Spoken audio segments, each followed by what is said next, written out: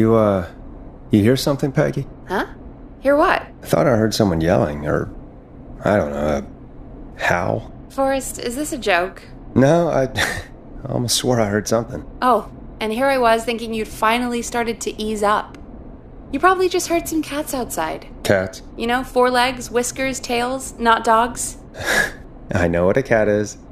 But I mean, does Gallows Creek have a stray cat problem or something? Not since the rats moved in. Anyway, you ready to do the pre-flight checks? Seriously?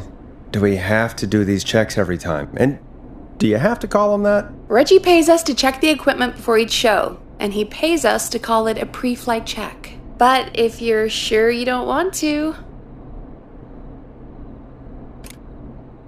Alright, fine.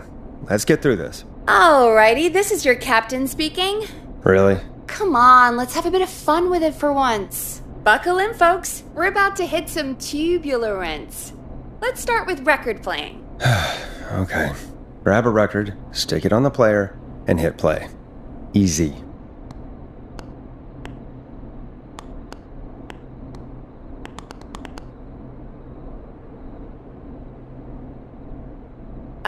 Forrest, you need to grab a record and stick it on the turntable. Got it. Great! Now turn it off.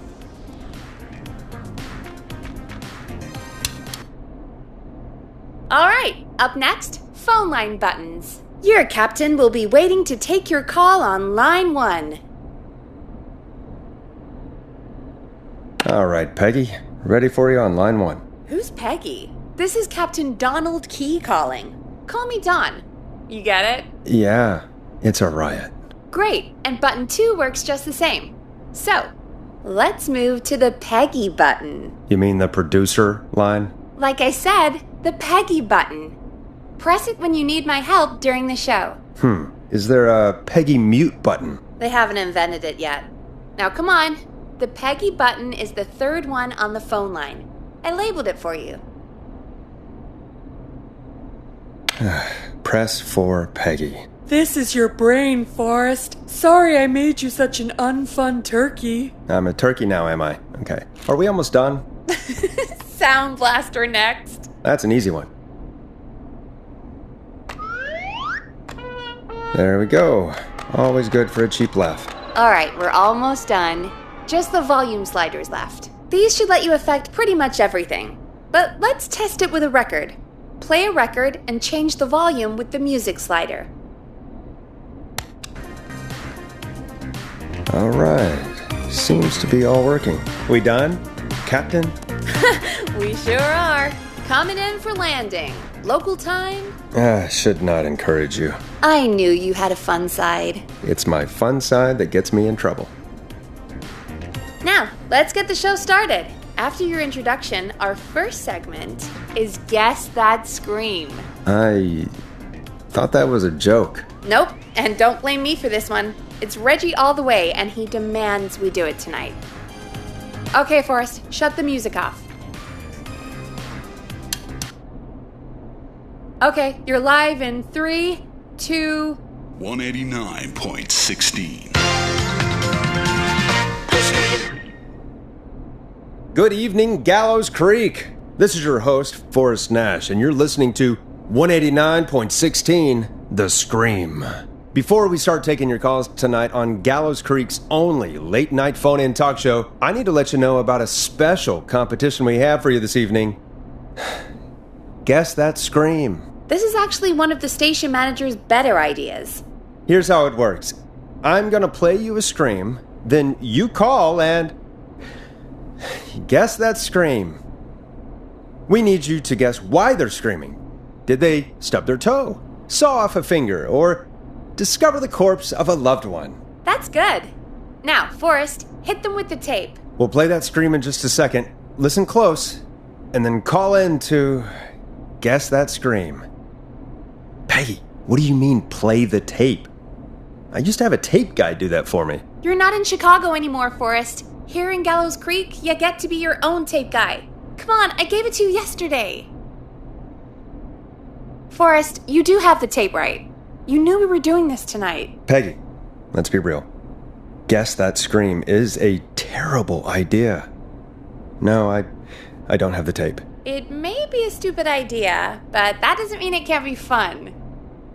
We're going to need a scream tonight, Forrest, and you're the one at the mic, so... Really, Peggy? You want me to scream?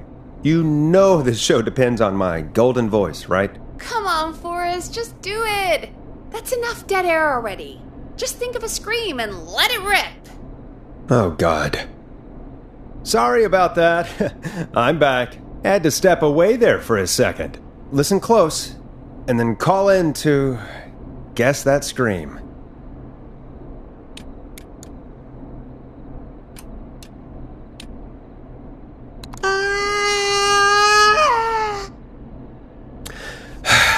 Well, folks, there you have it.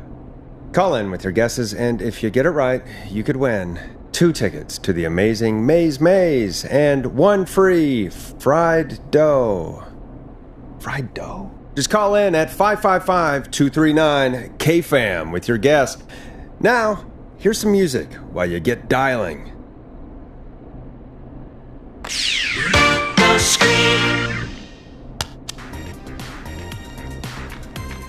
Time to go on the journey that is Blast Processor with their hit song 1980X. Oh, God, Forrest, that was amazing! Thanks. I can't wait to hear what people think that was. How the hell did I get into this mess? Lighten up, Forrest. That's going to be the highlight of my week.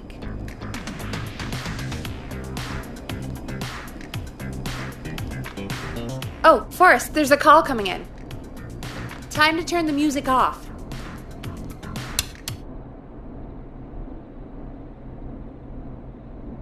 Welcome to 189.16, The Scream. Caller, you're talking to Forrest Nash. What's going on with you tonight? Forrest, thank God I made it through. My name is Leslie Harper. I'm the 911 operator and police dispatcher for Gallows Creek. Welcome to the show, Leslie. Are you calling in to Guess That Scream? As a 911 operator, I bet you may have an educated guess. What? No! Look, I found a body and I need your help. 911 is calling me to report a body. Interesting setup. All right, I'll bite. What's the punchline then?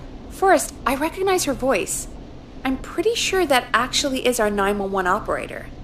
I think this is real. Peggy, I'm not going to be happy if this is a prank. I don't do prank segments on my shows. It's in my contract. Forrest, I really don't think this is a prank.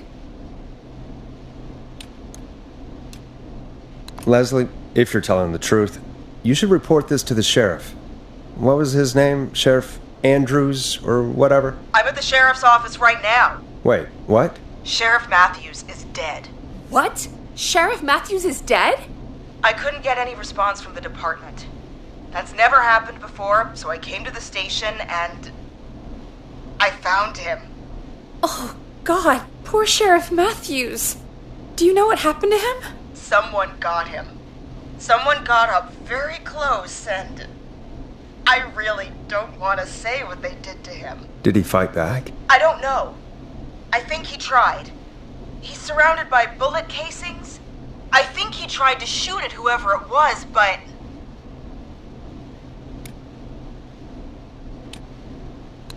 I don't understand. Where are the other officers? Do they know? Have they secured the scene or whatever cops are supposed to do? No, I checked everywhere. Deputy Martinez is here, but she's knocked out, tied up, and locked in a holding cell. I called you right after I found her. God. Wait. Please don't tell me that this hick town only has 2 cops. Don't be ridiculous. We have 3, but Officer Gunderson is on leave in Cancun. Leslie, do you have any idea who could have done this? Not a clue. I didn't see anything on my way over. Leslie, you need to call over to Henderson or Quiet Ridge. They need to send someone over from their department. I tried, but I can't call anything but local numbers. Something's wrong. I'll have to go there myself. Let them know what's going on and bring help back with me. But if you leave while there's a murderer on the loose, who's gonna man the emergency line? That's why I called. Forrest, I've routed all 911 calls to come in to you.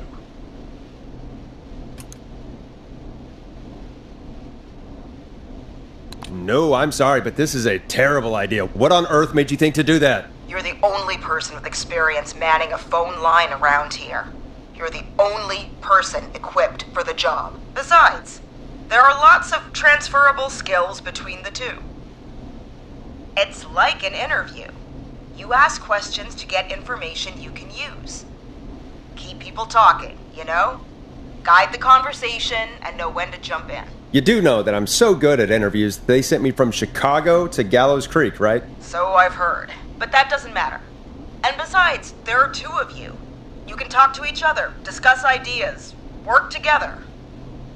Hell, let's have some on-the-job training right now. I have an emergency. I need to get an unconscious Deputy Martinez out of that holding cell. It looks like whoever attacked her threw the keys into the cell after they locked the door. Is there any way you can reach the keys? No.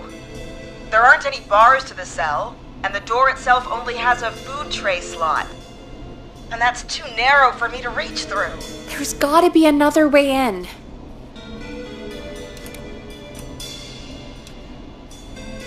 There's gotta be another set of keys somewhere in that office. Those can't be the only one. Of course. Yes, there must be another set. Where might another set be? Maybe Sheriff Matthews had a set of keys on him when he... I couldn't see any at a glance, but I didn't really look up close. 1 second. Oh, I think I might be sick. Sorry, Sheriff. I'm just gonna turn you over and... Oh. Please don't stare at me. Oh, wait. That might be them. I think I got the cell keys. Looks like Sheriff Matthews might have saved his deputy. Do the keys work? They do! Give me a minute to untie Deputy Martinez. I'll be right back. So far, so good, I suppose. How are you feeling, Forrest?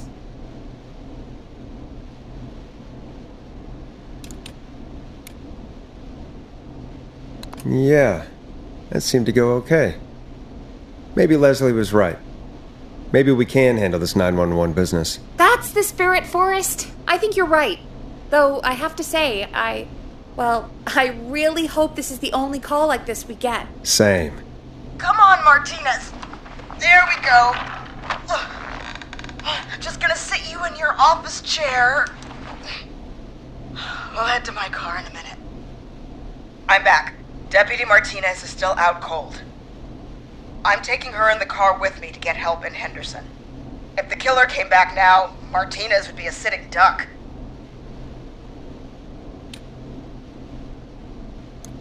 That's a good idea. We don't want to take any risks right now. Thank you, Forrest. You and Peggy just worked together like you did earlier. You can do this. Now I'll be back as soon as What? My car! My car is on fire! What do you mean it's on fire? How the hell? Did it just go up in smoke? What happened? Wait. What? No way. This can't... Oh, Forrest, we have big trouble. What's happening? What's that noise? It sounds like whistling? Whistling? It can't be. Oh my god. I can see him, but he's dead, right? Right? But that mask, how the hell is he? Who, Leslie? Who? The Whistling Man! The Whistling Man? Who's the Whistling Man? He was a serial killer back in the 50s, wore that mask. But he's dead! He's... What the hell? Oh, God. Do you think he attacked Sheriff Matthews and Deputy Martinez? He's coming this way. Leslie, stay inside and lock the doors. Right. Shit, we need a new plan. My car is torched. We need to think. There should be police cruisers at the sheriff's office, right? Like, you should take one of those. Yeah, that could work. Let me check if Martinez has any... just reach reach into your pocket there, Deputy, and... Yes, got him. Keys for squad car 3. I saw that parked out front when I got here. Nice one, Forrest. Good thinking. But, wait. How am I supposed to get us to the car? The whistling man is right there. The sheriff must have a gun, right? Can you see it? There was a gun next to him. Let me grab it. Shit. It's empty. He must have emptied it trying to defend himself.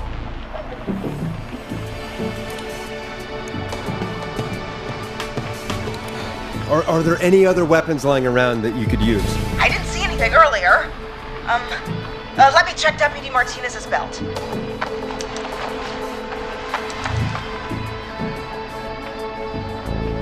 All right. It looks like the whistling man left her with a baton, pepper spray, and taser.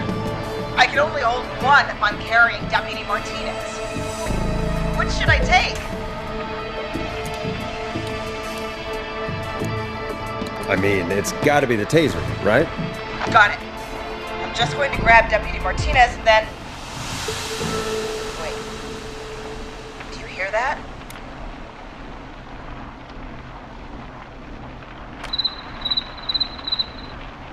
No, I can't hear anything. Exactly. It's gone quiet. No more knocking.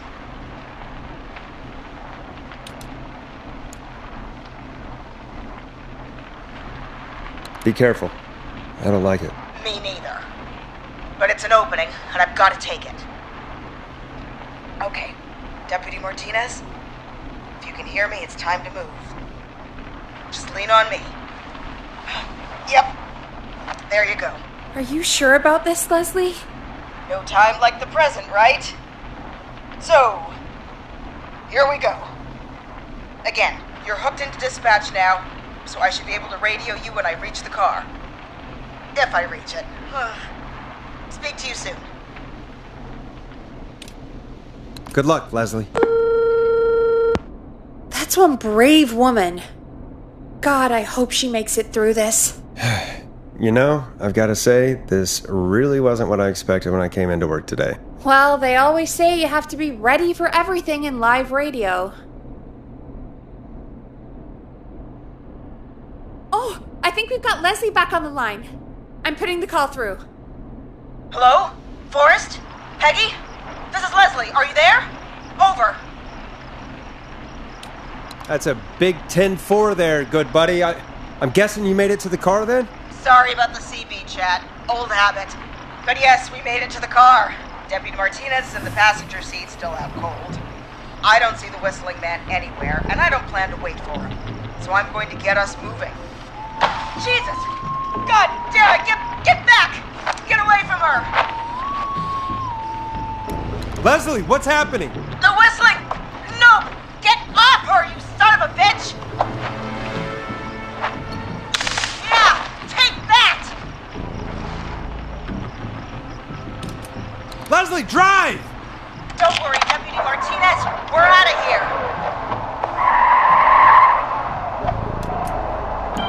Sounds like you handled that pretty well.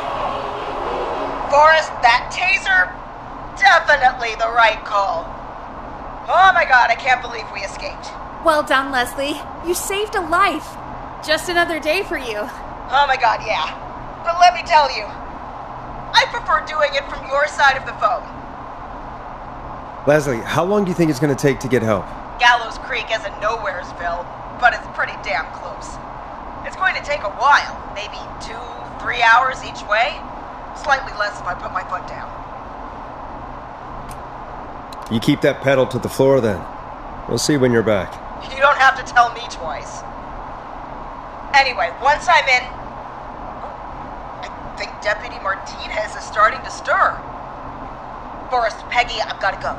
I'll be out of range soon, but I'll radio back as soon as I can once I got the cavalry. Try not to crash. We need you back in one piece. Good luck, Leslie. Feel better soon, Deputy Martinez.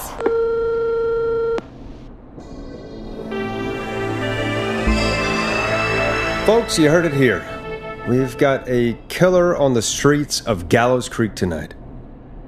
Please make sure to stay safe.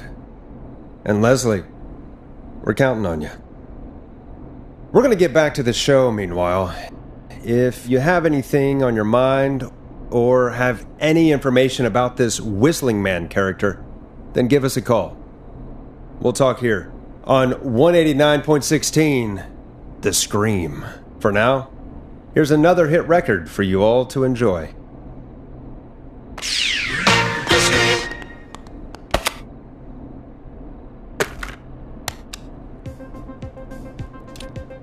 Now it's time to go with The Flow, and this is their hit, Crying for Help. This is not what I signed up for, Peggy.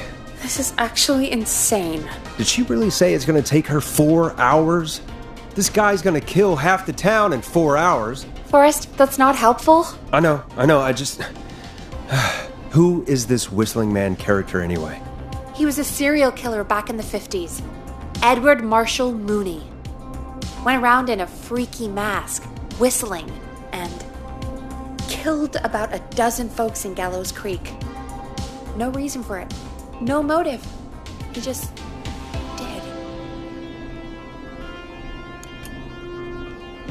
And he's come back tonight? Probably not. Police chased him up to Ellis Point one night. We call it Whistling Point now. And it was on this night actually. The police cornered him and he jumped into the river. His body was never found. So is he alive? Dead? I mean, what's the story? Story is he's biding his time, waiting to take revenge on the town. All right, that's the story. What's the truth? Other than we have a whistling killer on our hands tonight, I don't know. All right. Copycat or ghost killer. I guess we'll do our best. That's the spirit! At least we got the word out, I guess. What kind of listening figures do we get at this time? On a Thursday after midnight? Could be around 35? 35? Isn't 3,500? Huh. I didn't realize Gallows Creek was that large. No, 35 people. At best. Are you serious? We only have 35 listeners? 35, yeah. It's a school night. And what's the population of Gallows Creek? I don't know exactly. A little over 1,000? Oh. How many did you get before?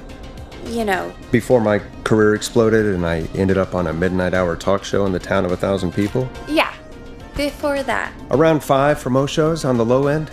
Big gas could pump that up to 10, 15, easy. 5,000 on the low end? We could only dream of that. 5 million. Million? Yeah, sometimes that's just the way it goes. At least the Whistling Man hasn't killed me yet. I guess.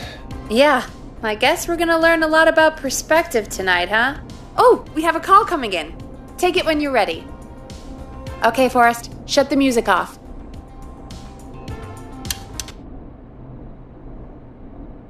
.16.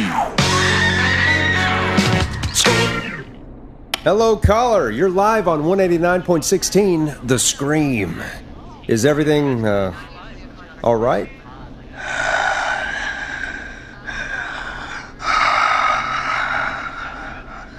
Okay, who is this? Are you, hello?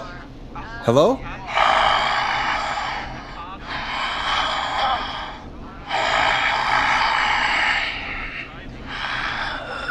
Okay, what's your name and why are you calling in?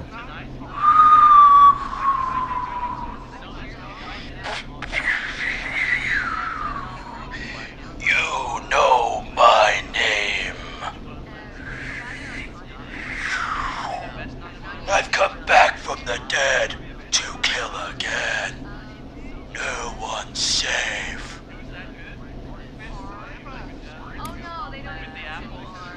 Do you accept requests? I've got a list of names I'd love to see in the obituaries. Maybe you must make a sacrifice to us. A sacrifice? To us? I mean, me.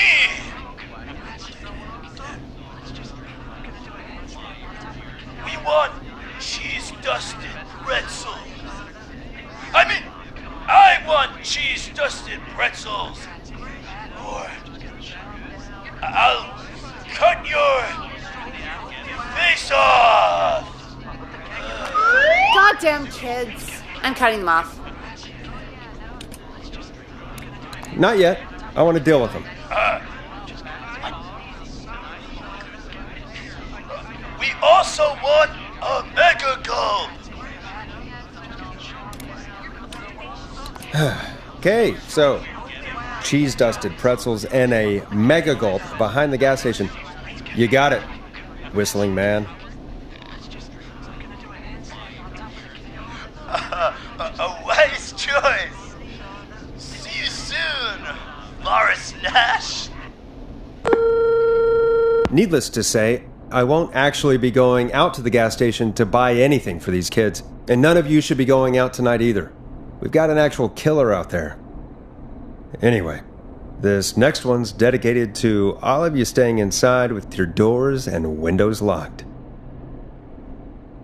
189.16. Hope you enjoy this one as much as I do.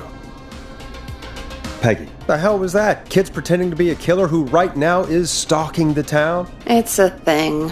A thing? Ugh, kids around here. They pull pranks pretending to be him. By pretending to be this Whistling Man character? They think it's funny, but it's not. It's not funny at all. And there's no chance that our Whistling Man was just a prank. That Leslie... No, that's real. Christ. Let's stay positive. We still have a show to do. We already have another caller on the line. All right. Let's do this. Hello, caller. You're live on the Scream with me, Forrest Nash. What? I dialed 911. I need the sheriff right away. Okay, right. Well, I'm filling in for 911 tonight. What's your name and what's your trouble? My name is Sandra Sharp, and I need the cops now. I'm sorry, but the cops aren't coming. Leslie's on her way to Henderson for help. What? God. Listen, you've got to help me then. I drove to the edge of town for a jazz run, and now some psycho dressed like the Whistling Man is after me, knife in hand. Oh, God. It's actually happening.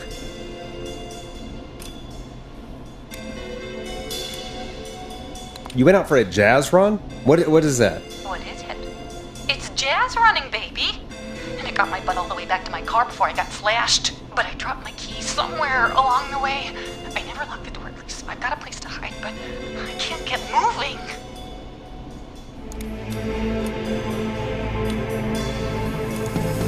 Can you go back and find your keys? Oh, I'm not going back out there.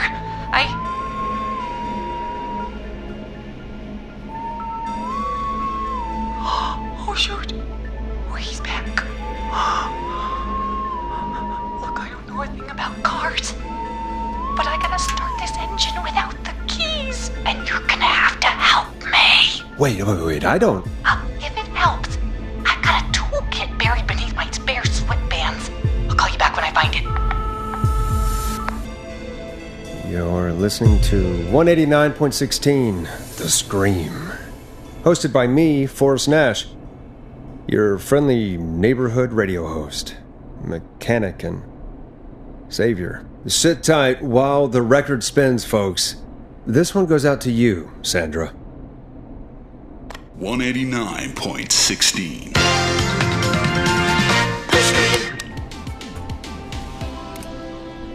You're gonna love this next track. Doesn't the station have a show about cars? The Tamora twins or something? Timberline twins talk motors. Yeah. You know they're not even brothers. Really?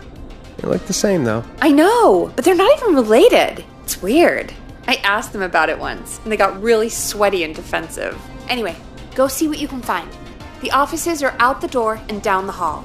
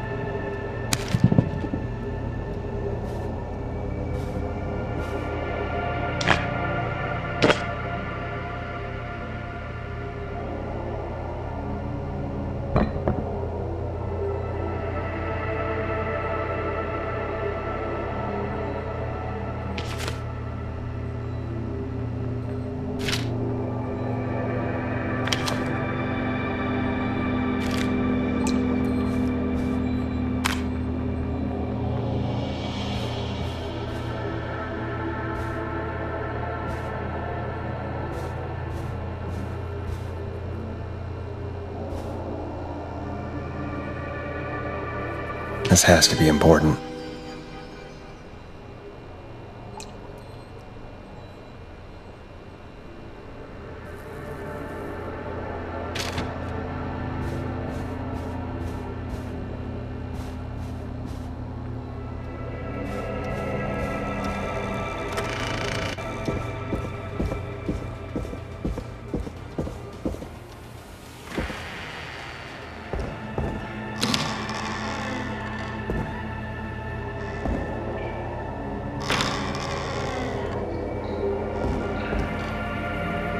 This looks useful.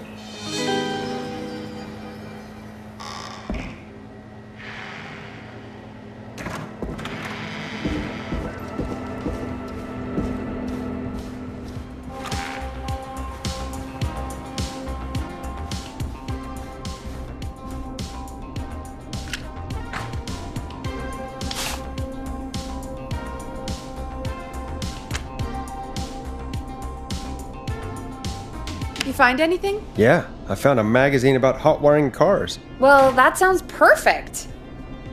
When you're ready, shut the music off.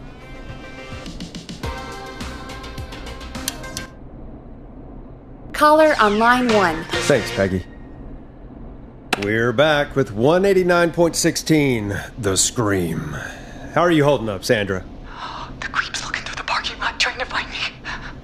But I've got my tools, and I'm ready to get this hunk of junk moving. How do we start this baby?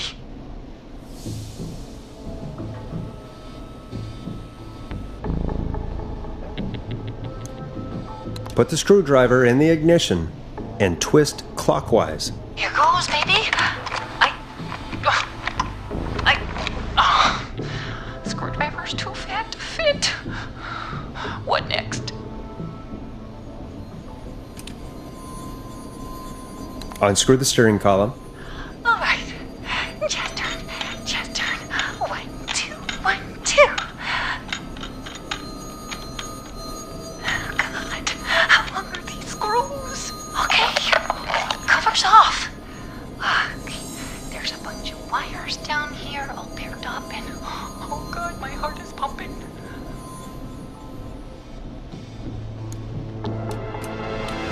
Tell me exactly what you see. Okay, I can do this. There's a red wire, a blue wire, a yellow wire, a green wire, and a brown wire. What's the serial number on the steering column? The number is 576-894-320.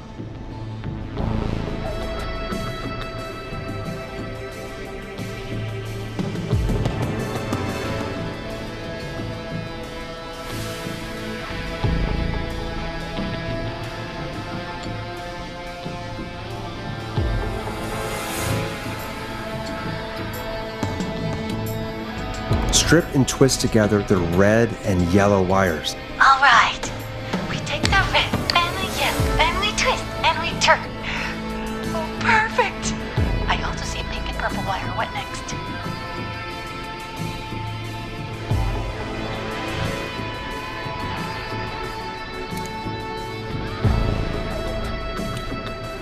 Strip the purple wire and brush against the twisted wires. Okay. We strip and we brush and...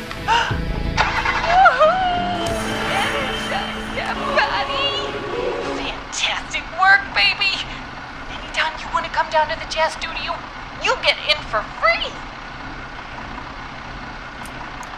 You just keep driving now, okay? And get home safe. Get home safe, Sandra. Will do, babies!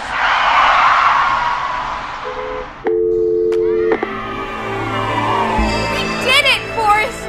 We sure did. Here comes another hit track that we're excited to share with you. And remember, if you're also having car troubles, then tune in to Timberline Twins Talk Motors here on 189.16, Monday to Friday at 5. Take it away, Forrest.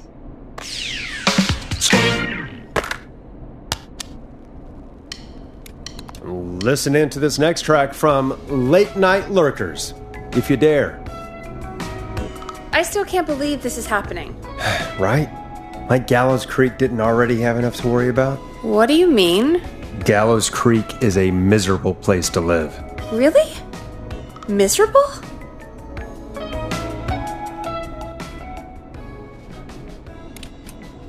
It's nothing personal, Peggy, but it's not Chicago. Or, hell, it's not really anywhere. Well, I like it here. People are polite and, Stab happy? Don't be awful, Forrest. Come on, there must be something you like about this place.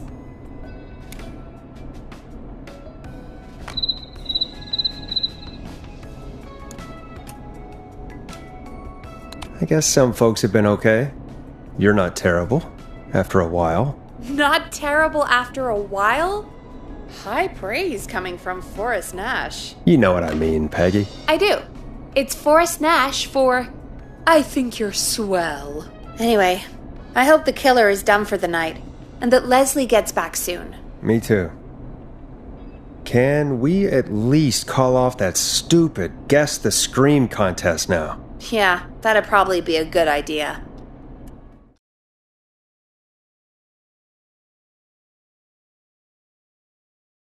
Caller on line 1.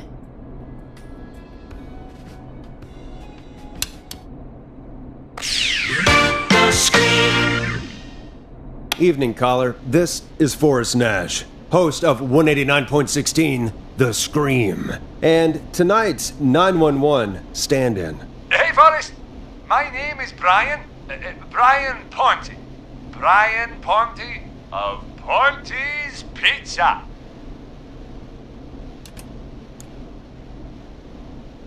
Hello, Brian. What have you got to say about what's happening? I'm so happy that Deputy Martinez survived. I've seen her a lot over the years down here at Ponte's Pizza. Oh, you did a really great job. And as a thanks for all you did there, I just wanted to tell you that I'm sending you some coupons for free pizza here at Ponte's Pizza. Wow, Brian. That's really good of you, but you really don't have to, though. Oh, it's the least I can do. And if you like it, well, you're in luck, because we're always running great deals that'll have you eating for pennies. Sounds great, bro. And let me tell you, the pizza we have is to die for. No. No choice of words tonight, I guess. Yeah, that didn't come out great. I'm sorry, Forrest. Well, I just hope I didn't put you or anyone else off coming on down to Ponte's Pizza. We've got a great special this weekend. Our famous beer and pizza deal. Wait a minute. Come on down to Ponte's Pizza this weekend. You've just got to pay for one slice to get yourself... God damn it, you're just calling in to advertise your shop. Peggy, hang up on him. Done. Oh, real quick, before I forget, it's probably time we played a paid ad. Now, a word from our sponsors. You know how to play an ad, right? Nope. In-flight check time. Christ. Our captain would like to remind you that the station is required by law to play advertisements from our sponsors. Grab a cassette and stick it in the player.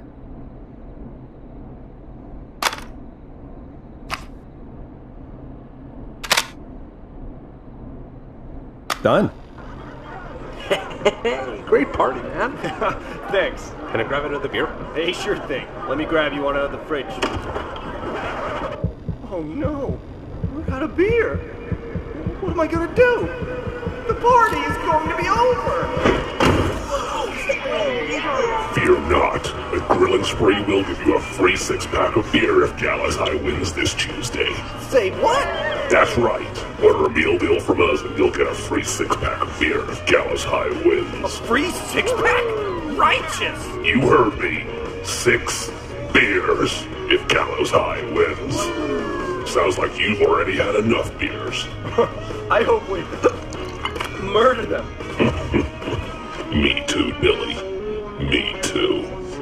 Come on down to Grilling Spree or call 555-749-8335. We've got barbecue you'll die for. Yeah. Hey, Forrest, do you know what the Grill Reaper's favorite grilling spree order is? I have a feeling you're going to tell me. Spare ribs. Just get me back on the air. And we're back. We got a caller. You know what to do. 189.16. Welcome to The Scream with me, Forrest Nash. Yeah, Leslie. This is Maurice Russell from the Gallows Reporter. I'm at the office. This guy just broke in downstairs and... Wait.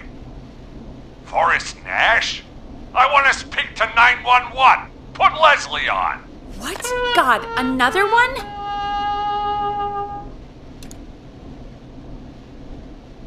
Leslie's driving to Henderson right now. She left me in charge. Why on earth is Leslie...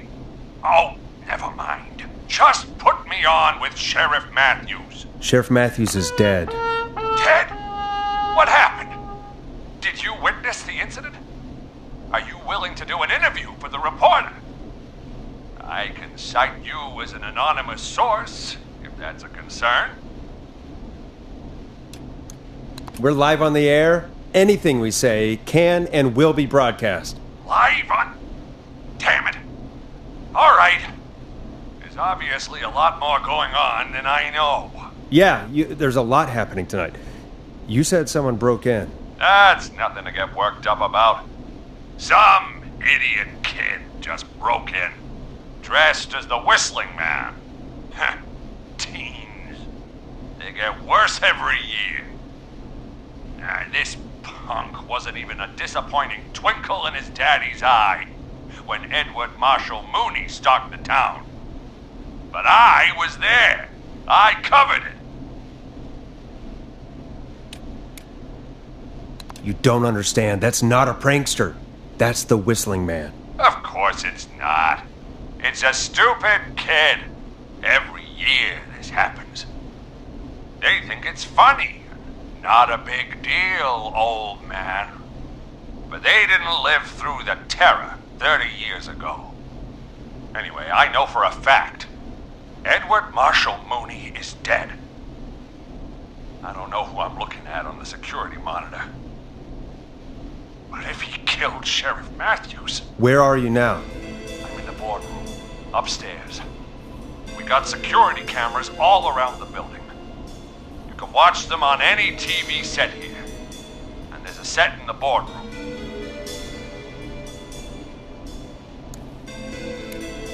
Maurice, is there any way you can get out of there? I sure as shit hope so, kid. But I'm not sure how I'm going to do it. That crash you heard was him tipping over my filing cabinets.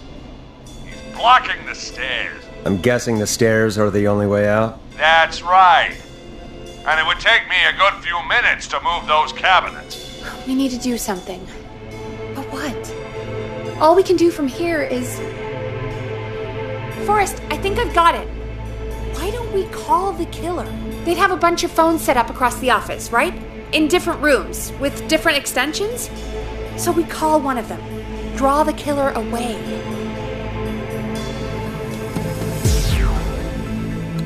Buy Maurice time. That could work. Exactly. It's worth a shot. I can hear you, you know. The son of a bitch hasn't killed me yet. Sorry, Maurice. Peggy and I were just trying to figure out... You realize how stupid that plan sounds, right? For that to be successful, you're gonna need every phone extension. Plus, a plan of the entire office floor. All delivered while the killer is en route. I've got it. And thank God I've always been cool under pressure. Don't go anywhere.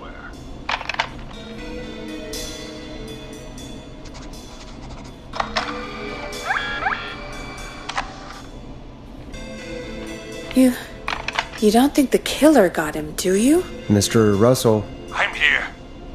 The freak's going to be here any second, too. Go check your fax machine. Don't let me down.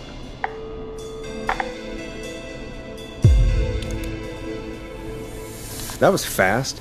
How do you know our fax machine number? KFAM and the Gallows Reporter have a pretty long history.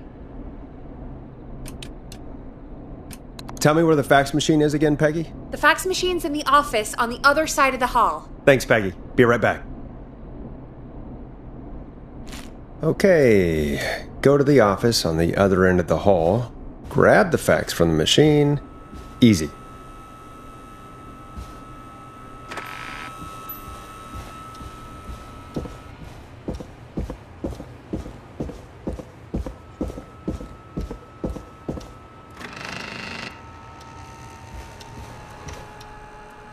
This must be it.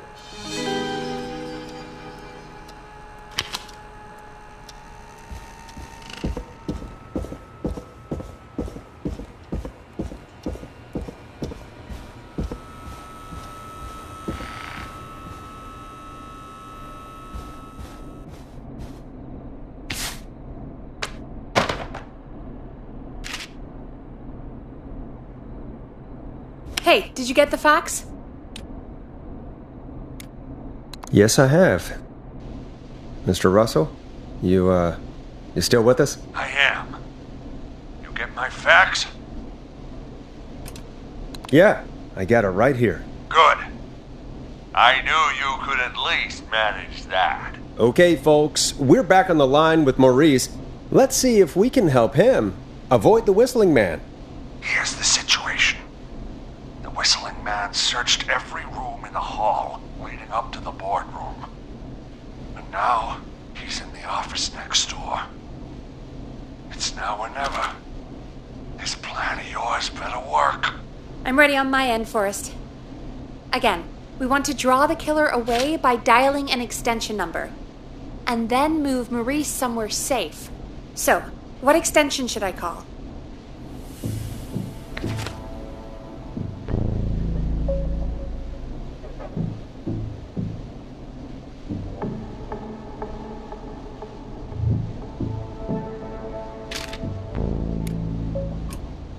Call the editor's office. The extension is 03. Got it.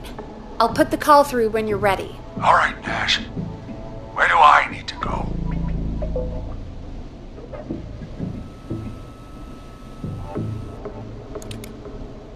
You're moving to the kitchen. Yeah, that makes sense.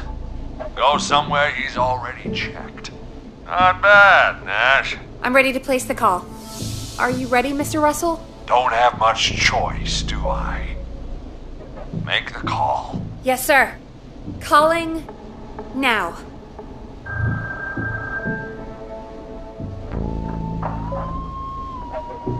I can't believe it. He's actually heading to my office. It was all Peggy's idea. Credit goes to her. Don't mention it. The coast is clear. I'm shutting off the TV so he won't see me on the security cameras. Then, making my move. I'll call when I get there. Do you think he'll make it okay? I'm sure he'll be fine. But now what do? We gotta find some way for him to get past that barricade. What do you mean? I don't think calling the Whistling Man is gonna buy Maurice enough time to move those cabinets. We gotta think of something else. Yeah. Maybe we could... Oh! Call incoming. You ready? Ready as I'll ever be. I put him through. Alrighty. Mr. Russell, are you there? I am. I don't think he saw me. I've gotta give you credit for that, but I'm not out of the woods yet. Right, let's review where we are. So, the only way out is by the stairs, which the Whistling Man has blocked with furniture. Exactly. I can move the furniture out of the way, but not quickly or quietly.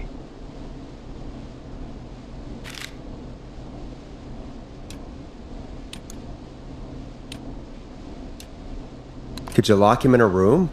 That'd probably buy you time enough, right? Maybe. But the damn fire regulations say every door in the office has to unlock from the inside. He'd be able to get out just as soon as... Wait, no. I got it. The secret archive through my office, where we keep our most sensitive records. Ooh, a secret archive? Reggie would love that. What have you got back there? Juicy secrets about outer space? Peggy, I don't think now's the time to be playing around like that. You're right. Sorry, Forrest. Kids, we're in the big time now. I've got it all figured out. The secret archive. There's no lock on the inside of that room, only the outside. You can't break out. If we can get him in there, and I lock him in... We can catch the son of a gun. Exactly. Oh my God. Forrest, we might be able to end the nightmare right here. So should I call the secret archive then? You can't. The archive is a room for secrets, not gossip. So we don't have a phone in there. Oh, we're gonna need to change it up then. Any ideas, Forrest?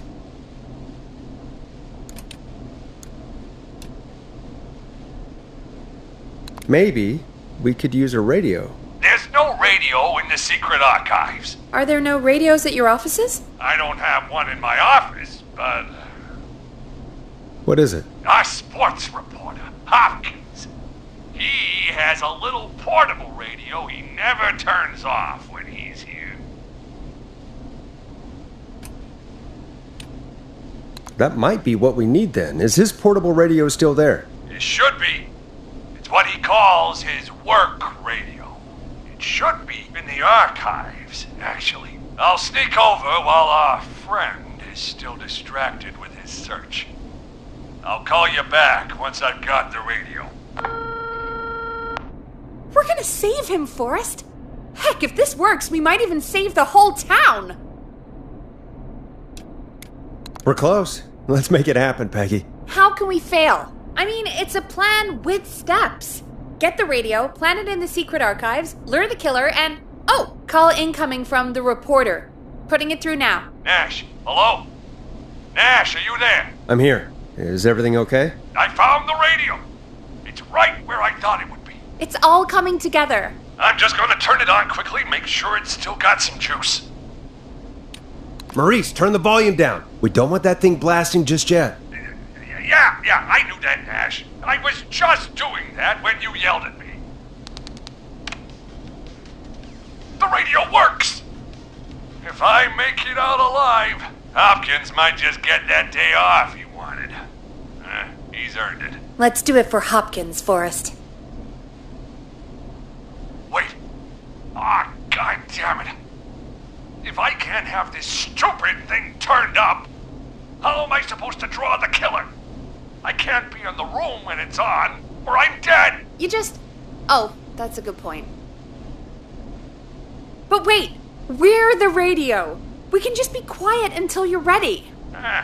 If you can do that, then... Yeah, sure. 189.16. I know that's your station number. But a good editor always double checks. Can you confirm that? 189.16. The scream. You got it. 189.16. Good. I've got the radio on silent, but I'm tuned in. Now, I just need to get to my office. Sounds like we need to make another call, Forrest. Where should we send the killer?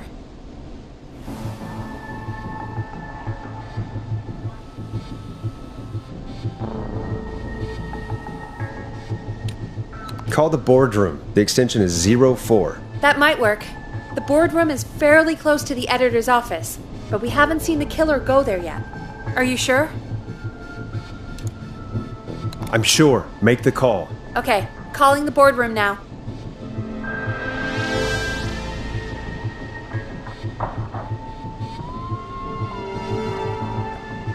He's on the move. I'll call you guys from my office in a second. Looks like we're almost through this nightmare. Any idea what you'll say to draw the killer in?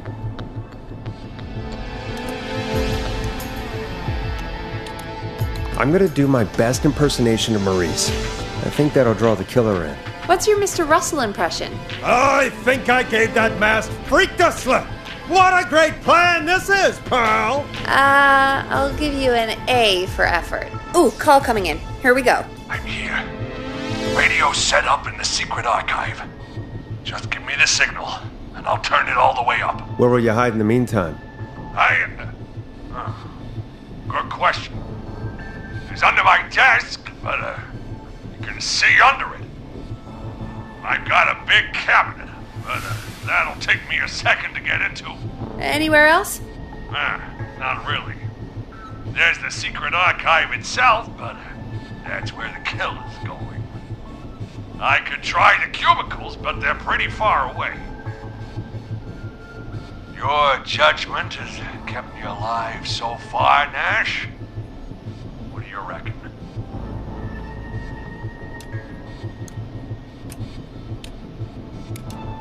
Hide in your cabinet. All right. Well, this is it. I'm going to go turn the radio up to full blast now. Don't say anything until I've had time to hide. You got it? We know the plan. You can trust us. Here we go.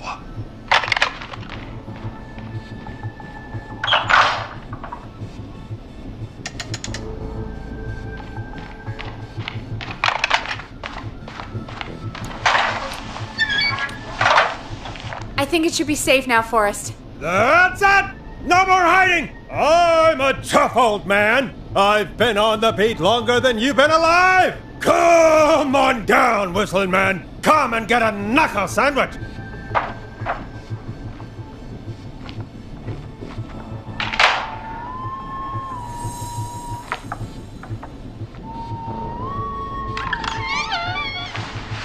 Listeners, this is Forrest Nash of 189.16, The Scream.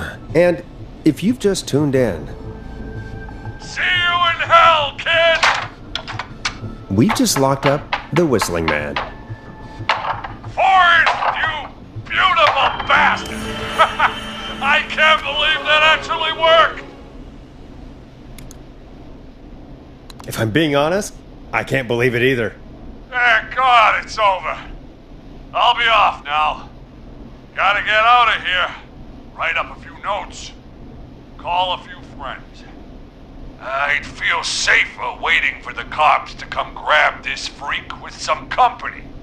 Hey, maybe you and me could do an interview tomorrow for the Gallows Reporter. I'll think about it.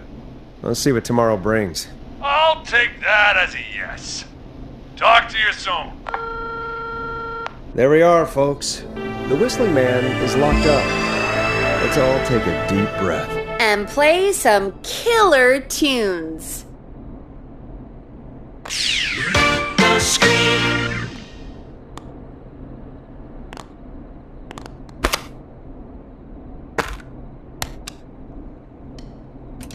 Here comes one of my favorites.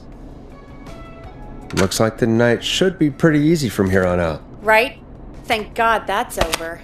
I guess we got some downtime now. I could ask you some questions to kill the time? You're gonna interview me. You sure about that?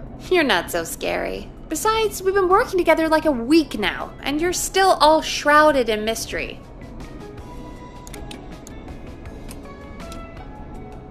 I'll regret this, but okay. Question 1. Tell me about your family. What? Come on, Peggy, that's too general. Okay. Did anyone move with you to Gallows Creek? Nope. Now that's too specific. Too specific? Do you have any siblings? I don't. I'm an only child, and my folks are dead. Oh, I'm sorry, Forrest.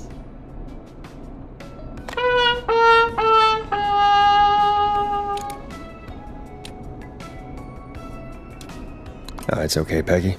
That's how it goes. Anyway, what about you? Any siblings?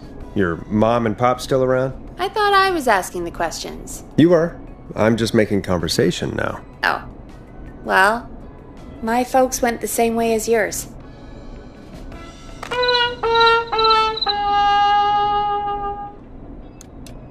Oh. Yeah. My dad walked out when I was about 13. He'd been a wreck for a while.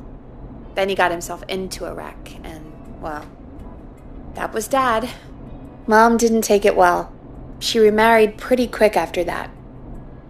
She wanted to forget Dad so bad, she even made me take my stepdad's last name. So I'm Peggy Weaver now. Anyway, Mr. Weaver got sick one day, and my mom didn't last long after he went. I'm sorry to hear that, Peg. Don't call me Peg. Yeah, sorry. I was just trying to be... It's okay, I know. I'm sorry. I'm defensive about that name. Any siblings? Funny you mention that now. No. Not anymore. I had a sister, but I haven't seen her since before my dad. Hold on. Someone just rang the door buzzer. What on earth could someone want at this hour? I don't know. Do you want to go check it out? Me? You sure you don't want to go? I can't leave the booth while we're on air. One of Reggie's K-Fam regulations. I'll pass you the key to the stairs. Gee, thanks, Peggy. The buzzer's on the front door. See you in a bit.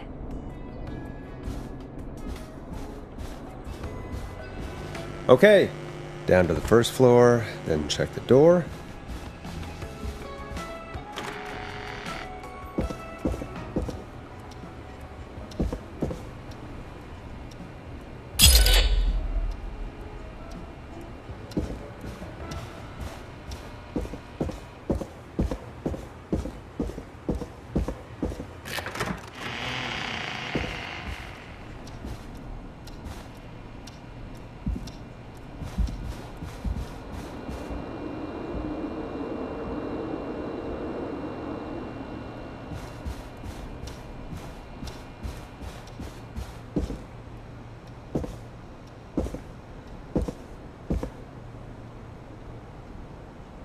A tape.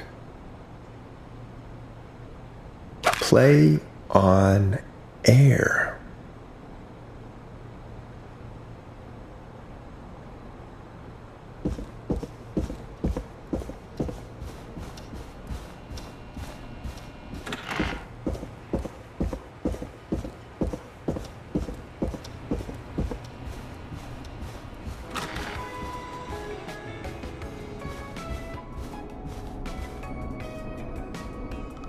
Who was there? I didn't see who it was. Are they still out there? No.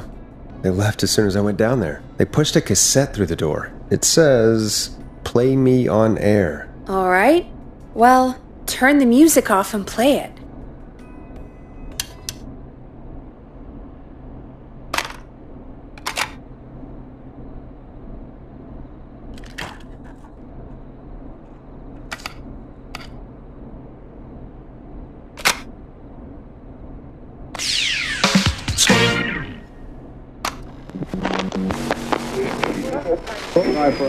Hello, Gallows Creek. Time to Pay the price. Time to pay for lives. Time to sit there. I will punish you. I'm going to enjoy this. I did not enjoy that. What the hell was that? Oh, Forrest, we're still on air. Say something. Folks, Folks, the tape you just heard was passed through our door only moments ago. I don't know how or why that came through our door with the killer locked up, but be careful, Gallows Creek. Stay home and stay safe. Give us a call if you need help. You can get us on 911.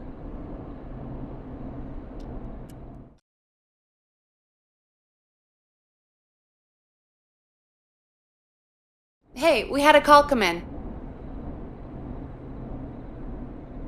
189.16. We have a call waiting. Caller, you're on 189.16, The Scream, with... Nash! Shut up and listen to me! Mr. Russell? What's wrong? Are you okay? I said listen! He's gone! The whistling man is gone! God damn it, I thought you locked him up. What's going on? Damned if I know, Nash! Mr. Russell, where are you now? What happened? Well, after our call, I cleared the stairs and went home. I phoned some buddies, and we came back here to keep watch. Then what happened? I'm getting to that. We came back here. Door was shut, just as I left it. We had a couple of drinks, and, well, there was a bunch of us, and we were all armed.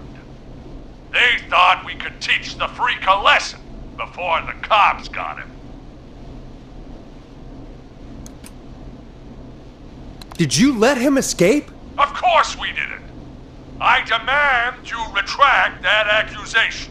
Damn it, Maurice. Just tell me what happened with this plan of yours. This was not my idea.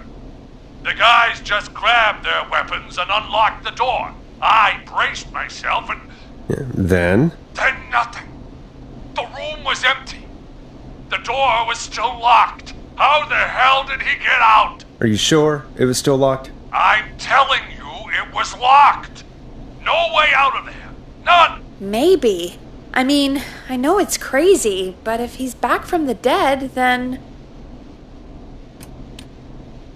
Don't be ridiculous, Peggy. It would explain things. I mean, how do we know he's not? Mooney, there's no way. Whoa, did you say something, Maurice? Baloney. I said baloney. Look, I don't want anything more to do with this. I'm clearing out of Dodge. And I recommend you and everyone listening do the same. He seems really spooked. Wouldn't you be if you got attacked by a serial killer who turned out to be a demonic spirit? He's not a demon, Peggy. Yeah, you're probably right. But what do we do now?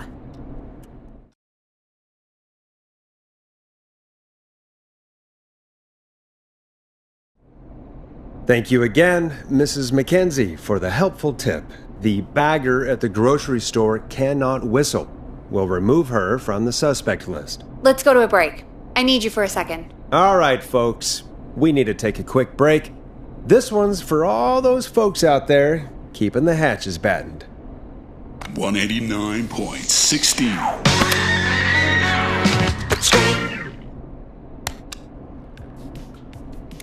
It's funky, it's groovy, it's Stabbing the Twilight by Knife and Easy. All right, Peggy, what's up? I pushed a cassette under my door. Go play it. You stopped the show for a tape? Just go get it.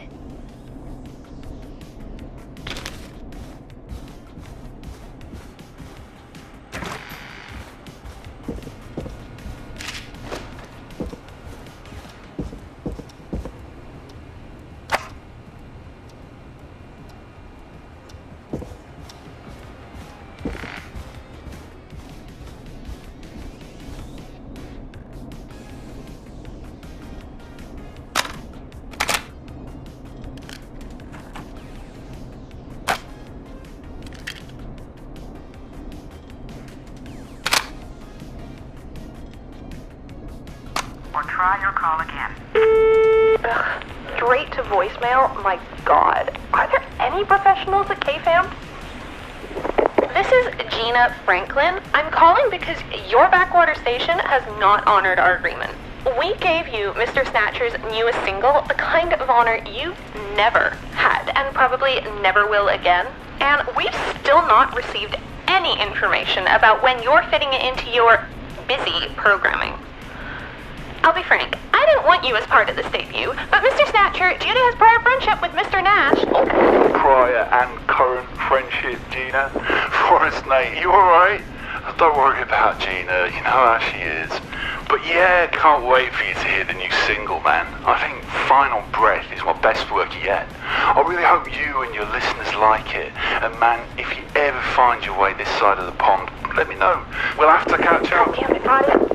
If Final Breath isn't played on your airwaves by the end of Mr. Nash's show tonight, the next call will be much less friendly. That was Roddy Snatcher, Forrest. You know, Roddy Snatcher? Are you a big fan of Roddy? I love Roddy. I Will Always Find You was my song.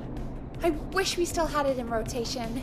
Oh my God, I can't believe you know Roddy Snatcher. And I can't believe you didn't tell me he sent you his new single. We have to play Final Breath. Where is it? I don't know. They mailed it to KFAM, not to me. Then it's gotta be downstairs at reception. Man, I can't believe Barbara didn't say anything. I mean, well, if that fiasco last Friday about the missing Knife and Easy track is any indication, folks at KFAM aren't against hoarding station music for personal use. I think we're still missing a few tracks, actually. Well, go get Roddy's song before Gina sues the pants off us.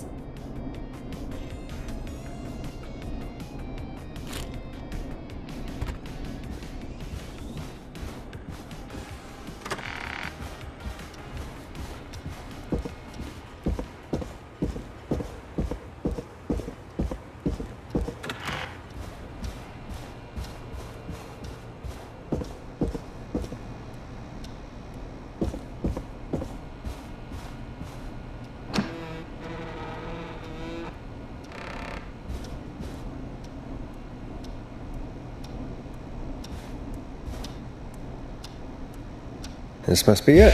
Final breath. My tiny selection grows.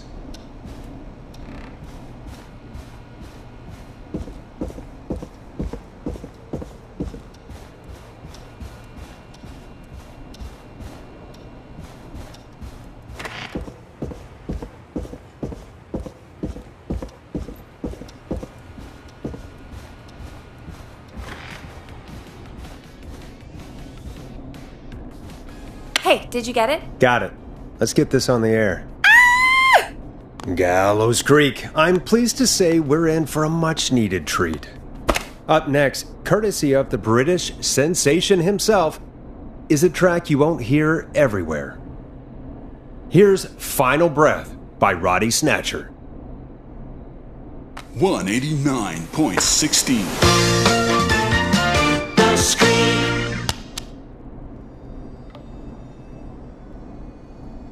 Wow. God, Roddy's the best. He is. And more importantly, we should be safe from the worst of Gina Franklin.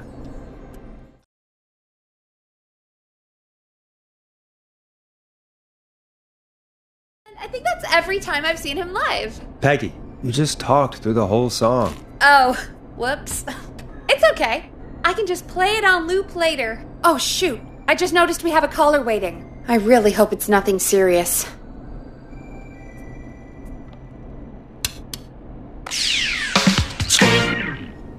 Evening, caller. This is Forrest Nash, host of 189.16, The Scream. And tonight's 911 stand-in. This is Murphy. Hello, Murphy. What have you got for us tonight? Two things, Forrest. First, happy birthday to my son, Fernando. He's 3 today. And man, being his daddy has changed my life. I've learned how to live, how to laugh, and most importantly, how to love. Aw, happy birthday, Fernando. Happy birthday, Fernando. Thanks. And now, my other thing. I'm putting the word out to this so-called killer. You think you're tough, huh? Big man with a big knife, huh? Reuben, come face me, a true warrior, at the Gallows Waste Disposal Plant. Guess what? Are you gonna kick his ass, Murphy? Goddamn right! I'm gonna kick his ass! I got all the tapes in Master Robbie's Dojo series. So get ready, whistling man. You just let loose the junkyard dog. Oh, no. And there he goes. Ladies and gentlemen, keep your fingers crossed for Murphy as he tries to become our hometown hero. Anyway, we'll be right back after this commercial. 189.16.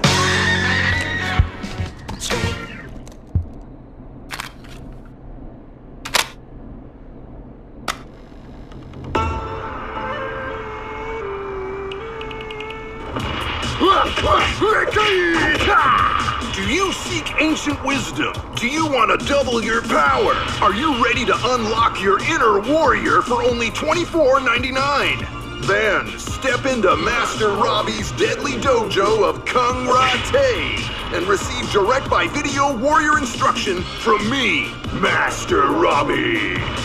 You will learn the 4 qualities of an ultimate conqueror. The power of the alligator, the discipline of the tarantula, the speed of the tuna, the poise of the scorpion, and the wisdom of the bullfrog. Using classified techniques, I'll unlock your inner chi after only 5 30-minute video sessions. Ultimate power and wisdom can be yours now for the low price of only $24.99. Just call 555-7861 USA to take your first step to becoming a champion.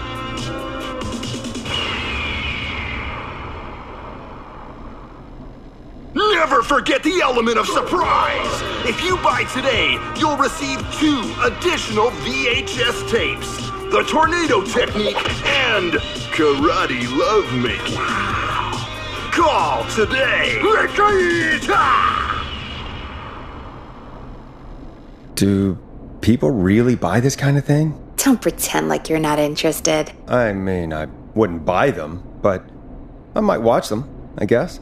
Yeah, I bet karate lovemaking sure is something. Is Forrest Nash at a loss for words? Let's just get to the show. Wow, what a deal. Only $24.99. And I'm not just saying that because they're paying for the airtime. Just ask Murphy. But unless they pay us more, then it's time to get the show moving along with our next caller. We got a caller. You know what to do.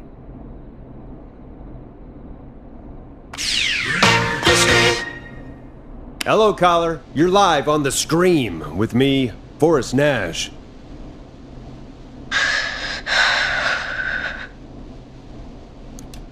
Who's there? Who is this?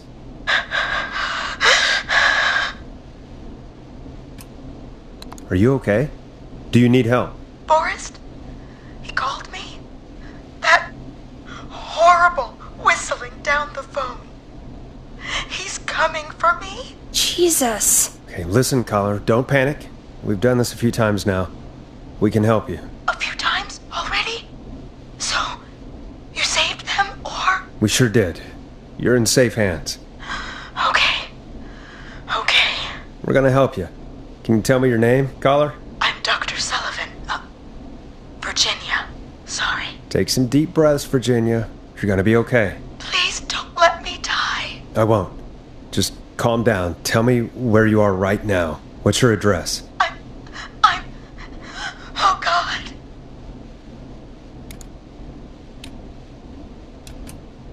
Is there a neighbor you can call for help? No. Everyone's away tonight. There's just a fraternity down the street. You live by a frat house. Yes, they're having a party. And takeout coming in all night. One covered in beer cans. They're getting wasted. And I'm about to get... Oh, God. Virginia, what's the name of the frat? Oh, God.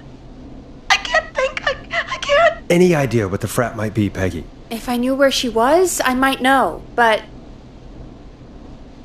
Wait, the takeout! If we can get takeout to the frat, we can get a message to them to go and help.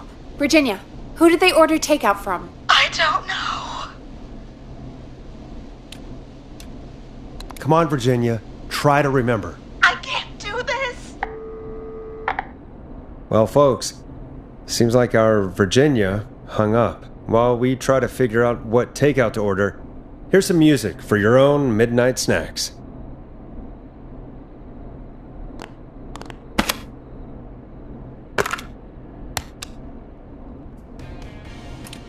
Let Storm Riders take you on a rock and roll ride with the Glam Jam.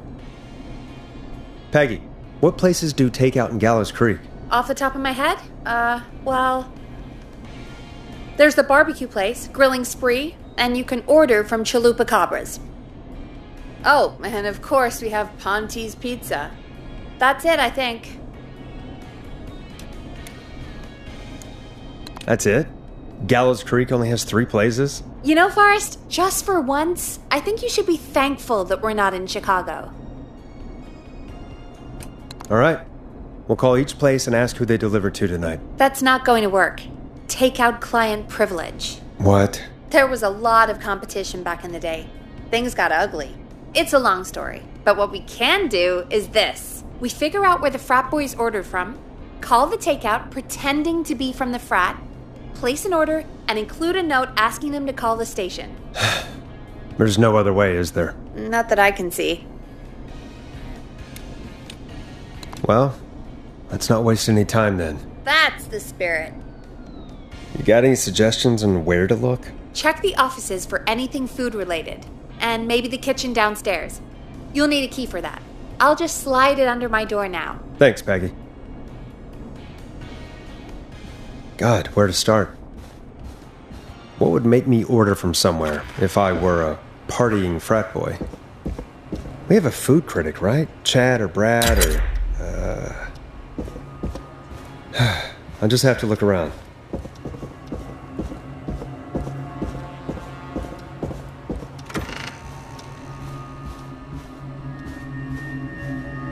A promotion, huh? Maybe if I find the pizza box.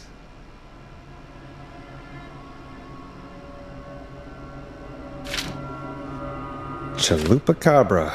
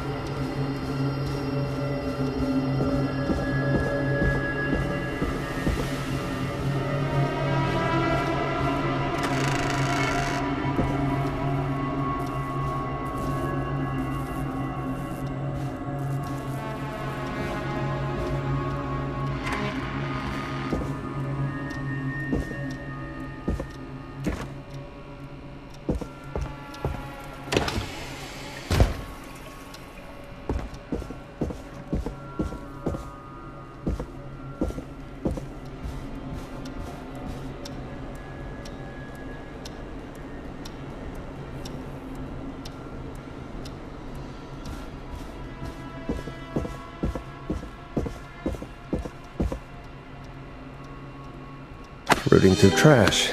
This is a new low. Ooh. Interesting offer. I wonder how well Gallows High performed.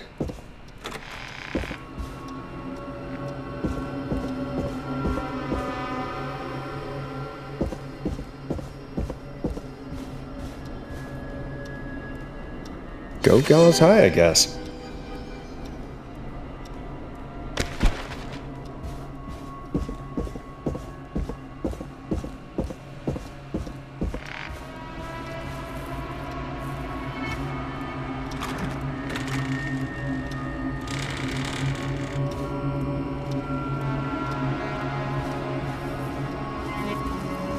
So many locked doors, so few keys.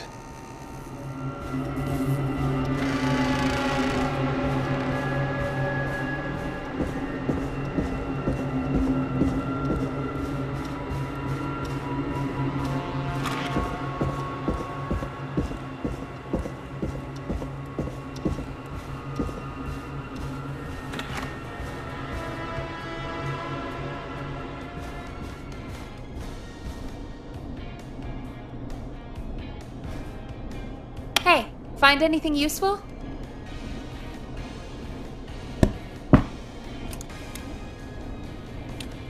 Yes, I have. That's great! Are you ready to get back on the line? Let's make the call. Okay, Forrest, shut the music off. Okay, Forrest, what'll it be?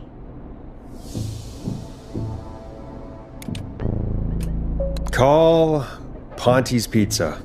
You got it.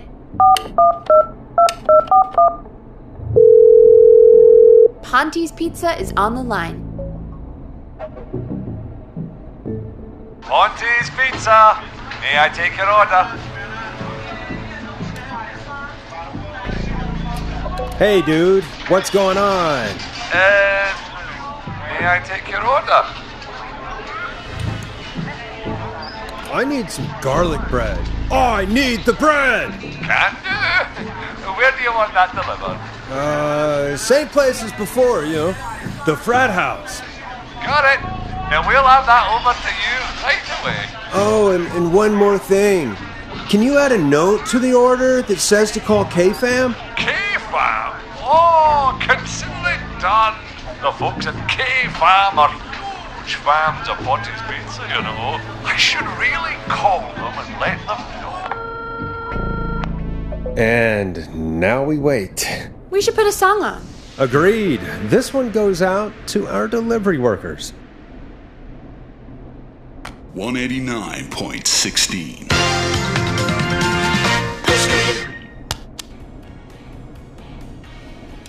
You'll like this next song.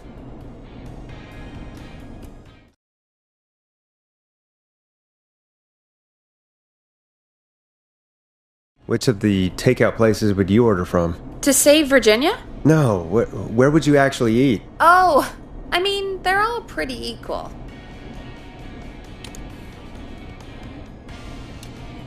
Sure, but if you had to pick one. All right. Not Ponty. He's not Ponty. Right. So, between Grilling Spree and Chalupa Cabras. I mean, it depends. Do I want a plate full of meat? Or do I want really, really good nachos? It can change depending on the day, you know? Yeah, fair enough. Maybe I... Hold that thought, Forrest. We've got a call coming in.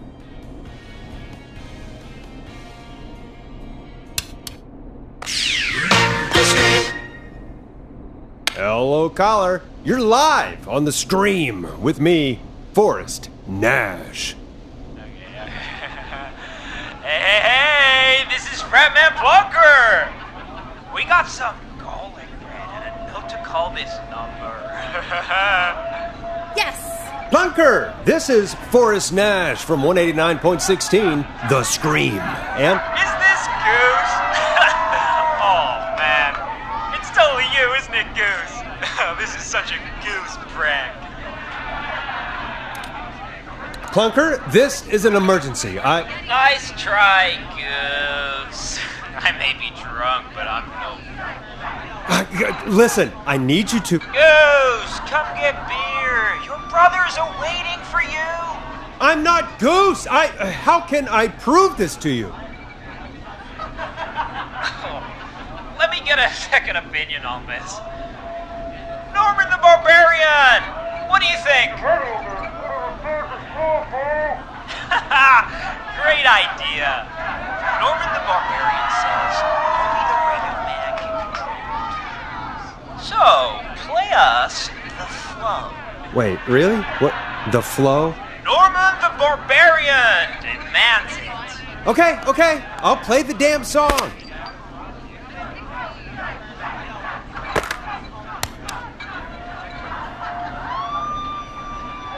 Oh, shit. Okay, Radio Man. You got my attention. What is it? Thank God. Listen, you've got to get over to your neighbor's house. All of you. Just... Say no more. Plunker's moving the house. Forrest, line 2. Hello, you're live on 189.16, The Scream. Forrest, it's the killer. He's at the door. Please. Oh my God. It's you, isn't it? God, I didn't talk, I promise. Whoa! The party has arrived! Oh, thank God. He's gone and... Oh, is that you, Radio Man? Don't worry, we brought the beer. Good times are here. I could use a drink. Thank you, Forrest.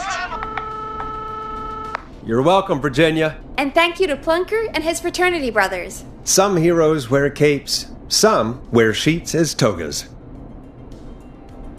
Hey, Forrest, did you hear what Virginia said earlier? What was that all about? Clive, I didn't talk. Do you know what she meant? There's a janitor here at the station named Clive, but your guess is as good as mine. All right, folks. Seems we may have a lead. If any of you know a suspicious Clive, then please call in. It could save lives. In the meantime, looks like we have another caller. Time to turn the music off. Hello, caller. You're live on The Scream with me, Forrest Nash. It's great to speak with you, Forrest. As a local small business owner, I find this all horrifying. A killer roaming the streets of our fair town? Ooh, terrible. I hear you there. It's a scary time for everyone in Gallows Creek. How are you holding up? You somewhere safe tonight? Yes, Forrest, I am. I'm here at work in my small business. It's a safe, family-friendly place.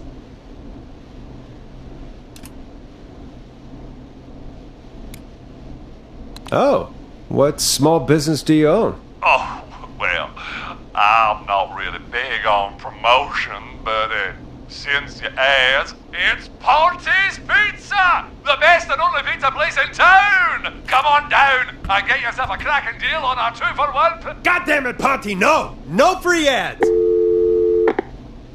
I mean, I guess we can't be that mad at him. Calling Ponty's did save Virginia. I can be mad, Peggy. That sort of thing just... I can be mad. Look, he's gone now. We already have somebody else on the line. Just take a deep breath and let's keep going. 189.16. Evening, caller. This is Forrest Nash, host of 189.16, The Scream. And tonight's 911 stand-in. Hi. Hello? Am I on air? Sure are, caller. What's your name? And what have you got for us tonight? Name's Eugene Stein, and I've got a heart full of love, Forrest. I'm hanging out in the middle of the maze, listening to your show, looking up at the stars and waiting for her. You got a special lady coming out to see you. Yeah. Molly. We planned to get lost in the maze tonight. To take our first journey together into the love labyrinth. That's why I'm calling, actually. I thought she'd be here an hour ago. And since I've listened all night to how cool you play it, I thought you were the perfect guy to ask. Should I call her up and ask if she's coming, or wait and see? For real, kid? If you've been listening all night, do you really need to ask me? Yes, that's why I'm calling.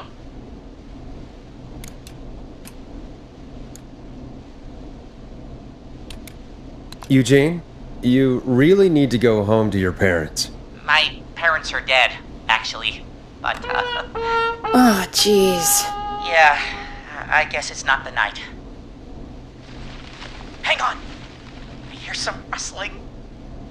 I guess she came after all. Molly! I'm in the middle!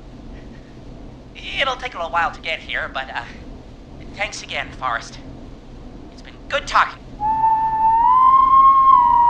Oh, wait a second. Molly can't whistle.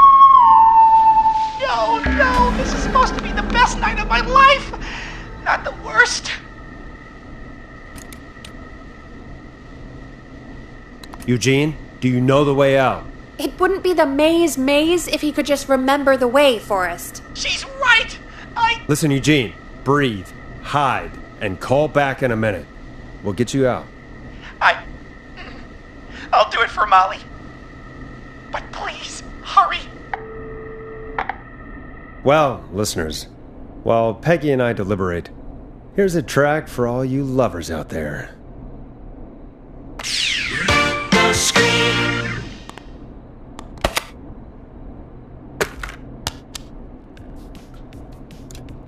Hope you enjoy this one as much as I do. How the hell am I supposed to get him through the maze? You know Barbara, our receptionist? She's a maze fanatic. Shame she isn't here. I was supposed to go with her last week, but she changed her mind. Maybe we should call Barbara then, if she's so big on the maze. We could, but I don't actually know her number.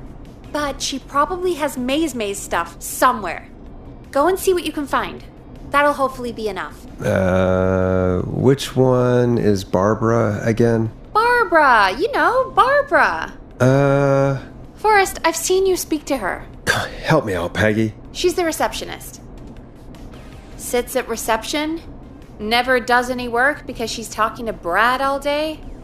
Ring any bells? Right, yeah. Sorry, I guess it's just the stress of... No excuses. Just go and find something to help us.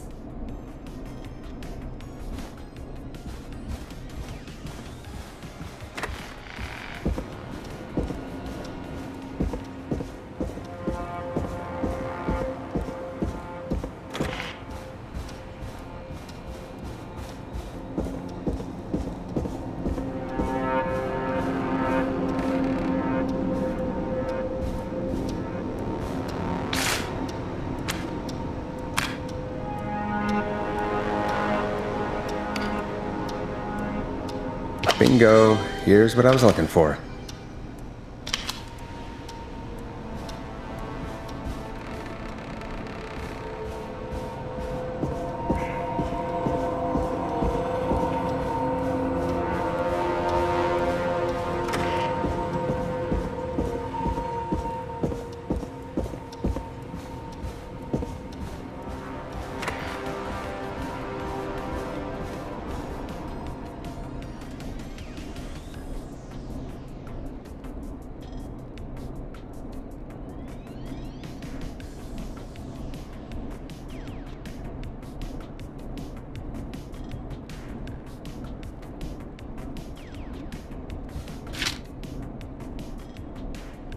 Any luck? Yeah, I found a map for the maze in the trash. Why was it in the trash?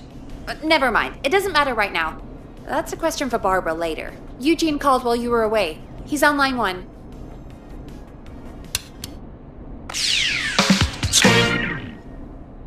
Welcome back to 189.16, The Scream. I hope you lovers like that track. And I hope we can help our lover in the maze. Eugene, you're back on air. I'm lost, Forrest. I just ran and I don't know where I am. I'm at a crossroad, facing a tractor statue. There are hay bales painted gold on my right.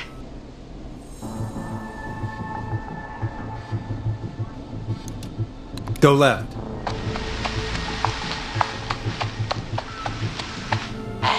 Okay. I went left, then tried a right.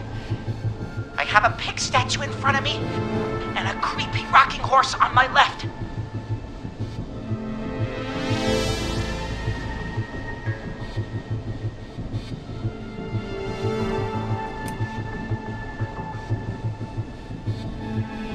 Go backwards. Why didn't I just fight her over? I'm at a crossroads. There's a pitchfork statue up ahead. Which way?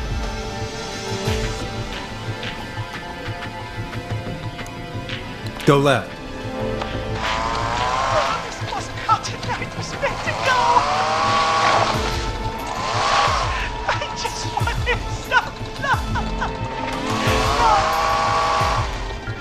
There's a tiny barn in front of me and a scarecrow behind me.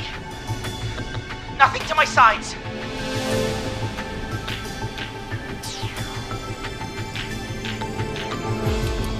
Go right.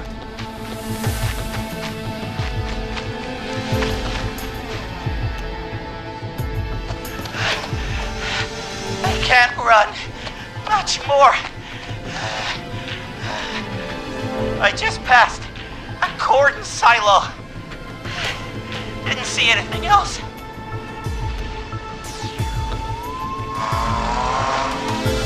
Please. Where do I go? Go right.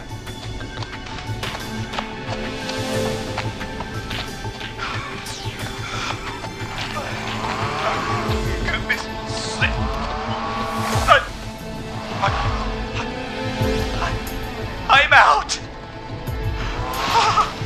And my bike's still here. Oh, thank you, Forrest. I love you, Molly! How was tense. I think I held my breath the whole time. I think it went pretty well, all told. I think you're right. By the way, why do you think Molly missed their date? Do you think she's okay? Unfortunately for Eugene, I think she probably never left home.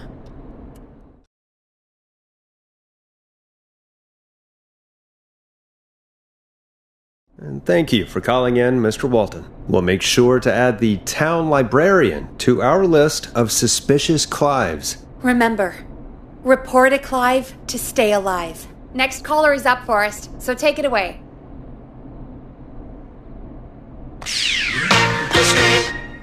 Caller, you're through to Forrest Nash on 189.16, The Scream.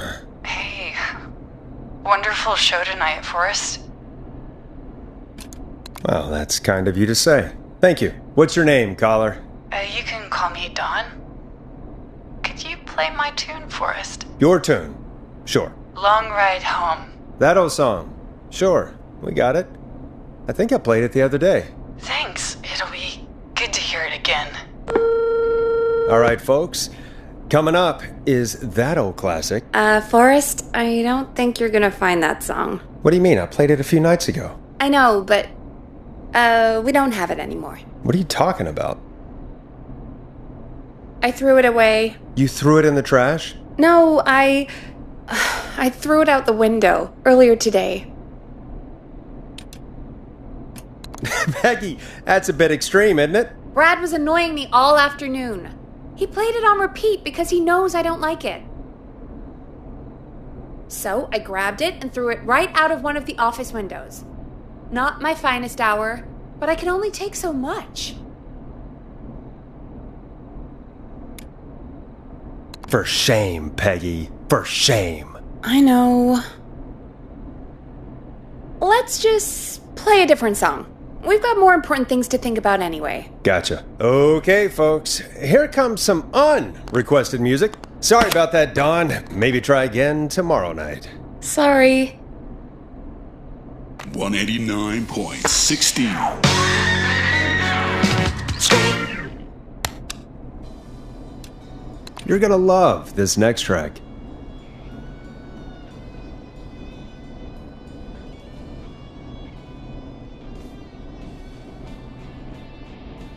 Of all the songs to request, why'd it have to be that one? Gee, Peggy, what did the barn finds ever do to you? Wrote that song, for one. It gets real old when you're forced to listen to it on repeat for years. Why couldn't they just request Roddy? Oh, Forrest, scrap the song. We have another caller. 189.16. Sorry to cut the music short, folks. Callers take priority tonight. Welcome to 189.16, The Scream. This is Forrest Nash. Forrest? Oh, thank God. It's me again. Murphy! Hey, what brings you back? Oh, the killer got me, man. Why did I ever trust a guy named Master Robin?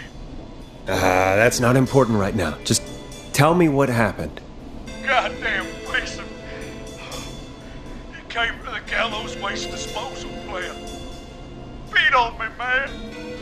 Carried me inside and locked me in a dumpster. I got a flashlight, but...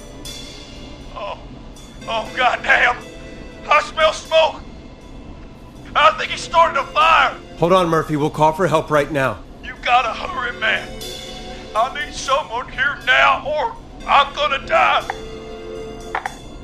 Peggy, get the fire department on the line. On it. All right. Now just... Come on, pick up.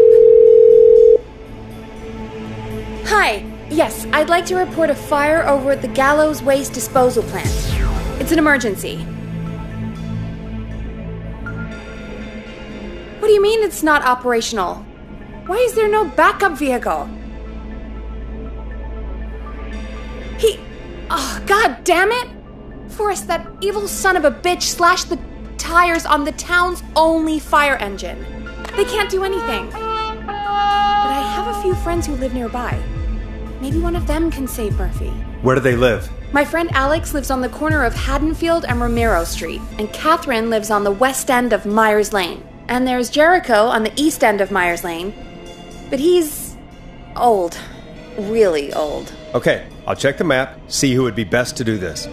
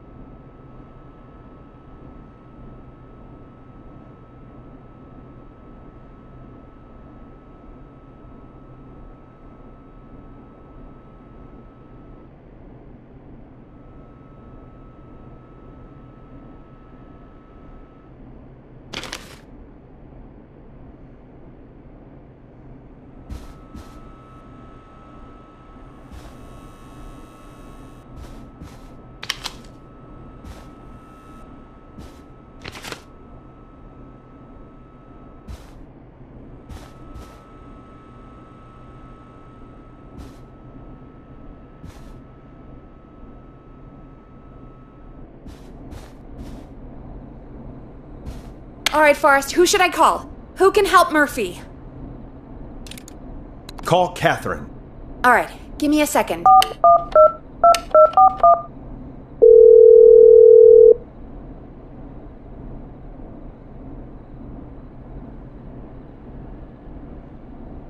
They're on the way. They'll call from the plant. You can direct them from there. Well, let's hope they get there in time.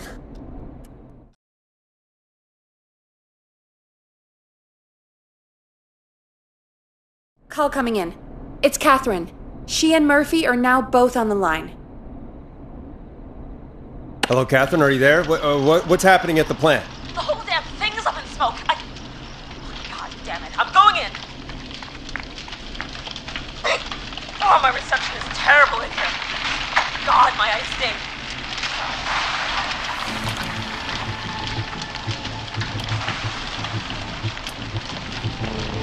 Murphy, can you see anything at all? Yeah, I got a little flashlight. Looks like old cans, bottles, and newspaper. What does it say on the newspaper? It's the Henderson headline. What was that? My reception is terrible in here. Please, Forrest, tell me where to go. Go to recycling. Recycling. Got it. Come on, Catherine.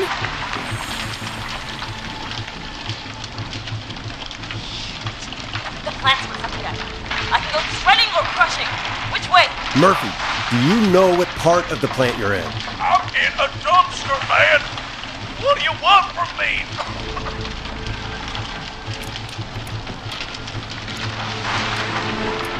Do you hear anything, Murphy? I hear my heart about to pound out of my chest. Put the receiver up to the lid. Good enough. Catherine, go to the crusher.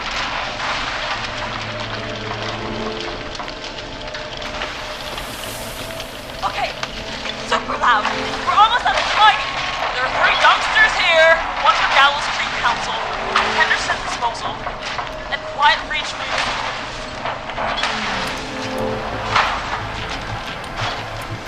What does it say on the newspaper? It's the Henderson headline. What's that? We have no time. Which dumpster? Open the Henderson container.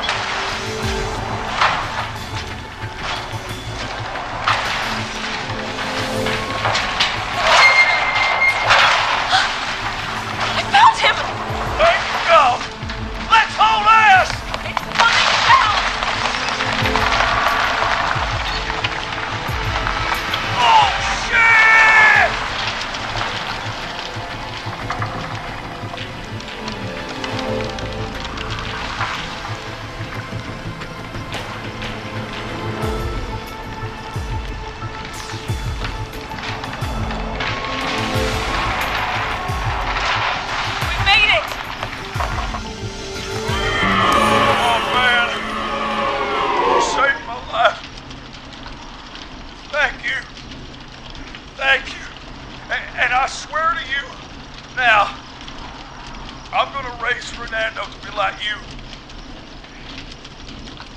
I'm getting my money back from Master Robbie.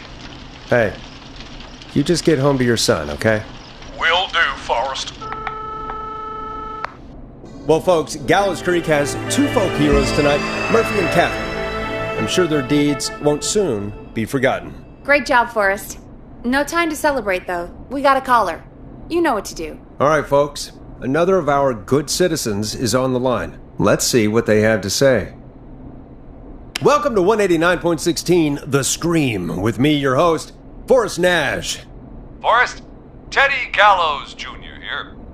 I just want to say that my thoughts and prayers are with my Gallows Creek neighbors during this awful time. Oh, it's mayoral candidate and scion of the town founders, Mr. Gallows.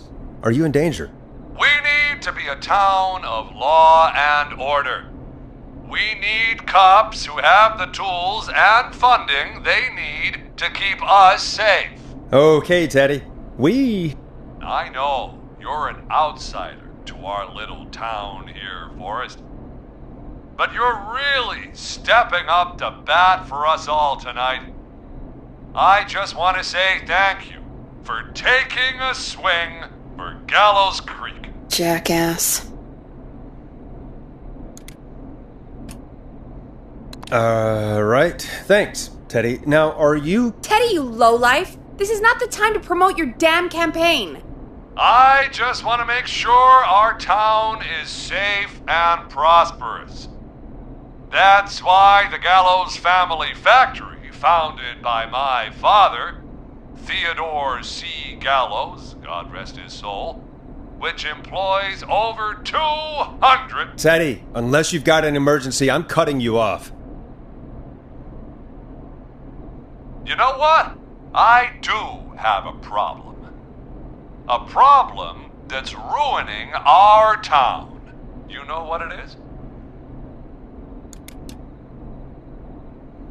I didn't ask about a problem. I said emergency. The problem is that woman, our current mayor, Linda Cartwright. Oh, here we go. She just isn't one of us. Linda Cartwright is un-American, unstable, and... You're not better than anyone, Teddy. Just because you inherited half the town. Your producer sounds a little unstable, too. Don't you dare speak to me that way. Cut him off, Peggy. I can guarantee this kind of thing will not happen when I take office. The moral decay of... And that's enough of Teddy Gallows Jr. for one lifetime. I always feel disgusting after hearing him talk. Just play an ad, Forrest. I need a minute. We'll be right back after these messages.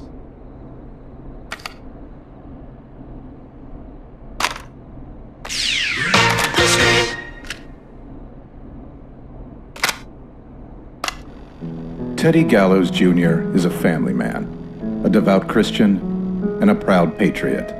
Teddy Gallows Jr. is Gallows Creek. Like his father, and all his fathers before him, Teddy Gallows Jr. has worked hard to create jobs, improve infrastructure, and make Gallows Creek a good place to raise a family. Unlike current mayor Linda Cartwright, Teddy Gallows Jr. lives in Gallows Creek. He's our neighbor, and he stands with our neighbors.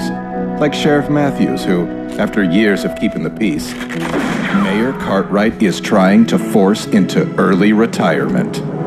Teddy Gallows Jr. doesn't believe in keeping a good man out of a job.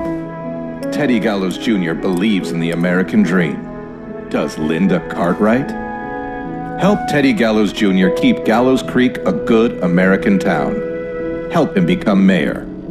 Take a swing for Gallows Creek. Vote for Teddy Gallows Jr. My name is Teddy Gallows Jr., and I approve this message. God, what a jackass. 100% grade A asshole. Linda Cartwright isn't super herself, but she's not... Yeah, we don't have any more of those ads to air tonight, do we? No, just the one. Good. I have to ask, though, take a swing for Gallows Creek? He set the home run record for Gallows Creek High. Of course he's one of those guys. Yep, he played lots of sports back in the day, and he never lets anyone forget it. Right. Let's just get back to the show.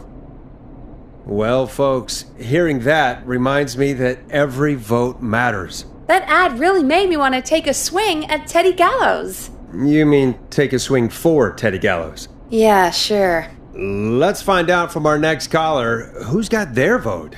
Caller on line 1. Hello, caller. You're live on the Scream with me, Forrest Nash.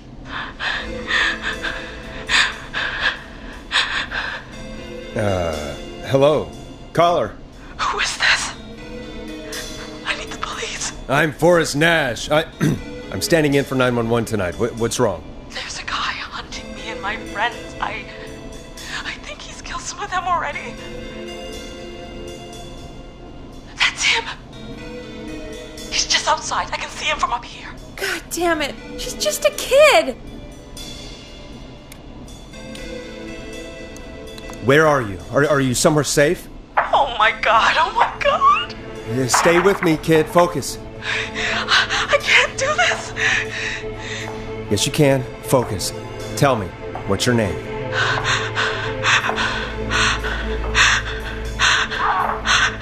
Sweetie, you can do it. What's your name? Carrie. Good. Carrie, listen to me. We're gonna get you out of there, all right? Now, where are you? The old murder house. Upstairs. I'm at the end of a hall. There's a bathroom, a couple bedrooms, a closet. Oh, he's coming. Where should I go? Go to the bathroom. Okay, I'll...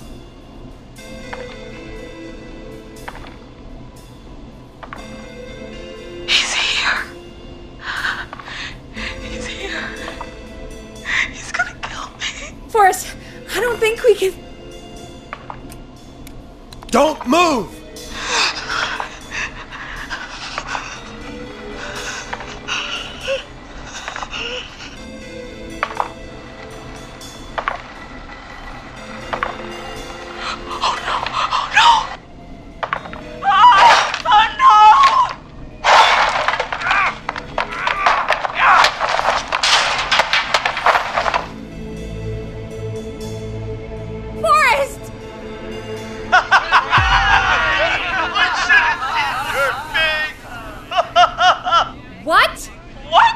What? Are you kidding me? Okay, what the hell is going on here? Oh, who's on the phone, Carrie? The cops? It's just a joke, jeez. Wait, isn't that... Jimmy, that wasn't funny, you sicko! Of course I called the cops, but some guy just answered instead. What guy? Forrest Nash! What the hell are you all doing? It's prank night, old man. We're just having fun. That's the kid! The kid who called in earlier pretending to be the whistling man. That's it. I'm out of here. Jimmy, everyone, it's really not safe to be out. Please, go home. And waste whistling night? No way. That little idiot. Whistling night? It's a stupid tradition. Especially stupid since that one kid died back in... Would you take off that stupid mask if it's hard to breathe? Who's under there anyway? Is that you, Seth? Idiot! Seth is right next to you. That's, wait. Oh no.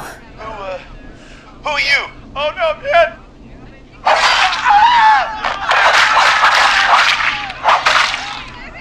Everyone, get inside!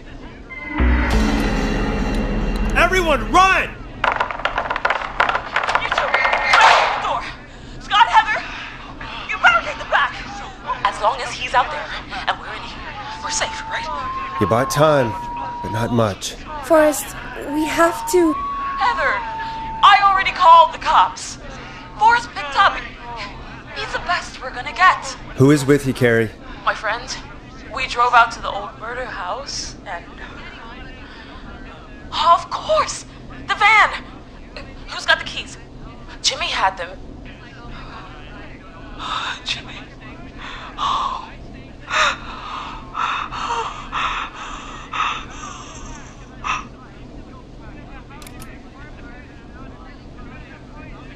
Okay.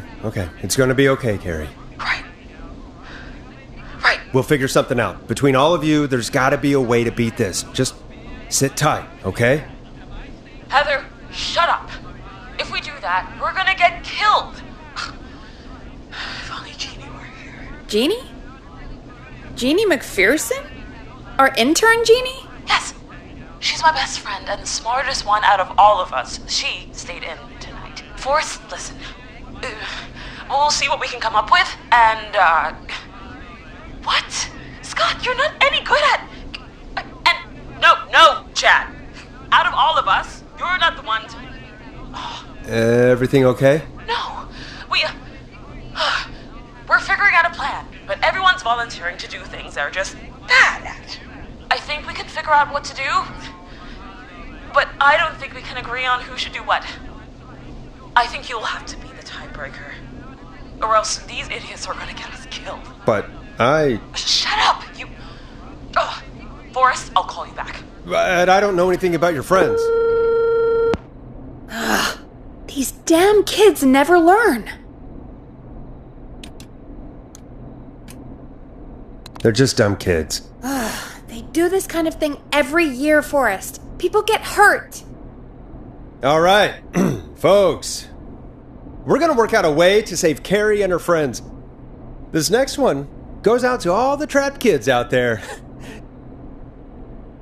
189.16. Here comes one of my favorites. Peggy, you mentioned something about their friend working here? An intern? Yeah, Jeannie. Seems a nice enough girl, but a bit head in the clouds, you know? Not sure why we took on an intern. We really didn't have the office space for one. Poor thing got tucked away in a dark corner somewhere downstairs, I heard. All right, I'll go see if I can find her desk. Hopefully she has something we can use.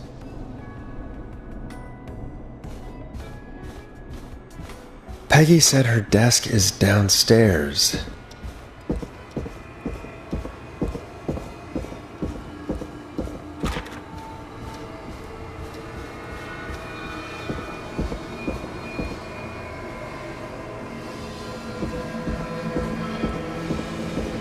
Jeez, they really tucked Jeannie away.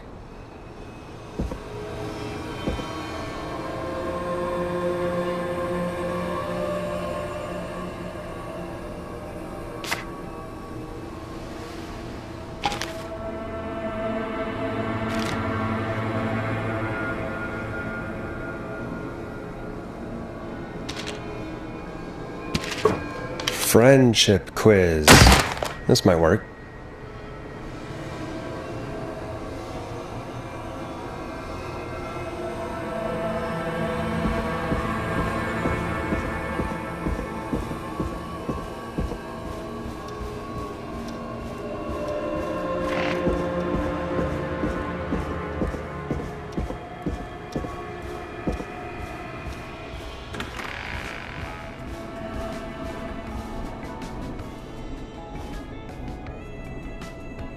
Hey, you find anything that'll help us out? Yeah, I found a friendship quiz with all these kids on it. If you think that'll help, then good enough. Carrie's on line 1, whenever you're ready.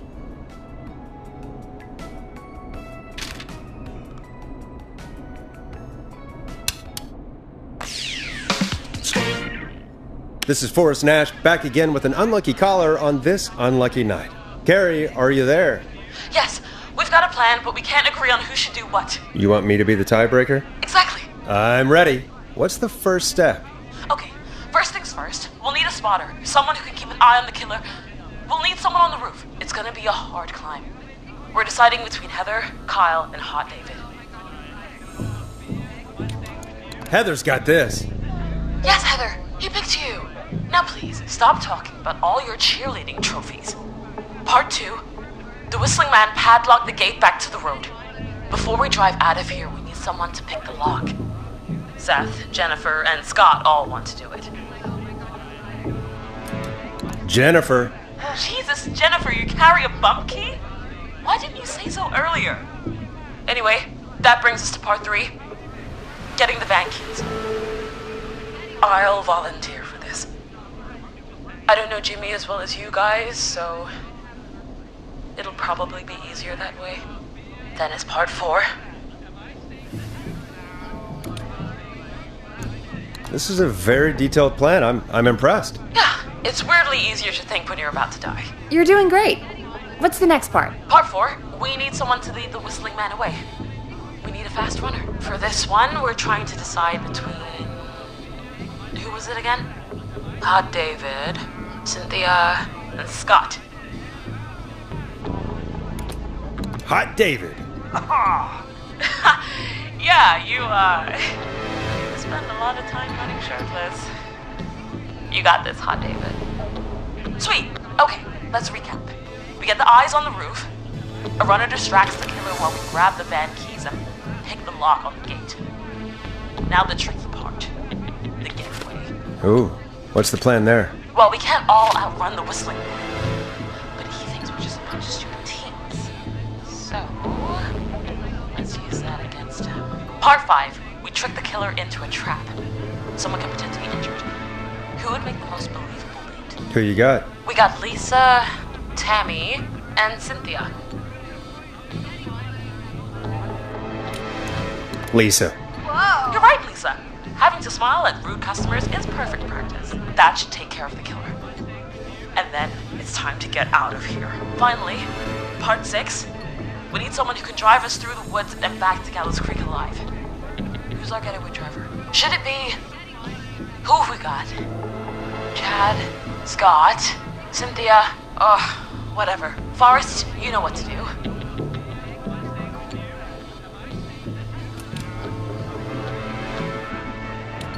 Chad. Oh, perfect. Your go-karting experience will be great, Chad. Thanks, Forrest. We'll just take a few seconds for ourselves, and then it's go time. Sounds good. Talk to you in a sec. Good luck, Carrie. That actually sounded like a pretty good plan. Impressive as hell, right? Damn straight.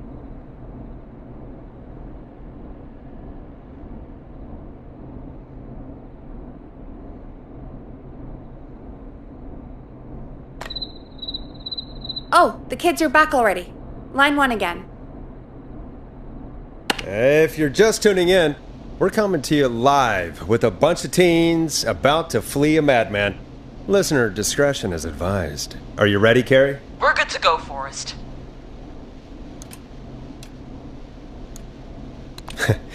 Don't die, okay? You got this. Here we go, everyone. Spotter, to the roof. Go, Heather. She's off and away. All right, Brenner. Get ready. Wait for the spotter's signal. Spotter says go.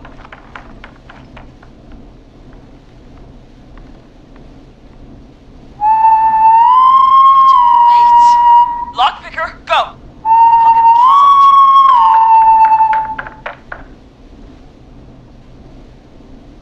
Jimmy.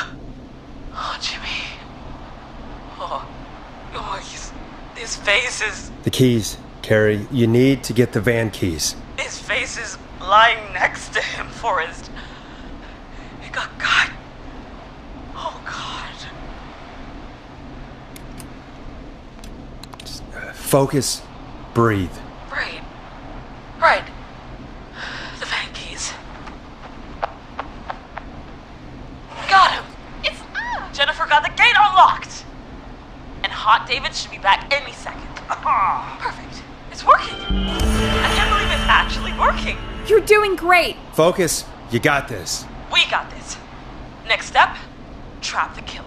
All right. Wait. Get into position. Everybody else, hide.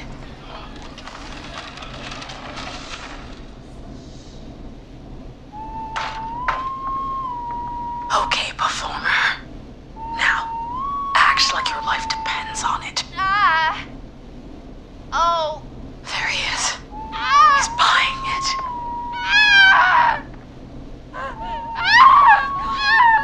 Now! Push the bookshelf over!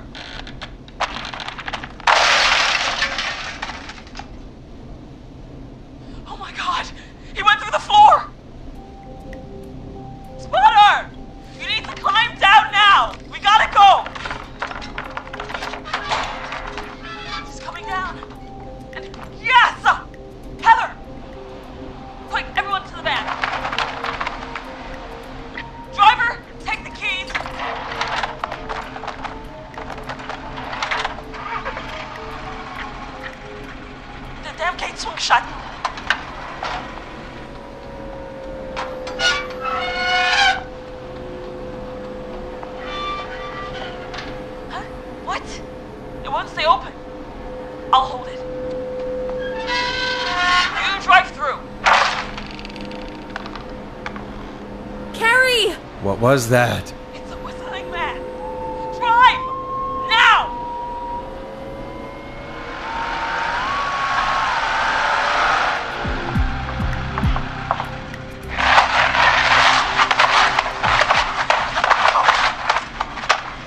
Let me go! Go! Just drive! Oh my God.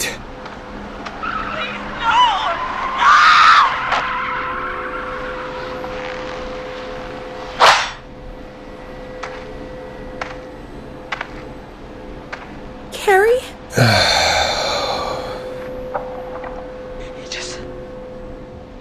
He just stared at me. Carrie! Carrie? Just stared at me and walked into the woods. I don't understand. Thank God you're okay. Can you get somewhere safe? I can make it home. Thank you both for helping. If you hadn't, It was your plan, Carrie, and it was a great plan. Don't forget Jeannie. Her friendship quiz saved the day. Told you she was the best. I need to get home. Breathe, Carrie. You're okay now. I'll call you when I'm somewhere safe. Talk to you then. Folks, that was a lot. Our thoughts go out to Jimmy's parents in this awful time. For any kids listening in, please stay inside and stay safe. And parents, hug your kids extra tight tonight. Here's a song for the girl walking home in the dark.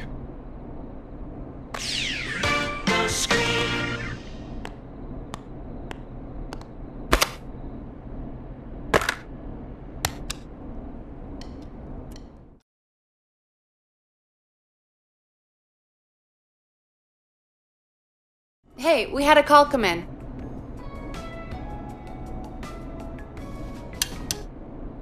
$189.16. I suppose I should take this call. Forrest Nash here. Listeners, we've got another caller live on 189.16, The Scream. What's on your mind, caller? Hey, Forrest. I just wanted to phone in and say that I think I speak for everyone when I say that you're providing a real service for Gallows Creek tonight. It's cool what you're doing, man. Well, I'm just doing my job, friend. Anyway, tell me about yourself. What's your name? Are you keeping safe tonight? Yeah, man, I'm good, thanks. I'm at my roller rink, trying to get everything ready for the Harvest Festival tomorrow. I had a guy from Starling Security here earlier installing the Starling 4000 system, so I'm a little behind. As for my name, my friends call me Roller Ricky, and I now consider you a friend, my man. We're friends now, huh? Well, that's kind of you to say. Thanks. Yeah, man. Sounds like roller skating is more than just a job to you. So is this vocational? I wasn't always Roller Ricky. Once upon a time, believe it or not, I used to go by just Ricky.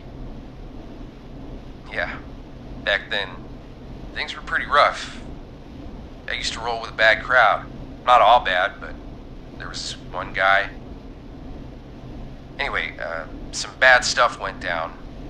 I harbored a lot of guilt for a long time and turned to the bottle. I didn't really talk about it or even know how to talk. It's just how it was. That bottle took the best years of my life. Or so I thought. It's never too late, Roller Ricky. How did you turn things around? I joined a support group. I opened up about my problems, and sharing that burden just took so much weight off. It's a long story from there, but I found roller disco. I learned how to have fun again, cutting loose and making shapes. Now whenever I get down, I get down. I'm finally free from it all, man. It's important just to talk to somebody. That's the first step. Ain't that right, Max? Aw, hello, Max. Yeah, welcome to the show, Max. Max is my emotional support dog. He's a rescue dog, but I always say he's the one that rescued me. He's the best dog a guy could ask for. Of course, the first thing I did was teach him how to skate. he's better than me now, a real pro. Max can skate. Yeah, man! At first they said it couldn't be done, and then they said it shouldn't be done. But Maxie loves the rink, man! Is that another train, Maxie? Maxie loves trains, man. He's even got that special how to greet them.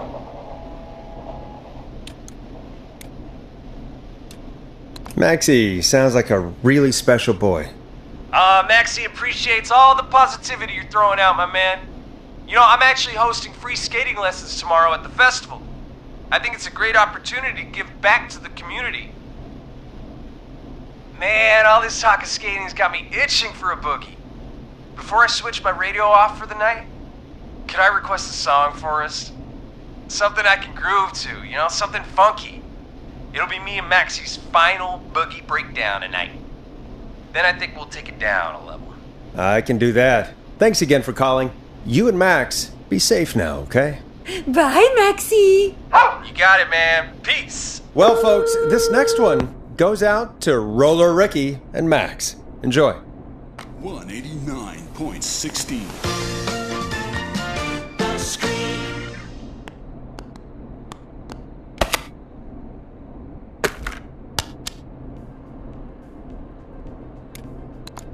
I really needed that call, you know, after everything. Yeah, I get that.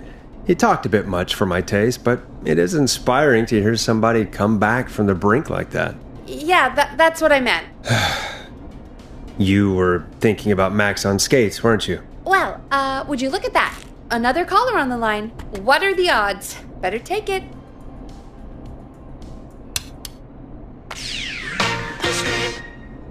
Welcome back to 189.16, The Scream. This is Forrest Nash.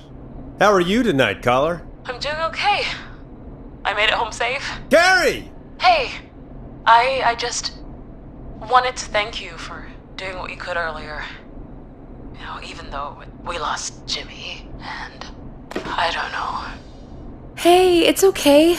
You were so brave earlier. You're safe now. I wanted to ask you why he didn't... Why am I... Why what, Carrie? Why did he spare me? After what he did, why let me go?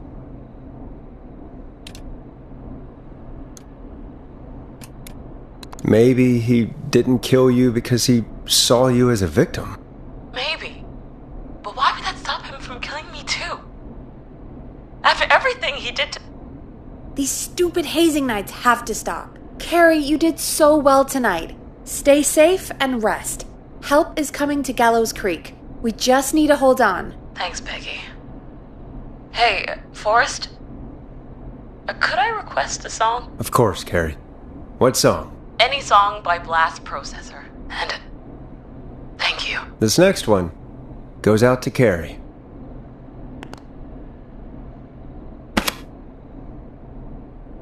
$189.16.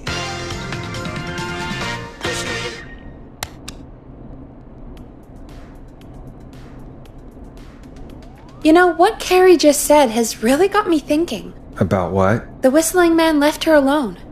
Why?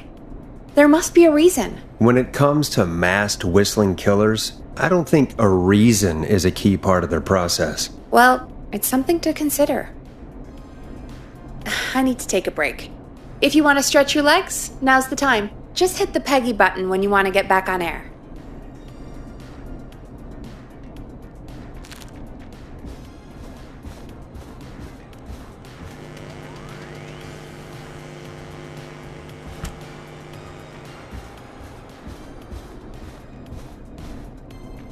Let's get going, Peggy.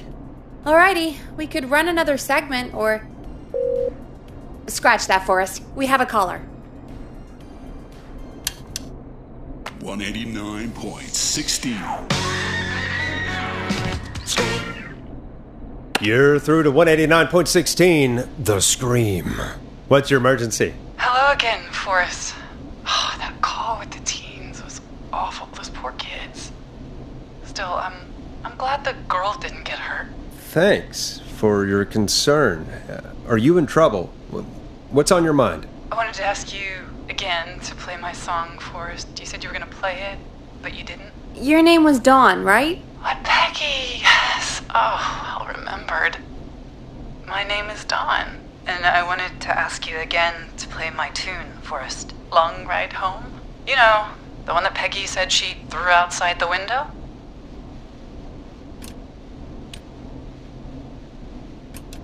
I'll play a track for you, Don, but maybe pick another one. We don't exactly have that one in rotation right now. No, Forrest. You do have it. It's just outside the window. There's a serial killer on the loose. I can't just go outside hunting for a record. I'm really sorry, Dawn, but we just can't get it right now. But wasn't the Whistling Man just at the old murder house? That's miles from the station. It won't take you a second to grab it.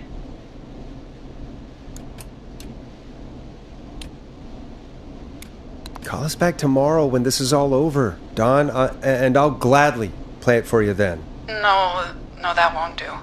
Don't worry. I think I can bring you around. Forrest? Peggy, I'm calling with more than a request. I know something. I think I know who's gonna be next. What? Are you serious? Play my song, Forrest, and you'll find out. Well, folks, here's some music for you while I think things over.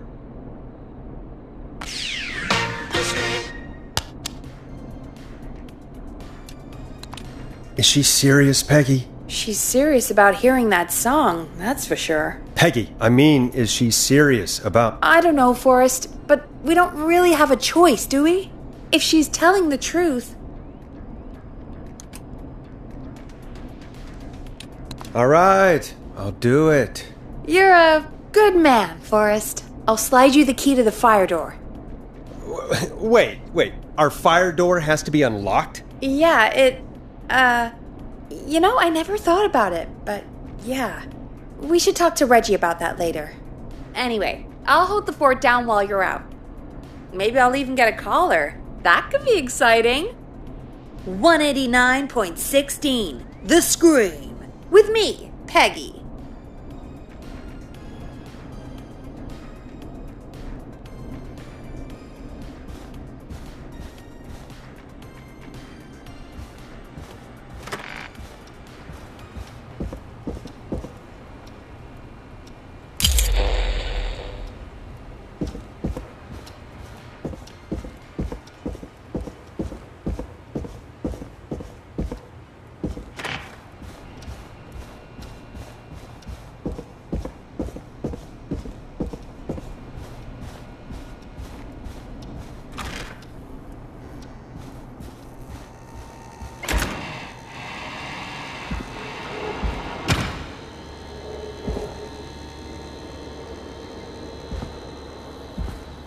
You know, I hope she'll be happy when I'm brutally murdered by the Whistling Man.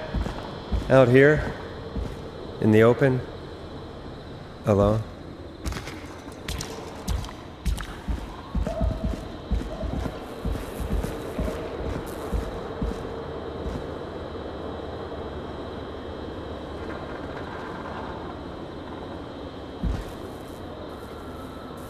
Here it is. Long Ride Home.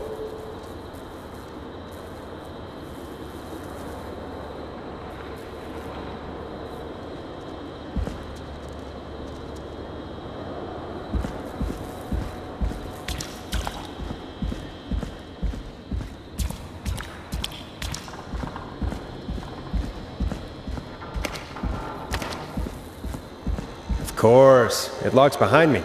And of course the key doesn't work on this side. Fantastic. Maybe there's another way back in through the basement. A door, or elevator, or something.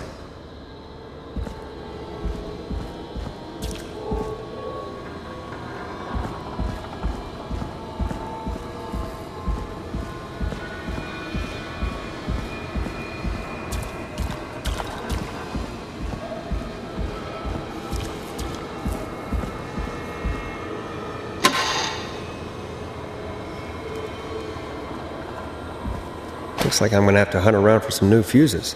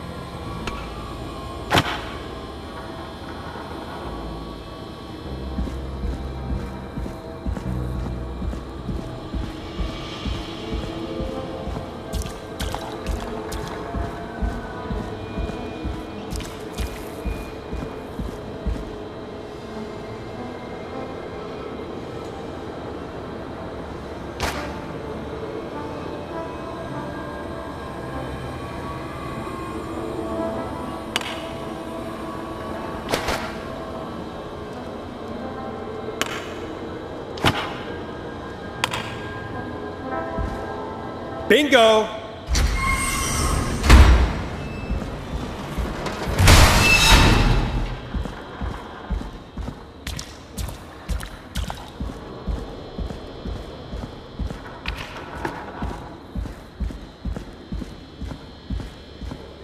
I could probably survive that fall.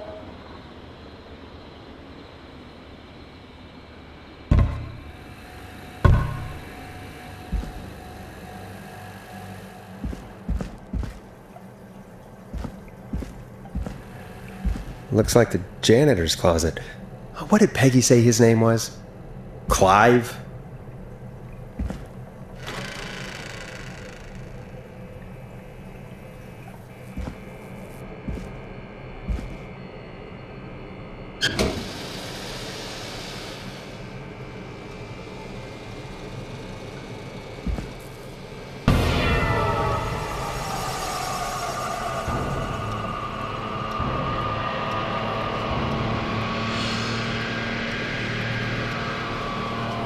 What the hell?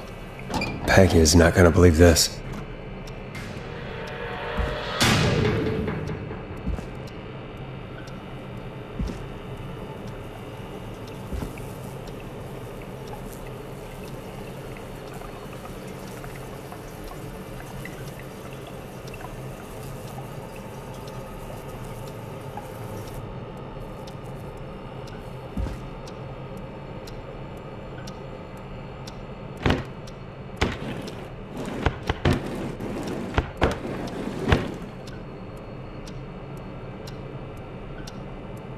Huh, there's a key.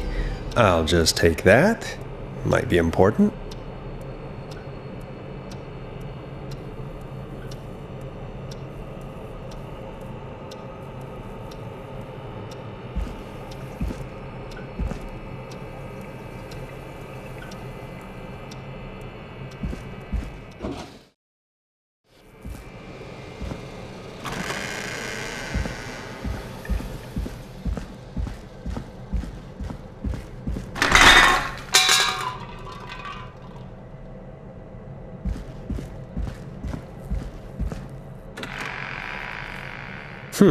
I wonder how the show's going.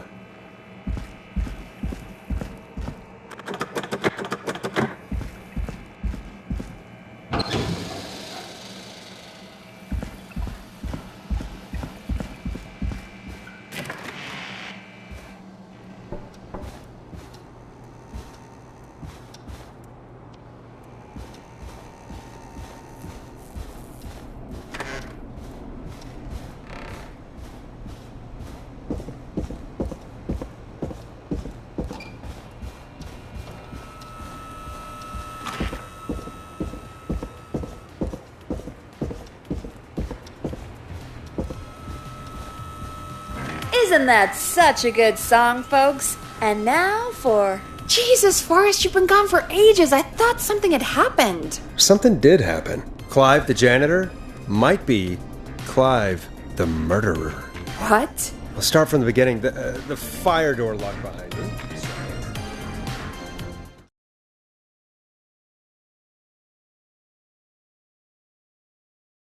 Why did you heave that thing all the way up here? Because the basement's creepy as hell, and I don't like standing around down there. Fair.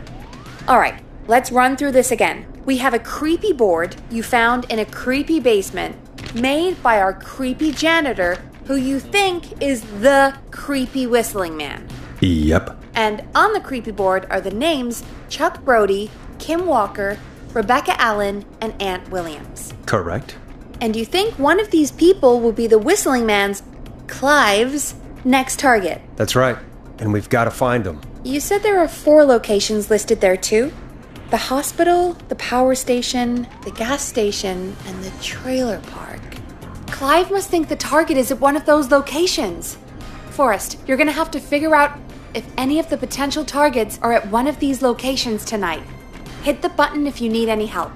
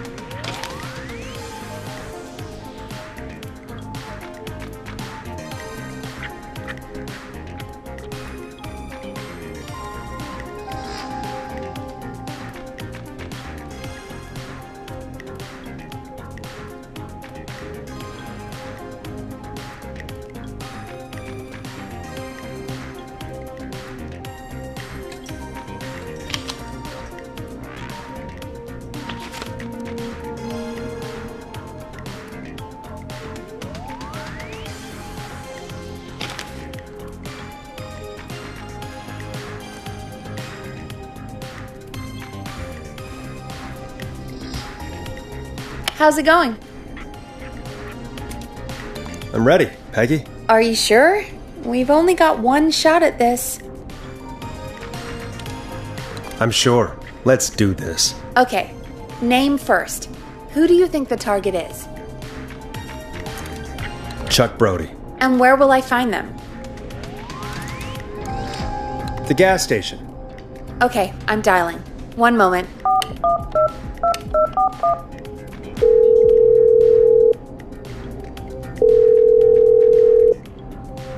Hello? Chuck Brody! Listen, I know this sounds crazy, but we have reason to believe the Whistling Man is coming for you. You need to get yourself and everyone else out right now. The Whistling Man? Who the hell are you? Who is this? This is Forrest Nash. Listen, the Whistling Man's back. We found a list with your name on it, and... God. It's today. The year I finally let myself forget. Forget? Forget what? Forget. No, man. I gotta get out of here.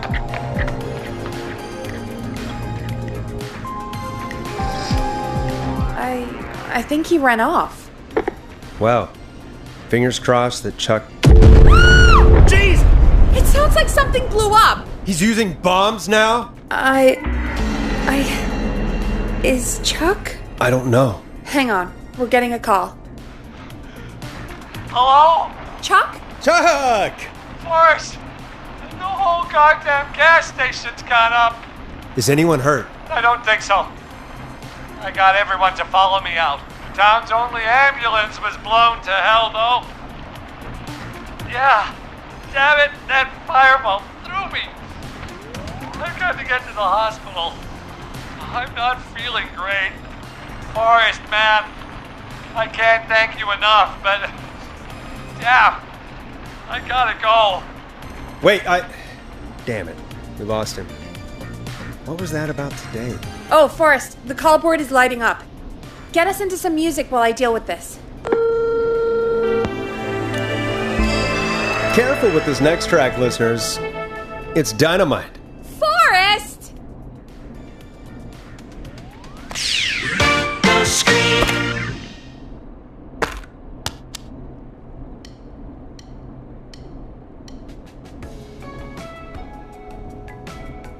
There's gotta be more in the basement to show us who Clive is targeting. And if that's the case, we can get ahead of him.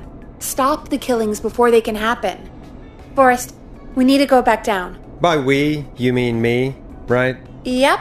Like I said, I need to handle all these calls. Maybe start with that creepy mannequin room you mentioned before. I still have a lot of questions about those, by the way. Me too.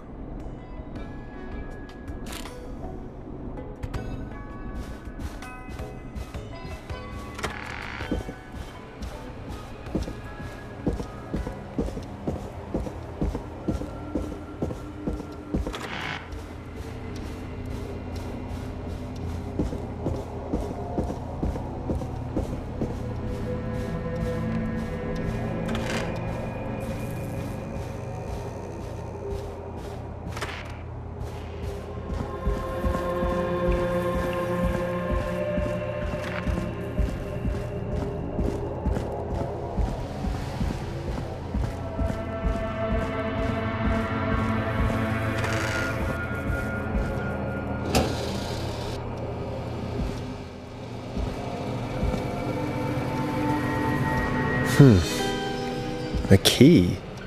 Was this always here? I must have missed it when I brought everything upstairs.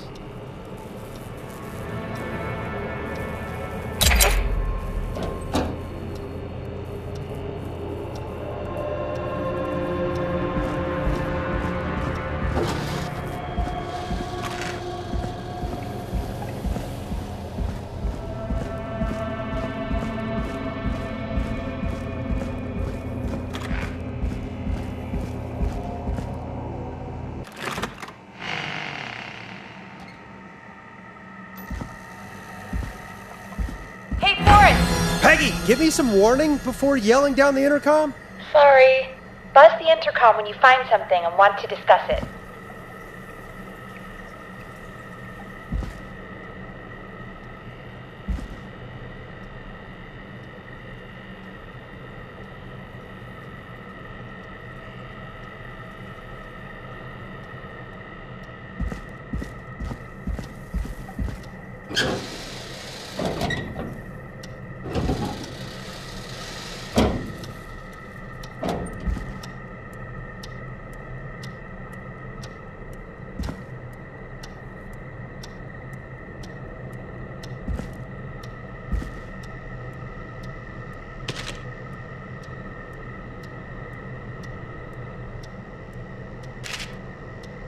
Peggy, I've found a tape and a map down here. A map of what? Looks like it might be to somewhere in this storage area. Weird.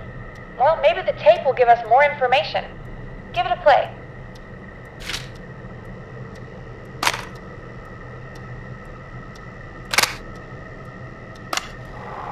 George Barrow, 1968. That's when this all began for me. Follow the maps, find the tapes. I'll be waiting. Wait, George Barrow? We all heard that he drowned after a night out drinking. Was it actually Clive? Has Clive really been the whistling man for that long? He says I need to follow the maps and find the tapes. I guess that's what this map is about. I think we need to see what else is hidden down here. Be careful, Forrest. Keep looking. Buzz the intercom when you found something.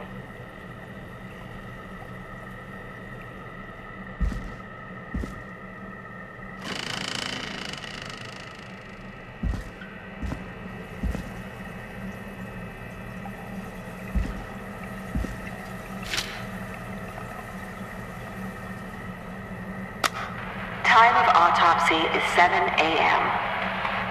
Cause of death is asphyxiation from drowning. The degree of rigor mortis indicates that the subject has been deceased for 5 hours. That puts the time of death...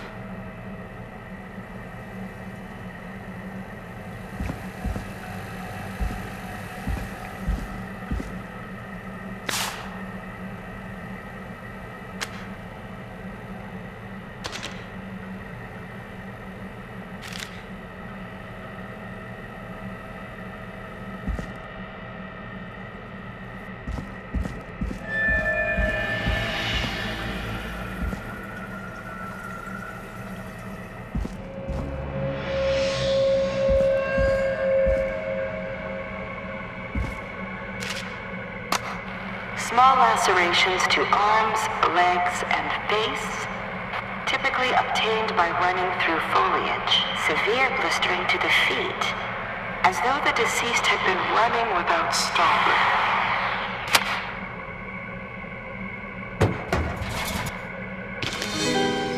This looks useful.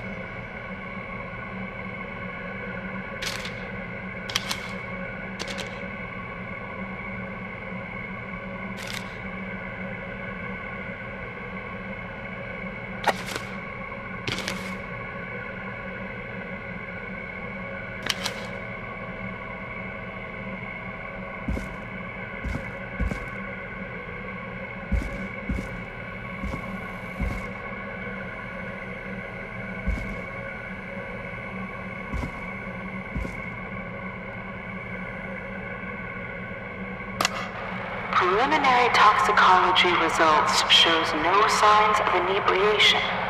However, a high amount of cortisol was found, indicating elevated levels of stress in the immediate moments before death.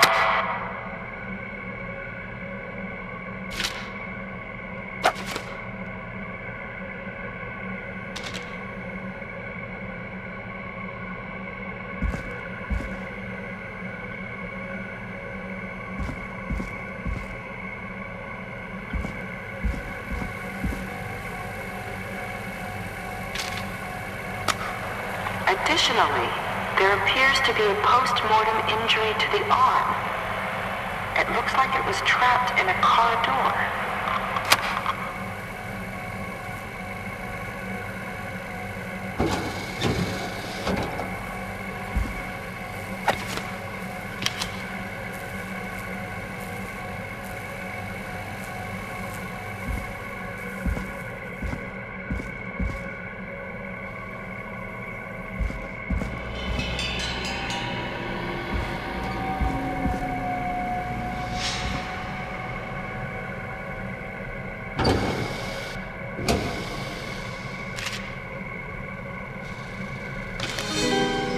This has to be important.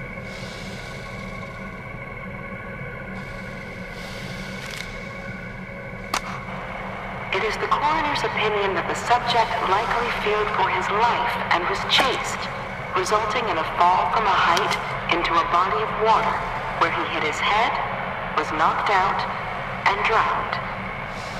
Following that, he was moved. Dr. Sullivan, we need to have a talk. Is that recording? Shut it off.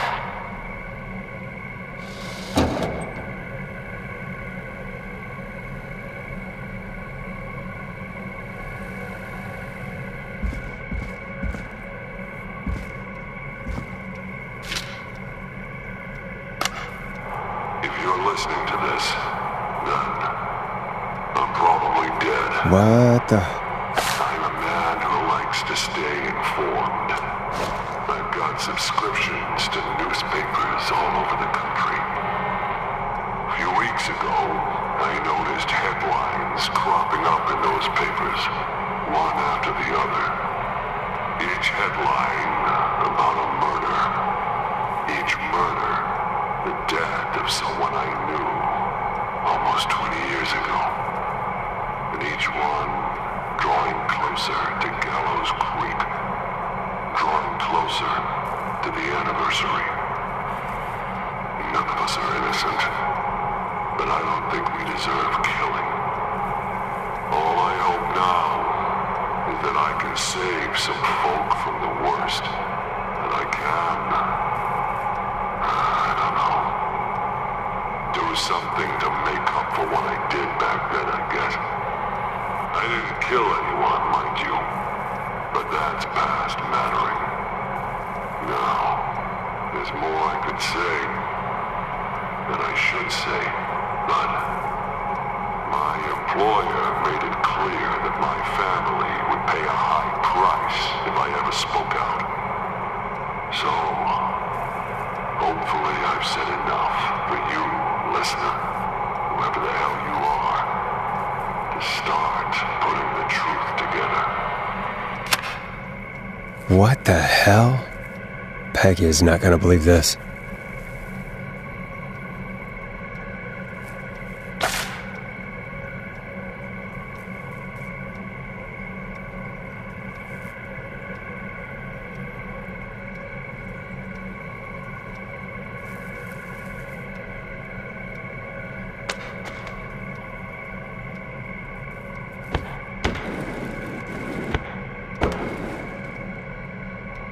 Ooh, a new vinyl for my collection.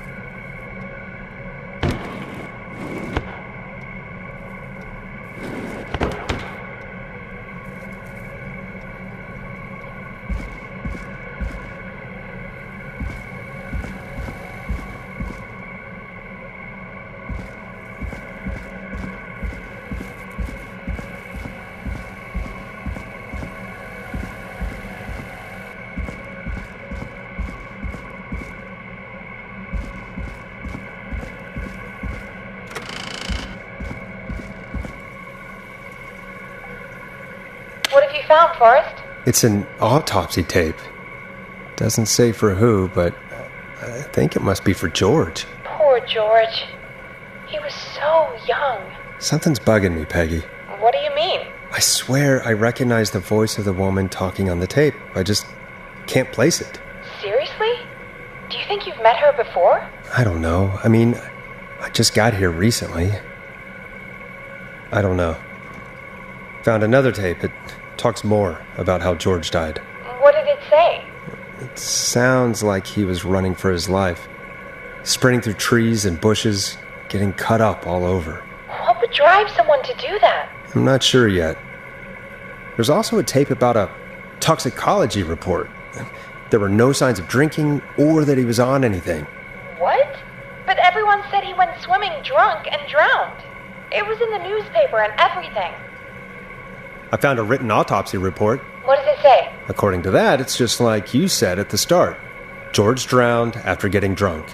Said he liked to fight, too. But that contradicts the tape. I know. And I think I know why. There's a note with the report that says, "I'm sorry I made you do this, Virginia." If it was on the autopsy report, then Virginia must be our coroner. Wait, the caller from earlier. when we had to call the takeout restaurants. Wasn't her name Virginia? We need to call her back once we finish down here. It looks like she might know something about what's going on. I found a tape that introduces a new detail to the story. Post-mortem injury. Apparently, his arm got caught in a car door. A car door? Yeah, after he died. How do you suppose they can tell? How can they tell? I'm a radio producer, not a coroner. The written report I found doesn't mention it at all. How did his arm get trapped in a car door after he died? Unless he got it when the police collected his body, I guess someone else must have moved him after he was dead to where he was eventually found. But the report, what is going on here? I found a police report. Mentions a friend from earlier, Sandra Sharp. Sandra? The jazz runner? That's right. She found George's body washed up at the reservoir. The reservoir? Yeah? What's strange about that? George got cuts from running through foliage, right? But there's no forest around there. Also, how did it wash up at the reservoir? What do you mean? Reservoirs don't have tides. But that's what the police report said. It's not possible, though. I did a school project on reservoirs and got an A. But, yeah, not important right now. The important thing is that it doesn't make sense. What are you suggesting, then? That the body was originally found somewhere other than what the report suggests?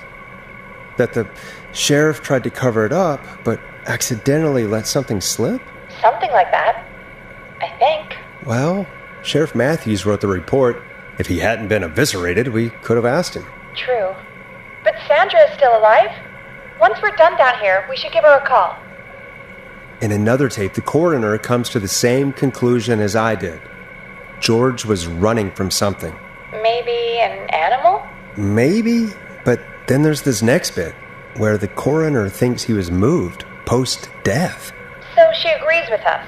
At the end of the tape, someone burst in and demanded Virginia stop recording. I think it was Clive. This is starting to make sense now. This is a conspiracy to cover up what happened to George.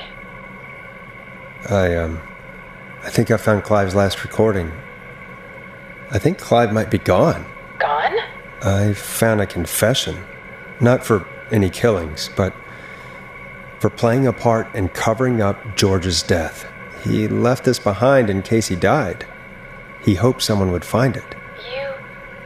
Do you think the whistling man already got him? Possibly. We've had a lot of callers tonight, but maybe not every victim made it to the phone, you know? We don't know how many there really are. Christ, Forrest, that's dark.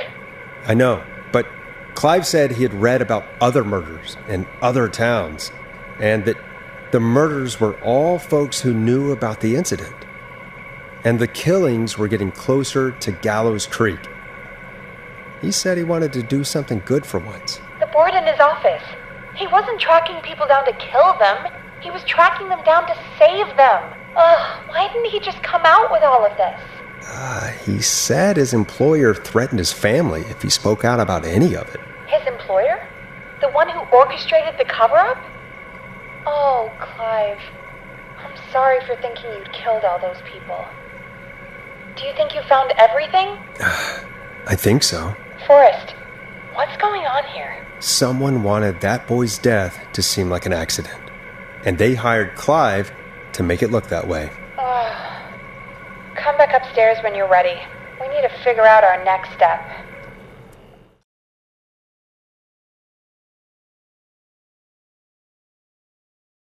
Thank God you're back, Forrest. I've been running out of stuff to pad our airtime with. Peggy, you work in radio. Forrest, I'm stressed. I mean, really, how are we supposed to keep a show going with all this happening?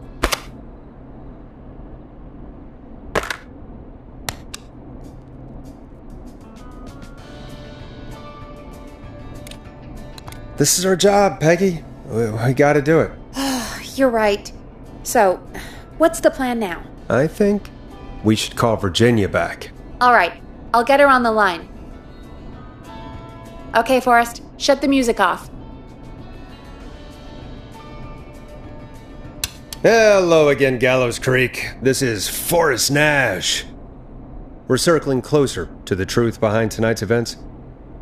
To this end, we're calling back one of our earlier callers, Virginia Sullivan.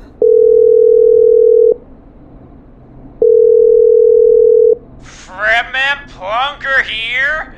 Who's this? Is it you? Goose? Plunker, hey, it's the Radio Man, Forrest Nash. Radio Man? What's up? Solving mysteries, saving lives. The huge. Right on. Plunker, what are you doing at Virginia's house? She asked if we could stay to keep an eye out for that whistling turd. So we're hanging out, bro. Well, that's big of you, Plunker. No, it's nothing. Can I speak to Virginia? Sure thing, Radio Man. I'll just go get her. Who is this? Hey, Virginia, it's Forrest. I'm glad you're still okay. Oh, Forrest. Sorry, I'm still jumpy. Don't be sorry. You've been through a lot. I'm so sorry this happened to you, Virginia. I thought I was. I thought... Easy. We're not calling to talk about earlier. We're calling because we think you can help us understand why this is happening tonight. Me? What would I know? Does the name Clive mean anything to you? Clive? No. I don't know that name. What are you asking about this for? You mentioned that name earlier when you called us the first time. I don't know what I said then. I was petrified, Forrest. Clive's the janitor at our station, and we know you spoke to him in the past. Forrest, please. You don't know what you're doing. He'll come for me. Virginia, it's okay. Clive won't be coming after you. We think Clive's dead. Dead? But isn't he? He's the whistling man, Forrest.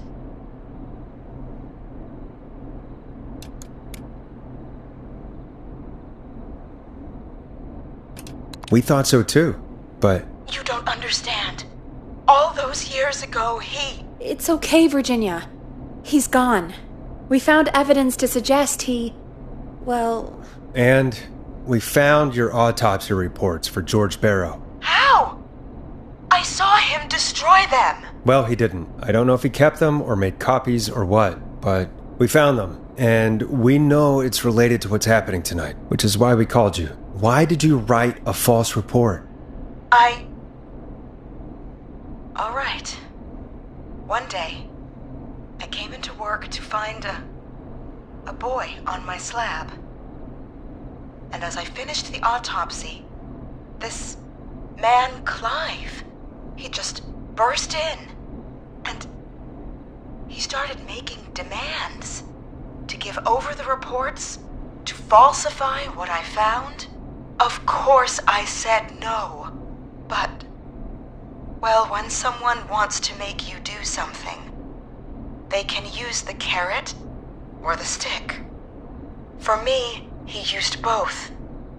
You see, my sister is sick. She has a chronic condition that's never going away. It's expensive to treat, and it was getting to where I couldn't afford it. And Clive promised me that his employer would pay for my sister's treatment if I did what he said, and that if I ever spoke about this, he'd beat me to within an inch of my life. I don't know why he had me do it, but my sister needed me. You have to understand, she needed me. We understand. Thank you, Virginia. That was brave. God, I just want this nightmare to end. This will help end it, Virginia. Thank you. Stay safe, Virginia.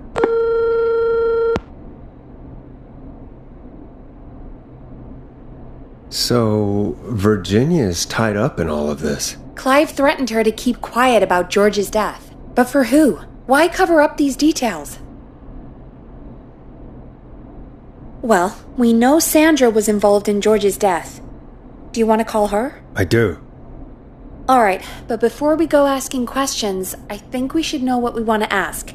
Is that fair? Yeah, we need to ask her about finding the body. She was the one who discovered it, but something just doesn't add up. 100%. She knows more than she's saying. I wonder what she's hiding. We'll hopefully find out soon. Anyway, just be careful when you're talking to her. Don't push too hard. We don't want her to hang up. I'll be careful. Alright, calling her now. Hopefully she's at her jazz studio. Aha! Forrest, you're through. Hello, this is Sandra at Jazz Pizzazz Jazz Studio. Who is this? Hello again, Sandra! It's Forrest Nash of 189.16, The Scream. And you're live on air. Oh, I always thought folks called into a radio show, not the other way around. How jazzy. What can I do for you? Well, we're trying to understand what's behind the attacks tonight. We had a few questions. Why, Forrest, of course. Heck, after the way you saved my life, I'd say yes to just about anything you asked. Really? Well, that sounds nice. I might just call you back tomorrow then, too. Oh, you got my number.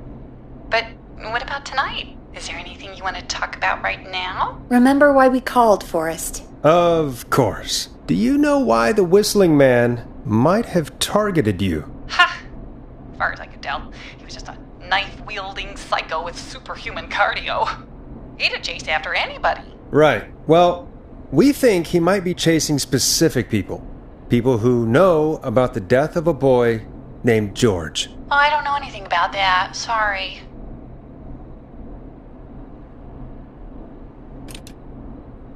Sandra, we know you found George's body. We have the police report. I don't know what you mean. It's okay, Sandra. We know. You do? You know about? Yes. Of course. This studio is my life. After I found the body in the river, I couldn't lose my studio. Do you understand? Sure. I understand. When the rent just kept going up, he said he'd stop if I just needed to keep quiet. And everything would be okay.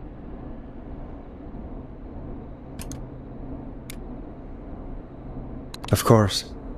We understand. I mean, it's not like I killed him. What was the harm in saying I found him in the reservoir instead of the river? Right? Right? I'm sorry. I can't do this. And she's gone. I don't think that could have gone any better. You truly did great, Forrest. Well, folks, if anyone out there has any thoughts on what's going on tonight, please call in. That's good timing. We've got a call waiting just this second.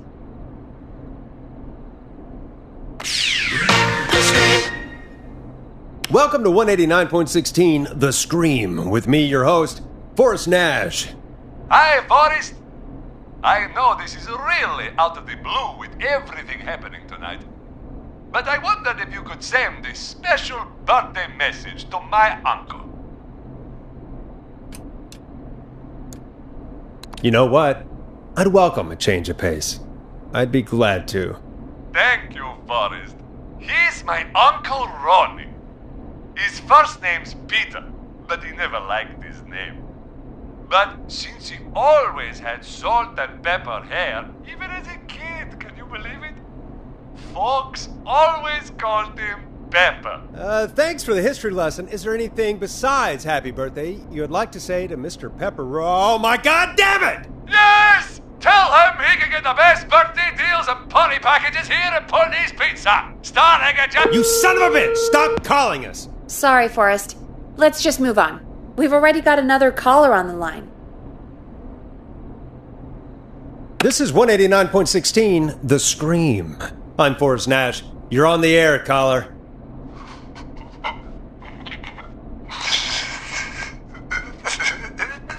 Caller.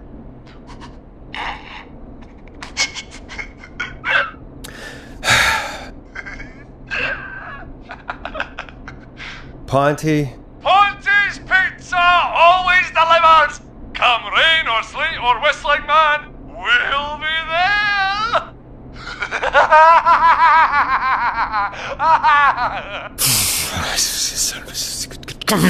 Forrest? Forrest? Are you okay? Forrest? I hope the whistling man gets in with his own pizza slicer. Jesus, Forrest? Sorry. That was too much. It's okay. It's been a high-stress night. Don't worry about him anymore, okay? Not for tonight, anyway. I think he's spent for now. We've got another call, whenever you're ready. Folks, don't spend your money at Pawnee's Pizza. That's all I'm going to say about that. Moving along, I'd like to welcome another caller to 189.16 The Scream. With me, Forrest Nash. Who, may I say, is calling? Well, hello again, Forrest. Don, we played your song, Long Ride Home. Did you hear it? Can you tell us? Never mind that now. First, I'm calling because I need your help. Are you in danger? I sure am.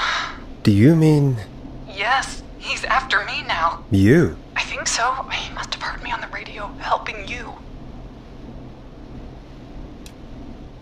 Right. Okay.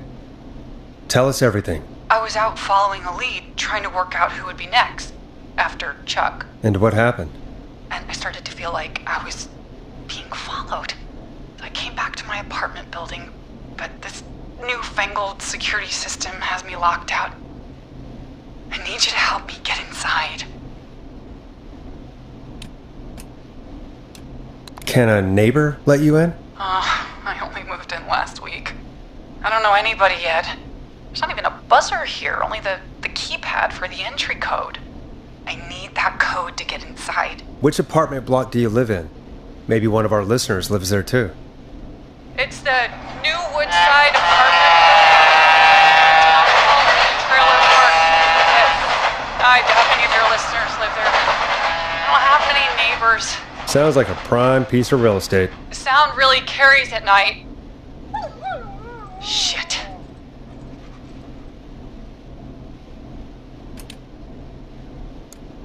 Is that a neighbor's dog? Yes, it is. Boy, I wish he'd muzzle that thing and... Oh. And now he's blasting David Scopo out of his window. This night can't get any... The whistling man. He's coming down the street. I don't think he's seen me yet.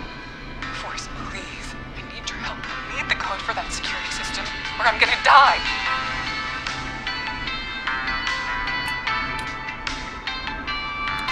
What's the name of the security system? There's a sticker on the box. It says Starling Security 4000. There's a keypad, and it looks like it wants a 6-digit number.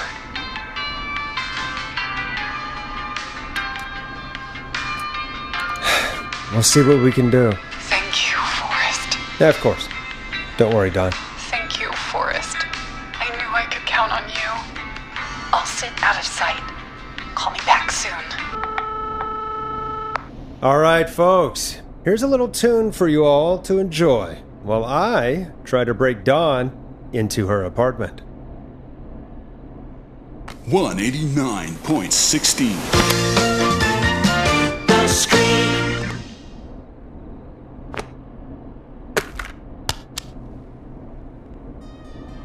Coming up for your listening pleasure, it's Caged Tiger with their single, One Last Goodbye.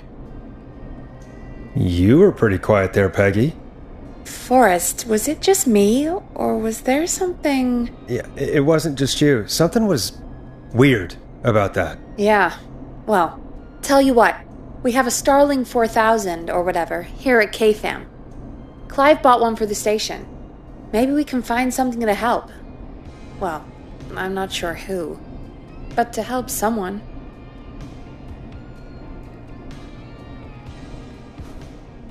Okay, so she's locked out of the Woodside Apartments, and somewhere, Clive probably has the papers for the Starling 4000.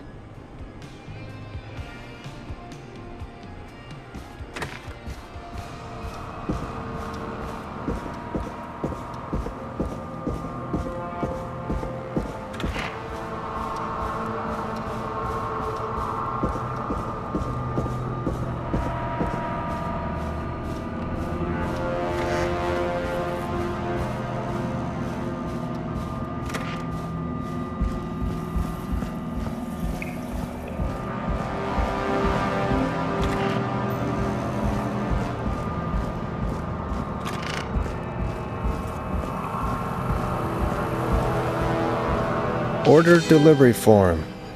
Starling must have left this by accident. This system's not even installed at Woodside.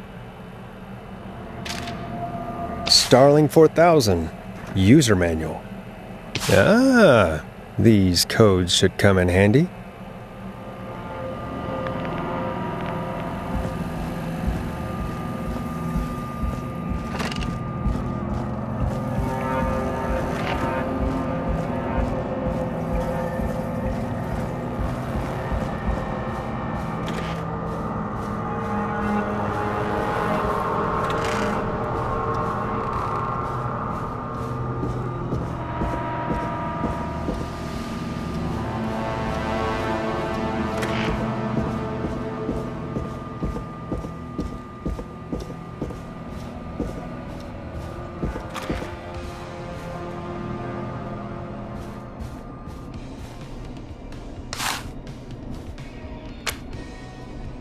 Welcome back, Forrest. Find anything? The Starling 4000 security manual. It's got a bunch of codes. Good. And did you find anything else? I saw a list of everyone else who bought the Starling 4000. Know who was on there? Oh my god. Roller Ricky! Do you think we should give him a call? Is that crazy? I don't know what you'd say, but... Just put me through to Don. I'll take care of this one way or another. Okay, if you say so. When you're ready, shut the music off. Line 1, whenever you're ready. Don, are you there? This is Forrest Nash from 189.16, The Scream. Oh, thank God you're back. I've been so afraid.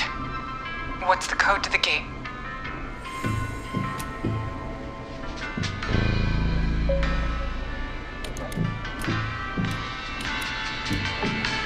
The code is 191519. Thank you, Forrest.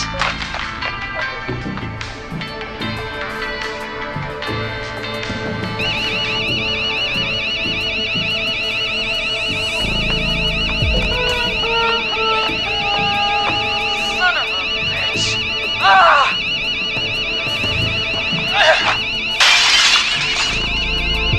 Is she?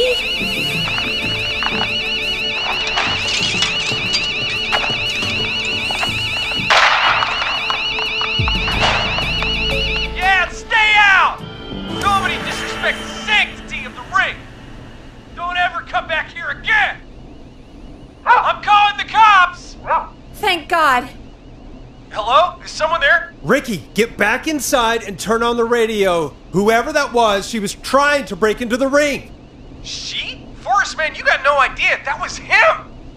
That was the whistling man! The alarm gave me just enough time to get my rifle. I don't like hurting folk, but I can't let anything happen to Maxie. He's my best friend, you know? Listen, man, I'm heading back inside. Gonna barricade that window. My man, thank you. You and Peggy can skate for free whenever you want, forever. That's a done deal. Thanks, Ricky. Can't wait. You got it. Talk to you soon. Okay, Gallows Creek, here's some music while we process what just happened. 189.16. So, the whistling man is a woman?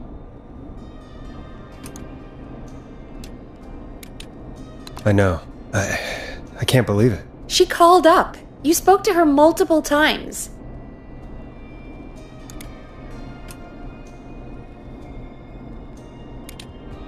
Yeah, she seemed pretty normal. Why do you think she requested that song?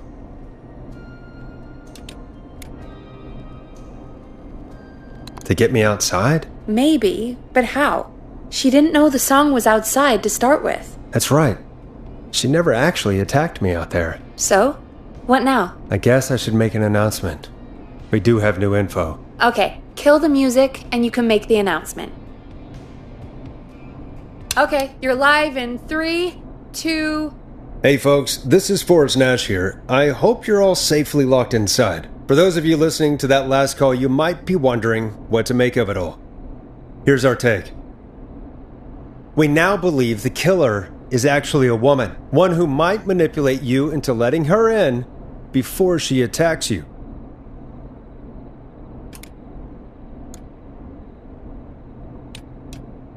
I'm sad to say, but it's time to trust no one.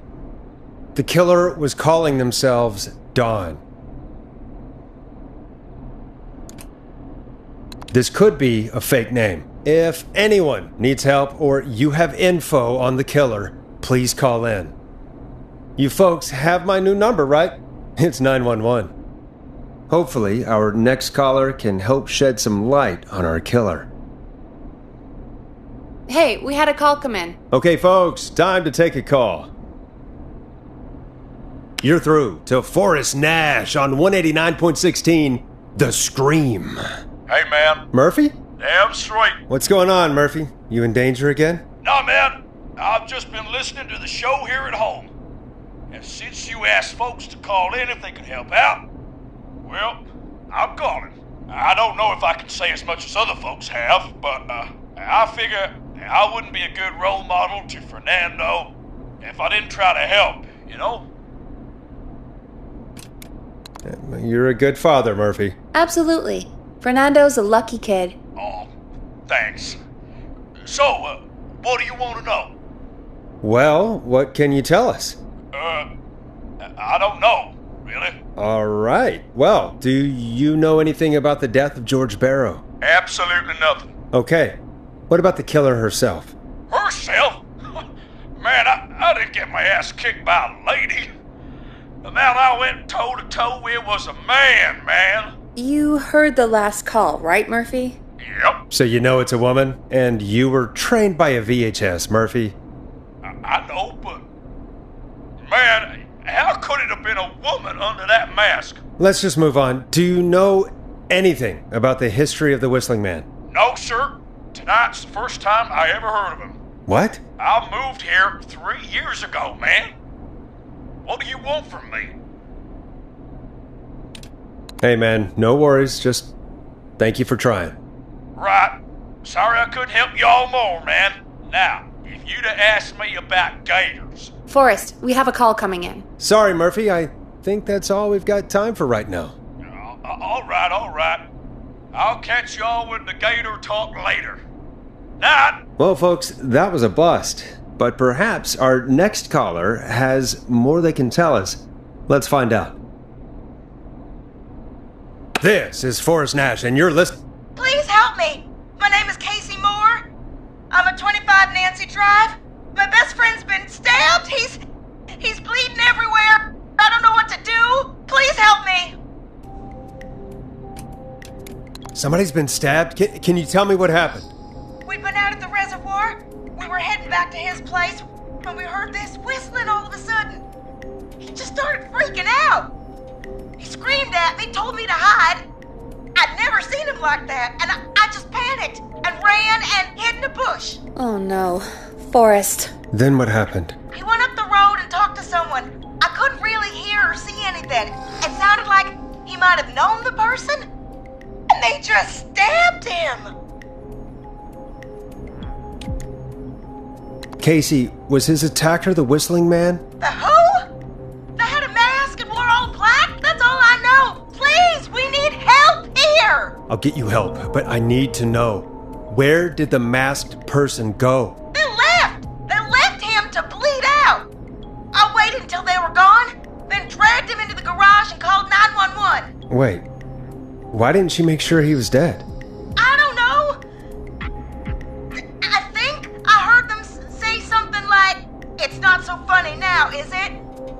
before they left, but please, he needs to get to the hospital. I can't drive, so we need an ambulance. Forrest, the ambulance was destroyed in the explosion at the gas station. You should get all the info you can. Can you tell us where your friend was stabbed? They stabbed him in the stomach, and then stabbed him again in his leg when he was on the ground, and it's... Oh, the knife is still there in his leg! What's your friend's name, Casey? It's Jason Parker. We'll be right back. Peggy, patch us through to the hospital. On it. Phoning St. Gabriel's now. Switch to line 2. Hello, St. Gabriel's Hospital. How can I help you? Hi, this is Forrest Nash from 189.16. We have a stab victim at 25 Nancy Drive named Jason Parker. He's been stabbed in the stomach and the leg. He's bleeding heavily. Oh God, I'm sorry. But the ambulances, well, you know. I know, but please, we need something, or he's going to die. Forrest, listen, you're going to have to get him here.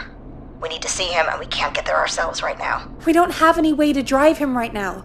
And even if we did, he's bleeding out fast. All right, listen.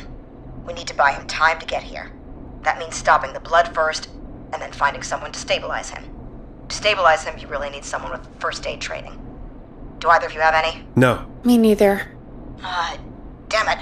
I'm really sorry about this, but I have other patients who can't wait. All I can do is talk you through the procedure as quick as I can, and then leave the rest to you.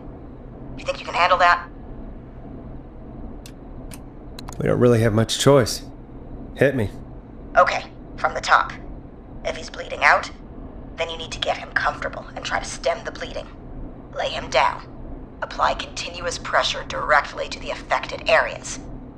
When the bleeding slows, get a clean cloth of some kind and hold it over the wounds. Get them comfortable. Apply pressure. Clean cloths when slowed. Got it, I think. You said he was stabbed, right? If the object he was stabbed with is still in him, don't take it out. It's stopping the worst of the bleeding right now. If anything, you should secure it so it stays where it is. I wouldn't have thought of that. It makes sense, though. God, that was a lot of info. But I think we can handle this. Glad you got it so far, because there's more to go.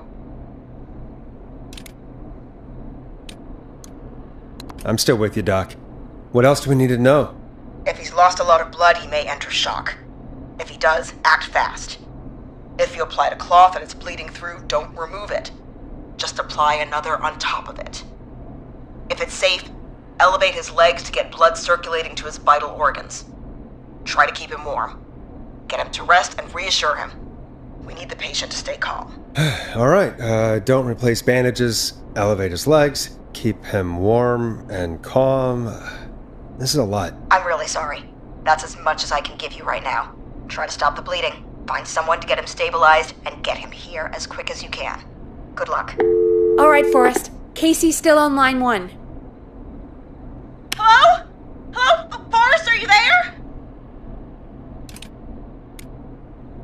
I'm here. How is Jason doing? Badly. He's still bleeding. I need help. I've been putting pressure on his stomach wound since you left, but he's still bleeding. I don't know what to do. That's good, Casey. The nurse said to do that. What about the knife in his leg? It's gotta be hell. Should I pull it out? No, don't touch the knife. The bleeding will get worse if you pull it out. Are you sure? I'm sorry. I'm gonna stop making suggestions. No, don't worry, Casey. We're a team here. We're all going to get Jason through this. Casey, is his leg wound bleeding right now? I hate looking at that knife. Yeah, it's bleeding. His stomach is worse, though. I think we need to secure the knife so it doesn't move around. Do you have anything you can tie around it? Yeah. There's some laundry piled up on top of the dryer, some cloths on the hood of the car, and what else? I guess I've got my jacket. Take the cleaning rags and hold them over the wound. I really hope these are clean. Here we go. I'm sorry, Jason. It's secure. I'm putting pressure on his stomach again. I'm starting to think we might make it. Forrest, can I have a word? Casey, I'm going to have a quick word with Peggy. Keep putting that pressure on and let us know when the bleeding is under control. You're doing great. But what if something happens? We'll still be here. Just shout if you need anything, and we'll be there. I promise. Okay. I'll wait. Jason, please be okay.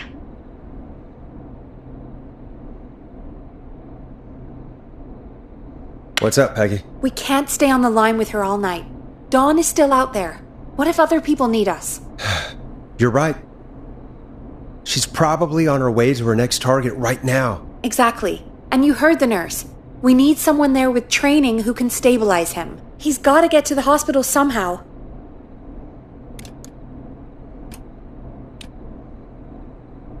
Could somebody nearby help them?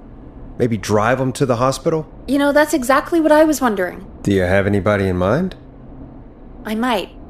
A little before you started working here, KFAM did a mandatory first aid training course. Me and Karen missed it because we were away on a producer getaway. You skipped it, didn't you? Never mind.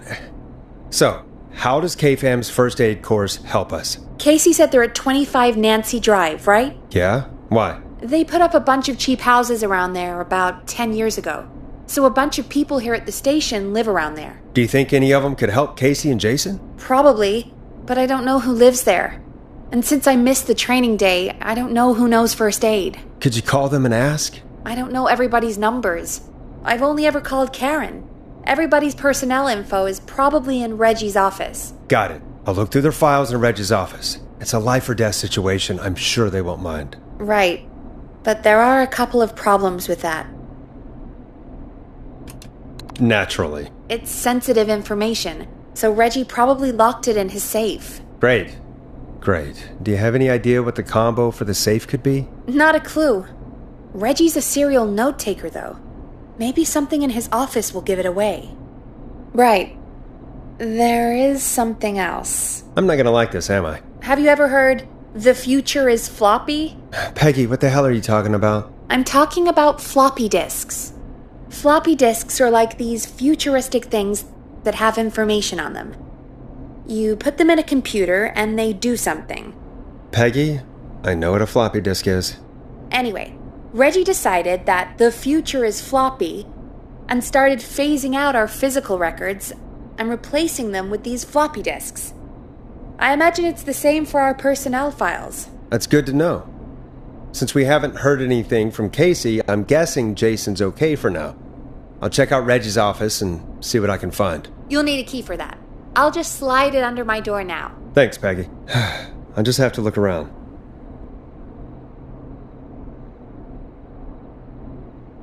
Good. I'll patch my mic down to the office so you'll hear me over the intercom.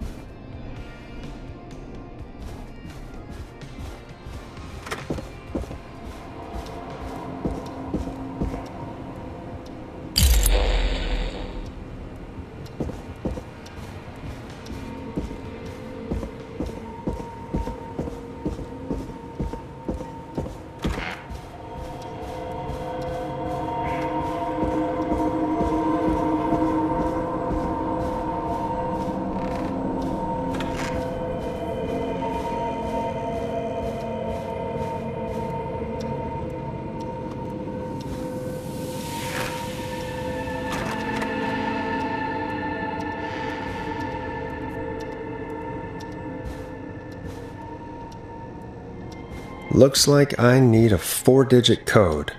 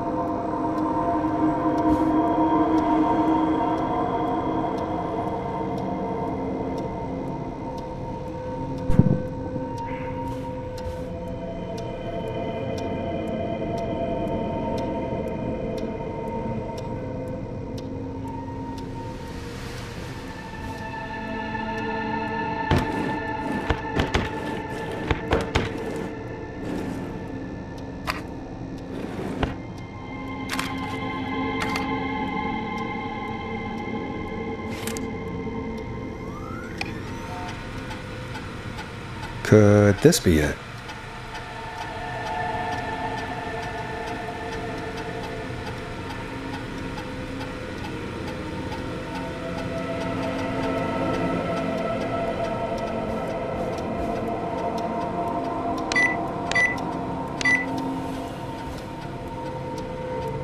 Nice.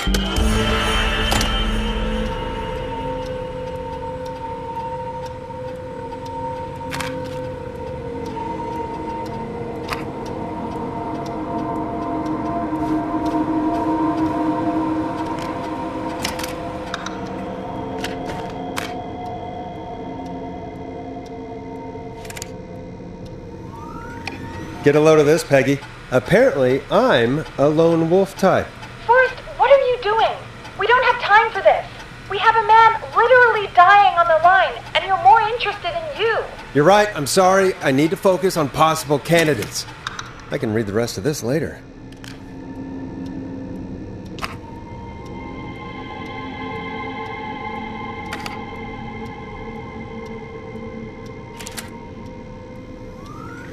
Hey, Peggy. I think Reggie's on to you and Karen. Maybe don't bring those little drink umbrellas into work for a while. What? Why are you reading my file? You need to find someone who can help Casey. We already know I can't. Don't waste time. You're right. I'm sorry. I need to focus on possible candidates. I really shouldn't have read both. We're in a hurry.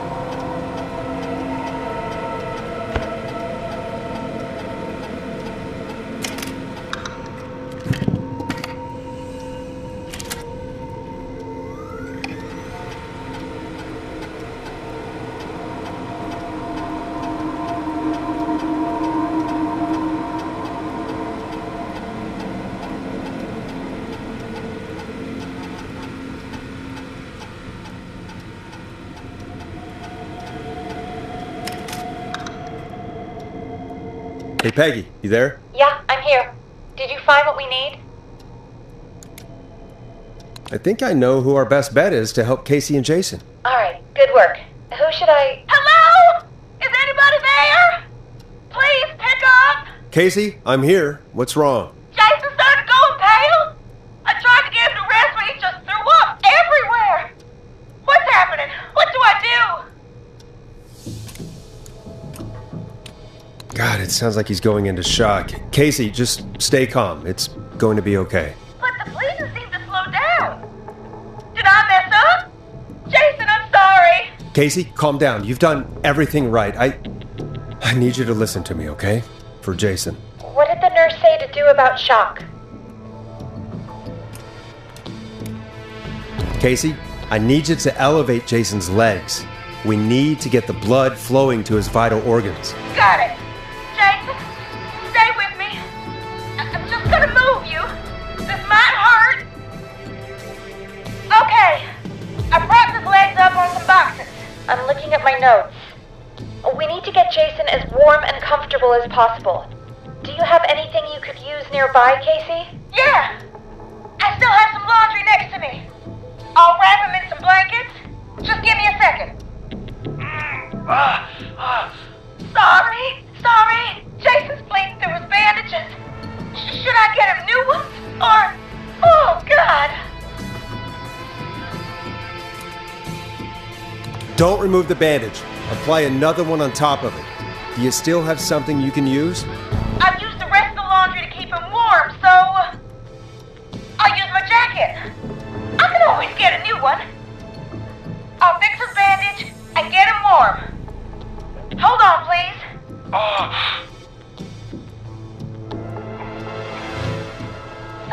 Sorry. I'm done. You're gonna be okay, Jason. Just relax now, okay? Oh, he's scared. He's not doing well. Is he gonna? Casey, I need you to be strong for Jason. Sit with him and reassure him that everything's gonna be okay. Okay? Okay. Please, I can't give him what he needs. Please sit down. I can't lose him. All right, Forrest, we need to hurry. Jason doesn't sound like he's doing too well. You said you knew who to call earlier? Who was it? We need to call John Hedges. He lives on Nancy Drive. He didn't really participate in the first aid training, but he's a former war medic. He's probably the most trained person we have. Really? I never really spoke to him before. A war medic, huh? Yeah, and according to Reggie's notes, John keeps all of his old equipment at his house. He's something of a hoarder. All right. What's his number? 542-0735. Calling now. Let's hope he picks... Who the hell is this calling me at? What time is it? John, it's Forrest Nash here at KFAM. We have an emergency and we need your help. Forrest? If this is a work emergency, then it can wait until the goddamn morning. Just leave me a note like everybody else. John, no, this is a medical emergency. A man has been stabbed by the Whistling Man, or... Never mind. He's badly hurt, and he's going to die unless we get someone to him now. The Whistling Man? What kind of joke is this? John, we're not kidding. A man is gonna die if we don't help him right now. Seriously? I haven't been called on for over 10 years. Where's the patient? What's his condition? He's at 25 Nancy Drive. I think we got his friend to stem the bleeding, but he's gone into shock. He's passed out right now. You say he was stabbed? Do you know the extent of his injuries? From what we were told, he has 2 major stab wounds. One to the stomach and one to the leg. The knife is still in his leg, and the stomach wound is open. Understood. Let me grab a few supplies and I'll head right over. Damned if he dies on my watch. Thank you, John. We'll let him know you're on your way. Good luck. Hello, Casey. Are you there? How are we doing? Bad. Jason seemed really weak and then just started thrashing.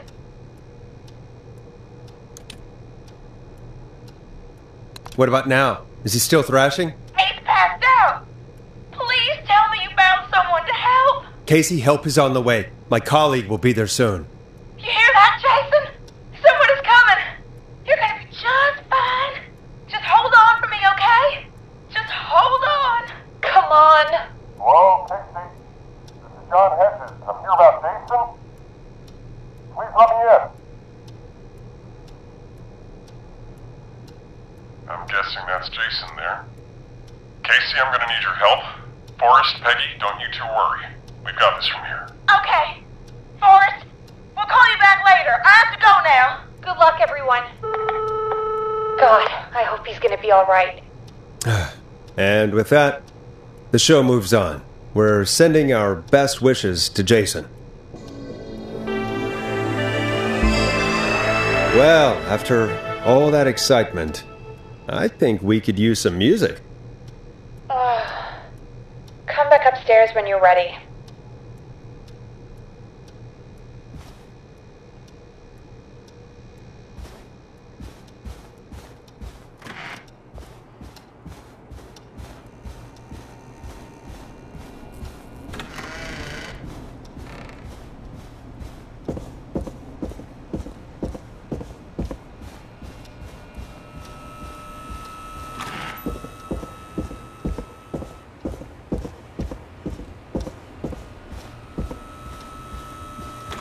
It's getting pretty late.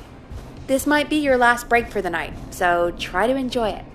Give me a buzz when you want to go back on air.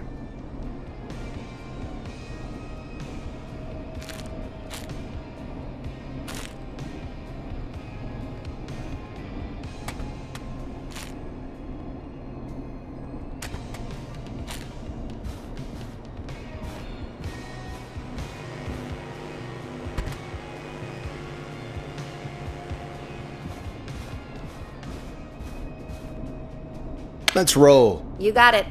We've got another call coming through, too. When you're ready, shut the music off.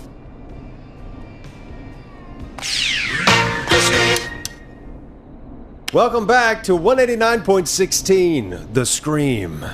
I believe we have another caller on the line. How are you tonight, caller? Forrest! It's me, Roller Ricky. Oh, and Maxie's here too.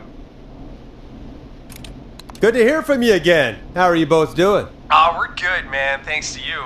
You're like our guardian angel. That wouldn't be a bad look for you, Forrest. A little white wing halo number? Maybe something for the K-Fam Halloween party. All right, everyone, let's calm down.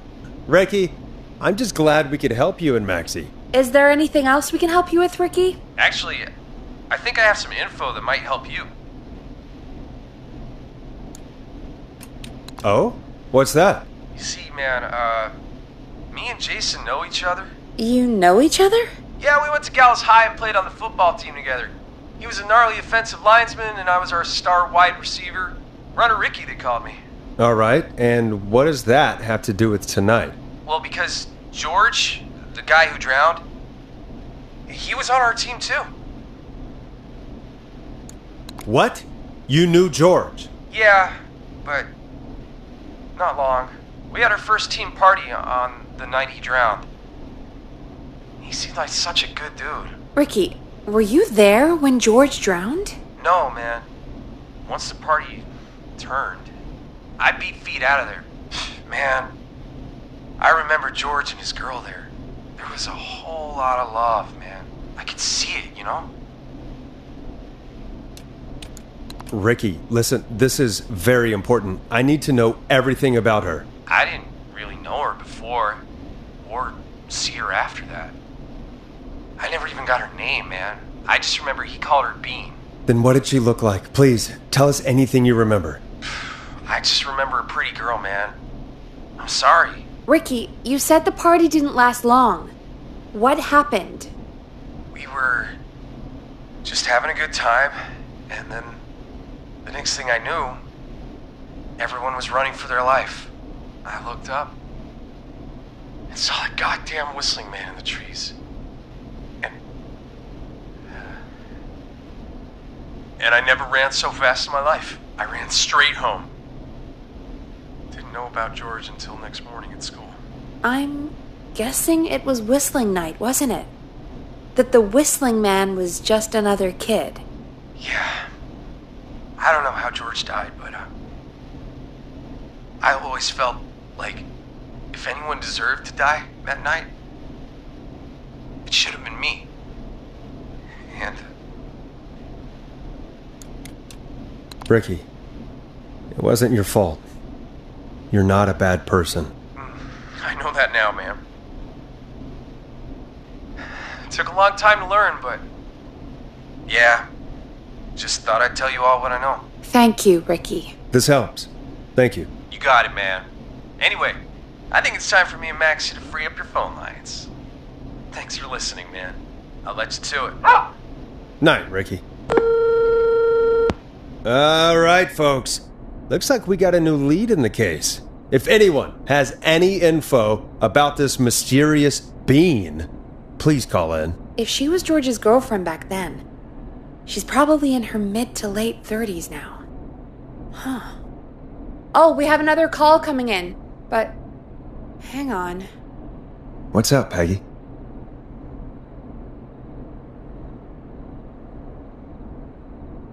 Peggy? You're gonna want to take this call off the air. Who is it? Just do it. All right, folks, it's time for another track.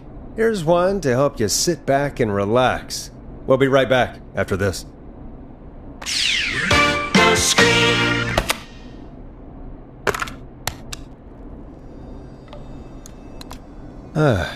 I hope this is good news, Peggy. Who have we got? Find out for yourself on line 1. Hello? Forrest! I'm glad I got back through to you. Sounds like it's been a busy night, huh? Surprise! It's Leslie, our 911 operator, leading the charge from Henderson to come save us. It's so good to hear from you. Are you okay? We're We're doing okay. Sarah and I are both happy to be headed back home. We're happy to have you too. Wait, Sarah? Oh, yeah, I mean Deputy Martinez. Anyway, we got back into radio range a little while ago. We've been listening in, but haven't been able to get through until now. It's been non-stop since you left. Please tell us you're bringing help. You bet! I'm leading a whole goddamn squad towards Gallows Creek as we speak. Turns out somebody had cut the phone lines. They had no idea what was happening. That's great news! That's crazy about the phone lines, though. Do you think the Whistling Man cut them? I'm guessing so. I don't know how the Whistling Man did it. But that doesn't matter right now. Listen, we're coming in hot, but we need your help. I know Gallows Creek isn't a big town, but if we don't know where the Whistling Man is, we can't get him. Her. That's where you come in. You can count on us. What do you need? It might be a long shot, but here goes. The Whistling Man already called up a few times. I bet she calls again. We're still a little ways out of town, so if she calls, stall her. Buy as much time as you can for us to get in. And while you're talking to her, try to figure out where she is. We'll be listening in, so once her location is known, we'll head straight there and end this nightmare. I'll do my best. I know you will. Heck, I can see the headlines now. Forrest Nash's interview of a lifetime. Anyway, I'll radio the other cars and tell them the plan is a go. Hopefully the next time I see you, it'll be with our killer behind bars. Take care now. We'll see you soon, Leslie. Oh, thank God. It sounds like this is almost over. We're nearly through this.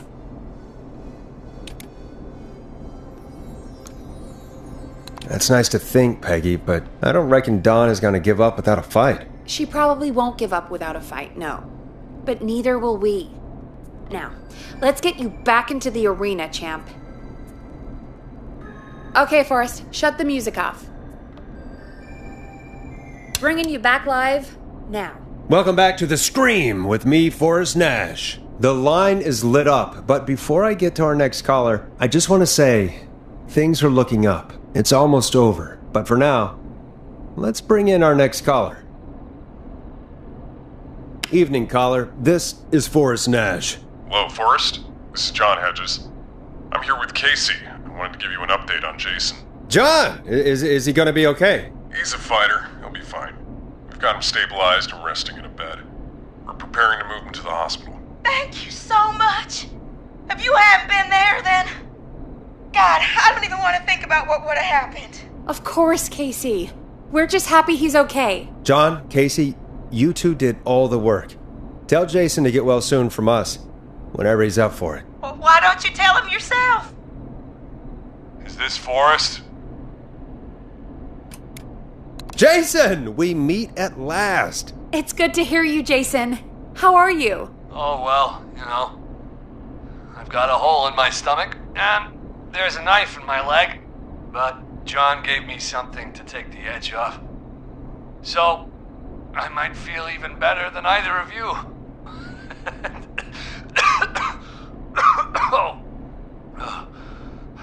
Take it easy until you get to St. Gabriel's. I will.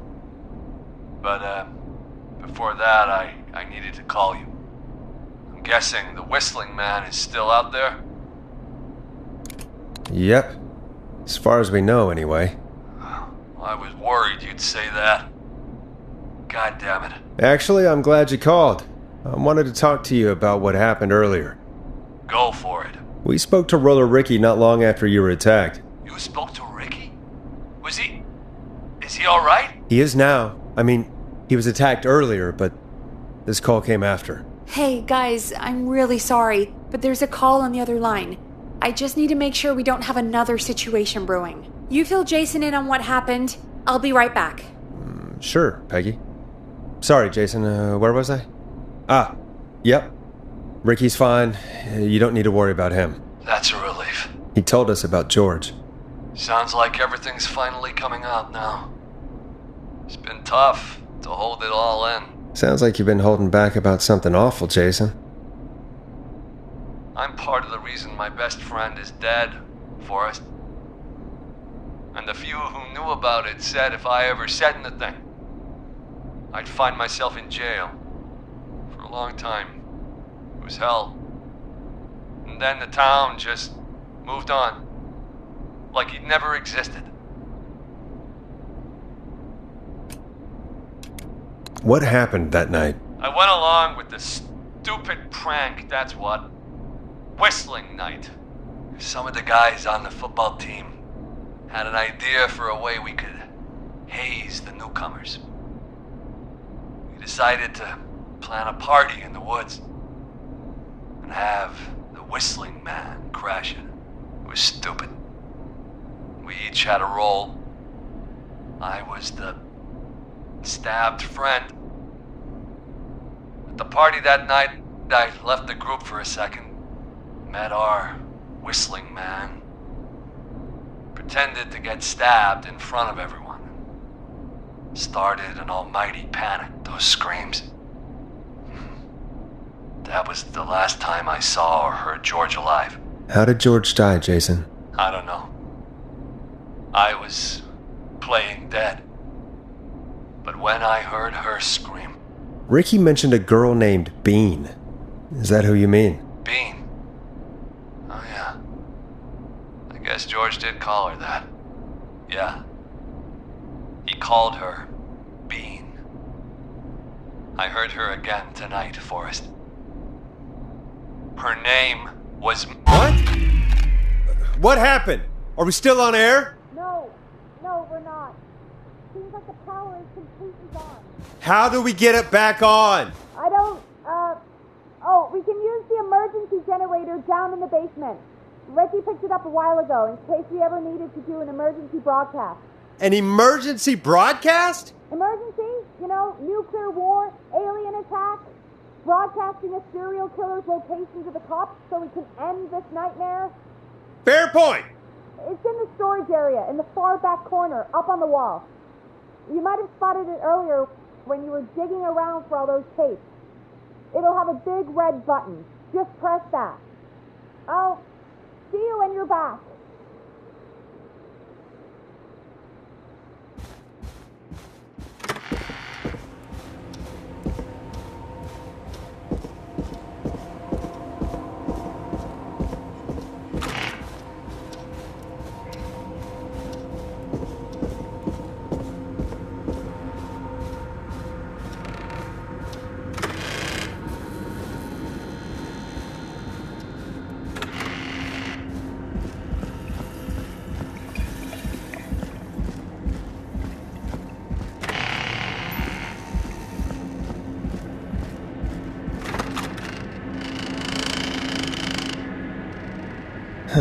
Far back corner.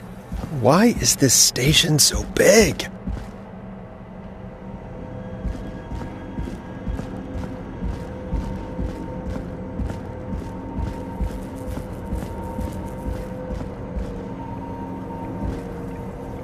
That must be it. Boom! We've got power.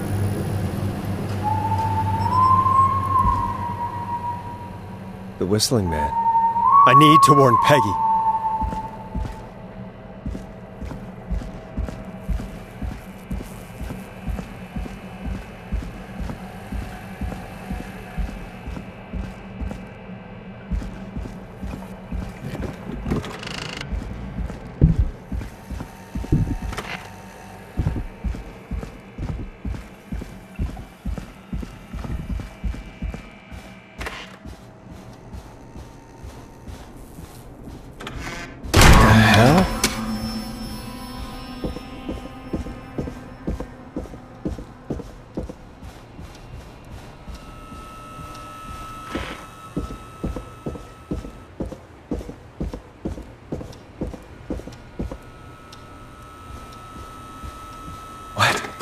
Why is it locked?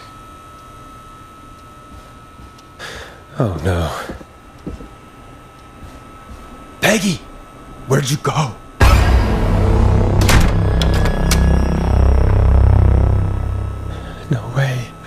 This can't be happening.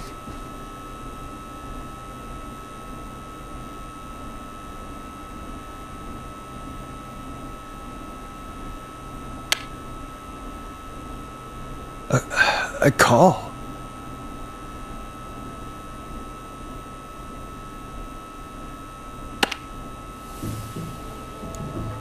Where's Peggy, Don? Have some patience, Forrest. It's almost the end of the night. Almost the end of the show. But it's not over just yet. Got a little time still. So let's make the most of it. What do you mean? Make the most of it how? Well... Huh? I thought we'd end tonight's Whistling Man special with a special guest. The one who started it all. Let me take that out of your mouth and... You crazy bitch! Let me go! Welcome to the air, Mr. Teddy Gallows Jr. Wait. It's all gonna come out tonight, Teddy. Your daddy and his money saved you 20 years ago. But even if you crawled out of his coffin with all the money in the world... Wait, where the hell is Teddy? How are you talking to him if you're here with me? Because I'm not there with you, Forrest. I'm here with Teddy. And if he says where that is, well, he knows how to get it. Wait, then... Who am I looking at? Forrest Nash, let me introduce you and all of Gallows Creek to my boy, Henry Barrow. Your son? You mean you... Wait, that he... Yes, Forrest. He and I had a son. So there were 2 whistling men tonight. Of course! That explains how you were always able to get around town so quickly. And that's how you escaped the secret archives in the newspaper office. Don't think I've forgotten about that, Forrest. Locking my sweet boy away like an animal. And Murphy, he was right, wasn't he? He did fight a man. He did. I taught my boy to never run away from a fight. Hang on. Did you say Barrow? Then... Are you... Let me just get this mask off. Damn uncomfortable thing. No wonder Mooney went crazy wearing this. There we go. Marie Campbell? George's old girl. Oh. Well, it sure has been years since I last saw. Oh, God damn it. Marie Campbell? So, not Dawn, huh? No, not Dawn. What are you going to... Everyone's gonna know now what Teddy did. He killed George that night. This night. 20 years ago. Listen to me. You... You're gonna talk when I talk to you. And not a moment before. Meanwhile, Forrest, I'm gonna give you the chance to talk. You're gonna help me reveal what really happened to George all those years ago. Why should I help you? Why should I play any part in this? Because I think you believe in justice. You think this is justice? You have no goddamn idea, Forrest. These people you've been trying to save, they were all in on it. They all knew George was murdered, but... Murdered? Listen, I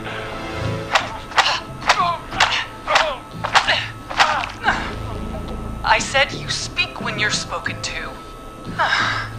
Now, I know you've done some good work tonight in piecing together what happened to George 20 years ago, and that's why I want you to interview us.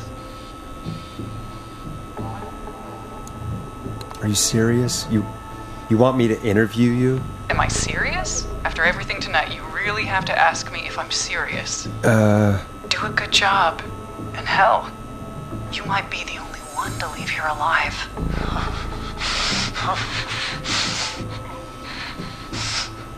I need to drag this out. If I can buy Leslie time to get back to Gallows Creek, and if I can find out where Marie is, then this can end. Teddy, we'll start with you. Just, talk me through what happened that night. How did it start? How would I know? It was 20 years ago. Do you want to die, Teddy? Because if you don't start talking... Oh. What the hell? God damn it. Okay. Our first team party was coming up. And when I saw the date it was scheduled for, I had an idea for a way we could prank the new guys. What made that night special? That was the night Mooney went missing.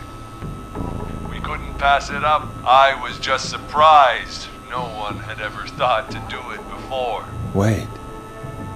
You mean this was the first whistling night? Keep talking, Teddy. We went up near Whistling Point. God, who was there? Me, Jason, and George, of course. But George didn't come alone. He brought Marie. And Roller Ricky. He was there too, wasn't he? Yes, Ricky was there too. Runner Ricky, our wide receiver. I helped him off the bottle, you know. Because I'm a decent man. Is that so? Yes, it is. He came apart one day. Some people do. He had some issues. Wasn't stable. I didn't want him to hurt his chances in life. So, I helped him keep himself together. You were afraid he would talk about that night, weren't you? Keep talking. About midway through the night, we put the prank into action. We looked up at the trees and saw Jason there, bloody, like he'd just been stabbed. And the whistling man screaming. George and I and Ricky, we got left behind. But Ricky was in on it too. I know he was. He and Teddy were as close as anybody. Teddy must have told him the plan. No, Marie, you're wrong. Ricky didn't know. What? Did you miss that part of the broadcast? I spoke to him earlier. He had no idea what was happening. He said he was as terrified as anybody. Isn't that right, Teddy? You didn't tell him, did you? Ricky never could keep his mouth shut. If we told him, he would have given everything away. But well, it doesn't matter. He didn't run his mouth enough to tell anybody about it afterwards. He's still guilty. It was just a stupid prank. How can you still say it was just a prank? Oh, come on.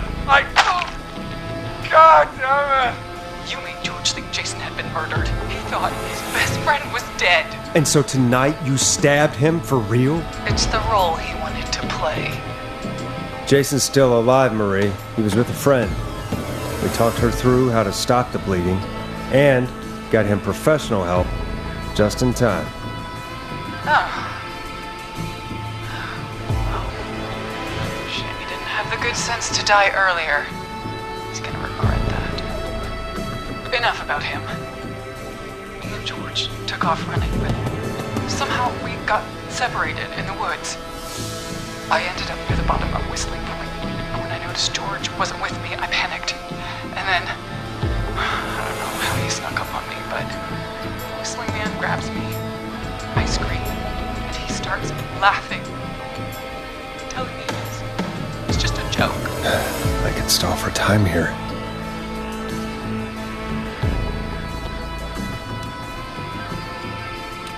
Tell me, what happened next? I suddenly recognized it was Chuck. Chuck Brody was the Whistling Man.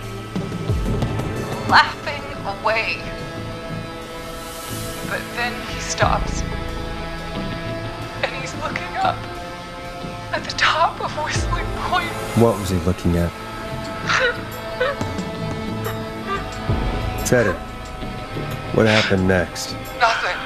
I mean, it was just... Teddy? George fell off Whistling Point.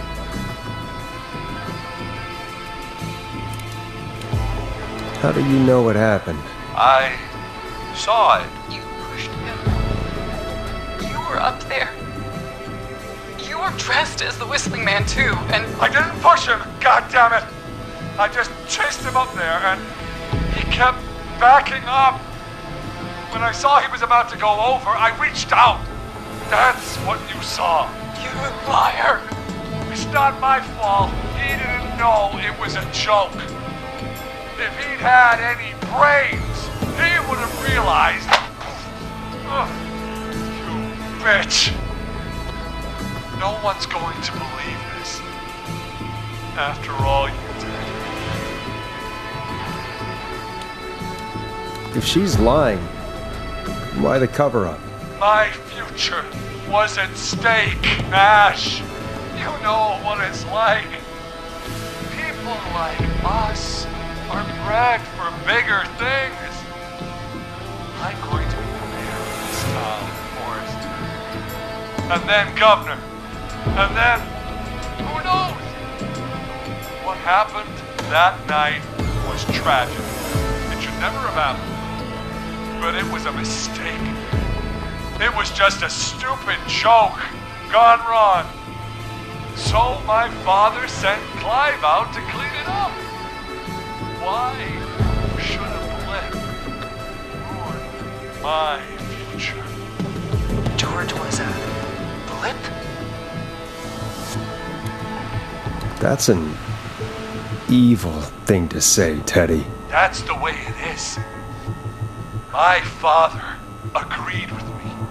Sandra found him the next morning while out jazz running. She found him in the river, but she lied about that to protect Teddy. She said something about her rent going up, unless she... Teddy, did your father own Sandra Sharp's dance studio? It's Gallows Creek, not Sharp Creek. I'd answer the question if I were you, Teddy. Yes, okay. We own most of the town. That's it then. Your father was going to run her out of business unless she lied and said she found him in the reservoir instead of the river. What my father did in his business dealings is nothing to do with me. The false reports. That's why you killed Sheriff Matthews too, isn't it, Maria? Not just to get him out of the way, but... Everyone was in on it, Forrest. Even the coroner wrote a fake report. Said George was drinking. That he just got himself into trouble. And... I saw. I'm sorry. For all it's worth, Virginia didn't have much of a choice. She had a sick sister whose treatments she couldn't afford. She played along with the gallows to save her sister's life. And her own. Even still, she should have told the truth. I did my part.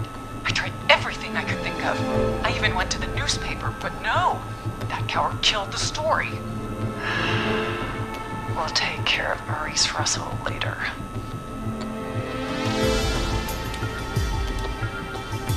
You've been through hell, Marie. I'm sorry. You've got no idea. Never should have started. You shouldn't have pushed my George off the cliff. He should have been punished. But it's coming to a stop. At least for now. Here, where George and I first met, before he joined the football team. It was right after he shot the winning throw. Wait a sec.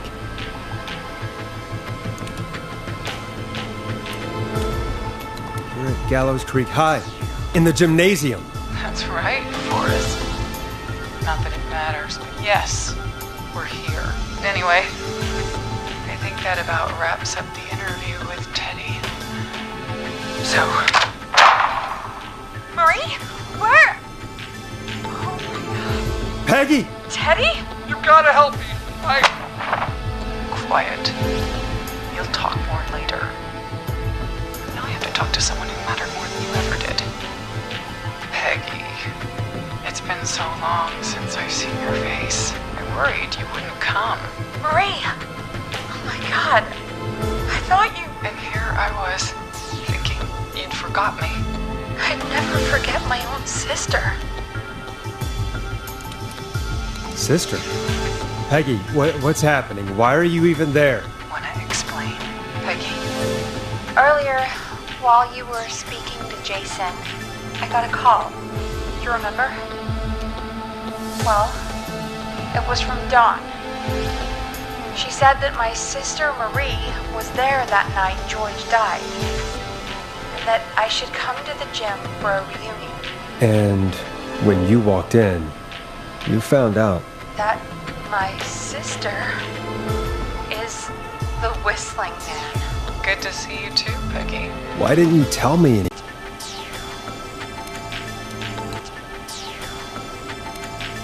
If I told you, you'd try to stop me or come with me when we need you on the radio. And I just... You should have said something. You should have told me. I know, okay? I should have.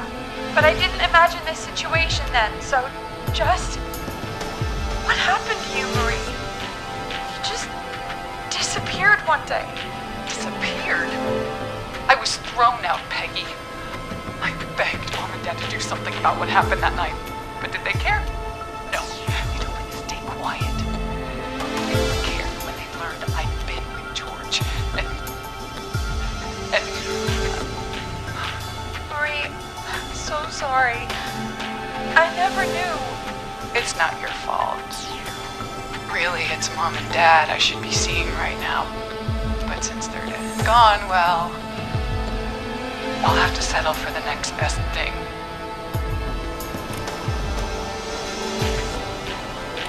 Don't. Marie, listen to me.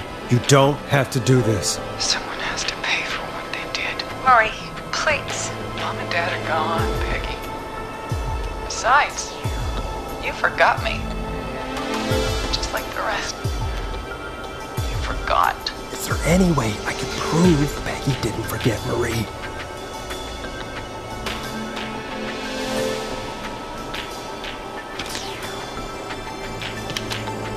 Marie, Peggy never forgot about you. Keep your mouth shut. She kept a card from you. She kept it here on her desk. What card? The card you made me for my 8th birthday.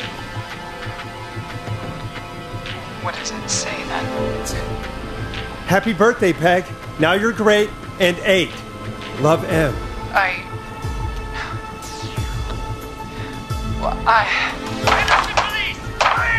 No! Henry! Get out of there! Peggy! We have 2 wounded, and we're in pursuit of the suspect. Hands to the police! Freeze! Forrest! Leslie, how's Peggy? She's been cut pretty bad, but we're here now. I'll be okay. God, Marie! Hey, Zara! I need you to look after Peggy. She needs help. Now, we got here just in the nick of time. Where's Marie? She bolted right as we got here. The police are right on her heels. It won't be long now. It's over, Forrest. Well, folks, it was a long night, but we made it through together. I'm gonna head off to go check on Peggy. This has been Forrest Nash. And it's been a scream.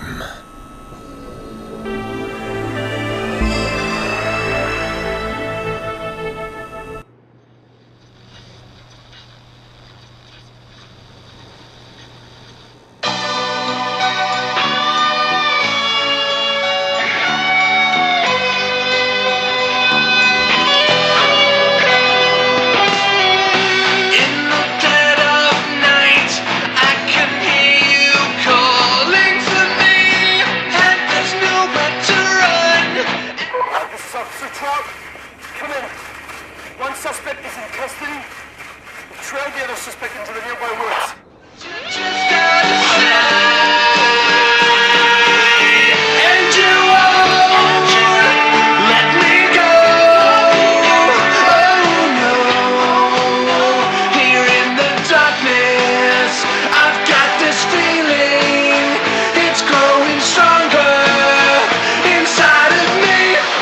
It's a killer frequency.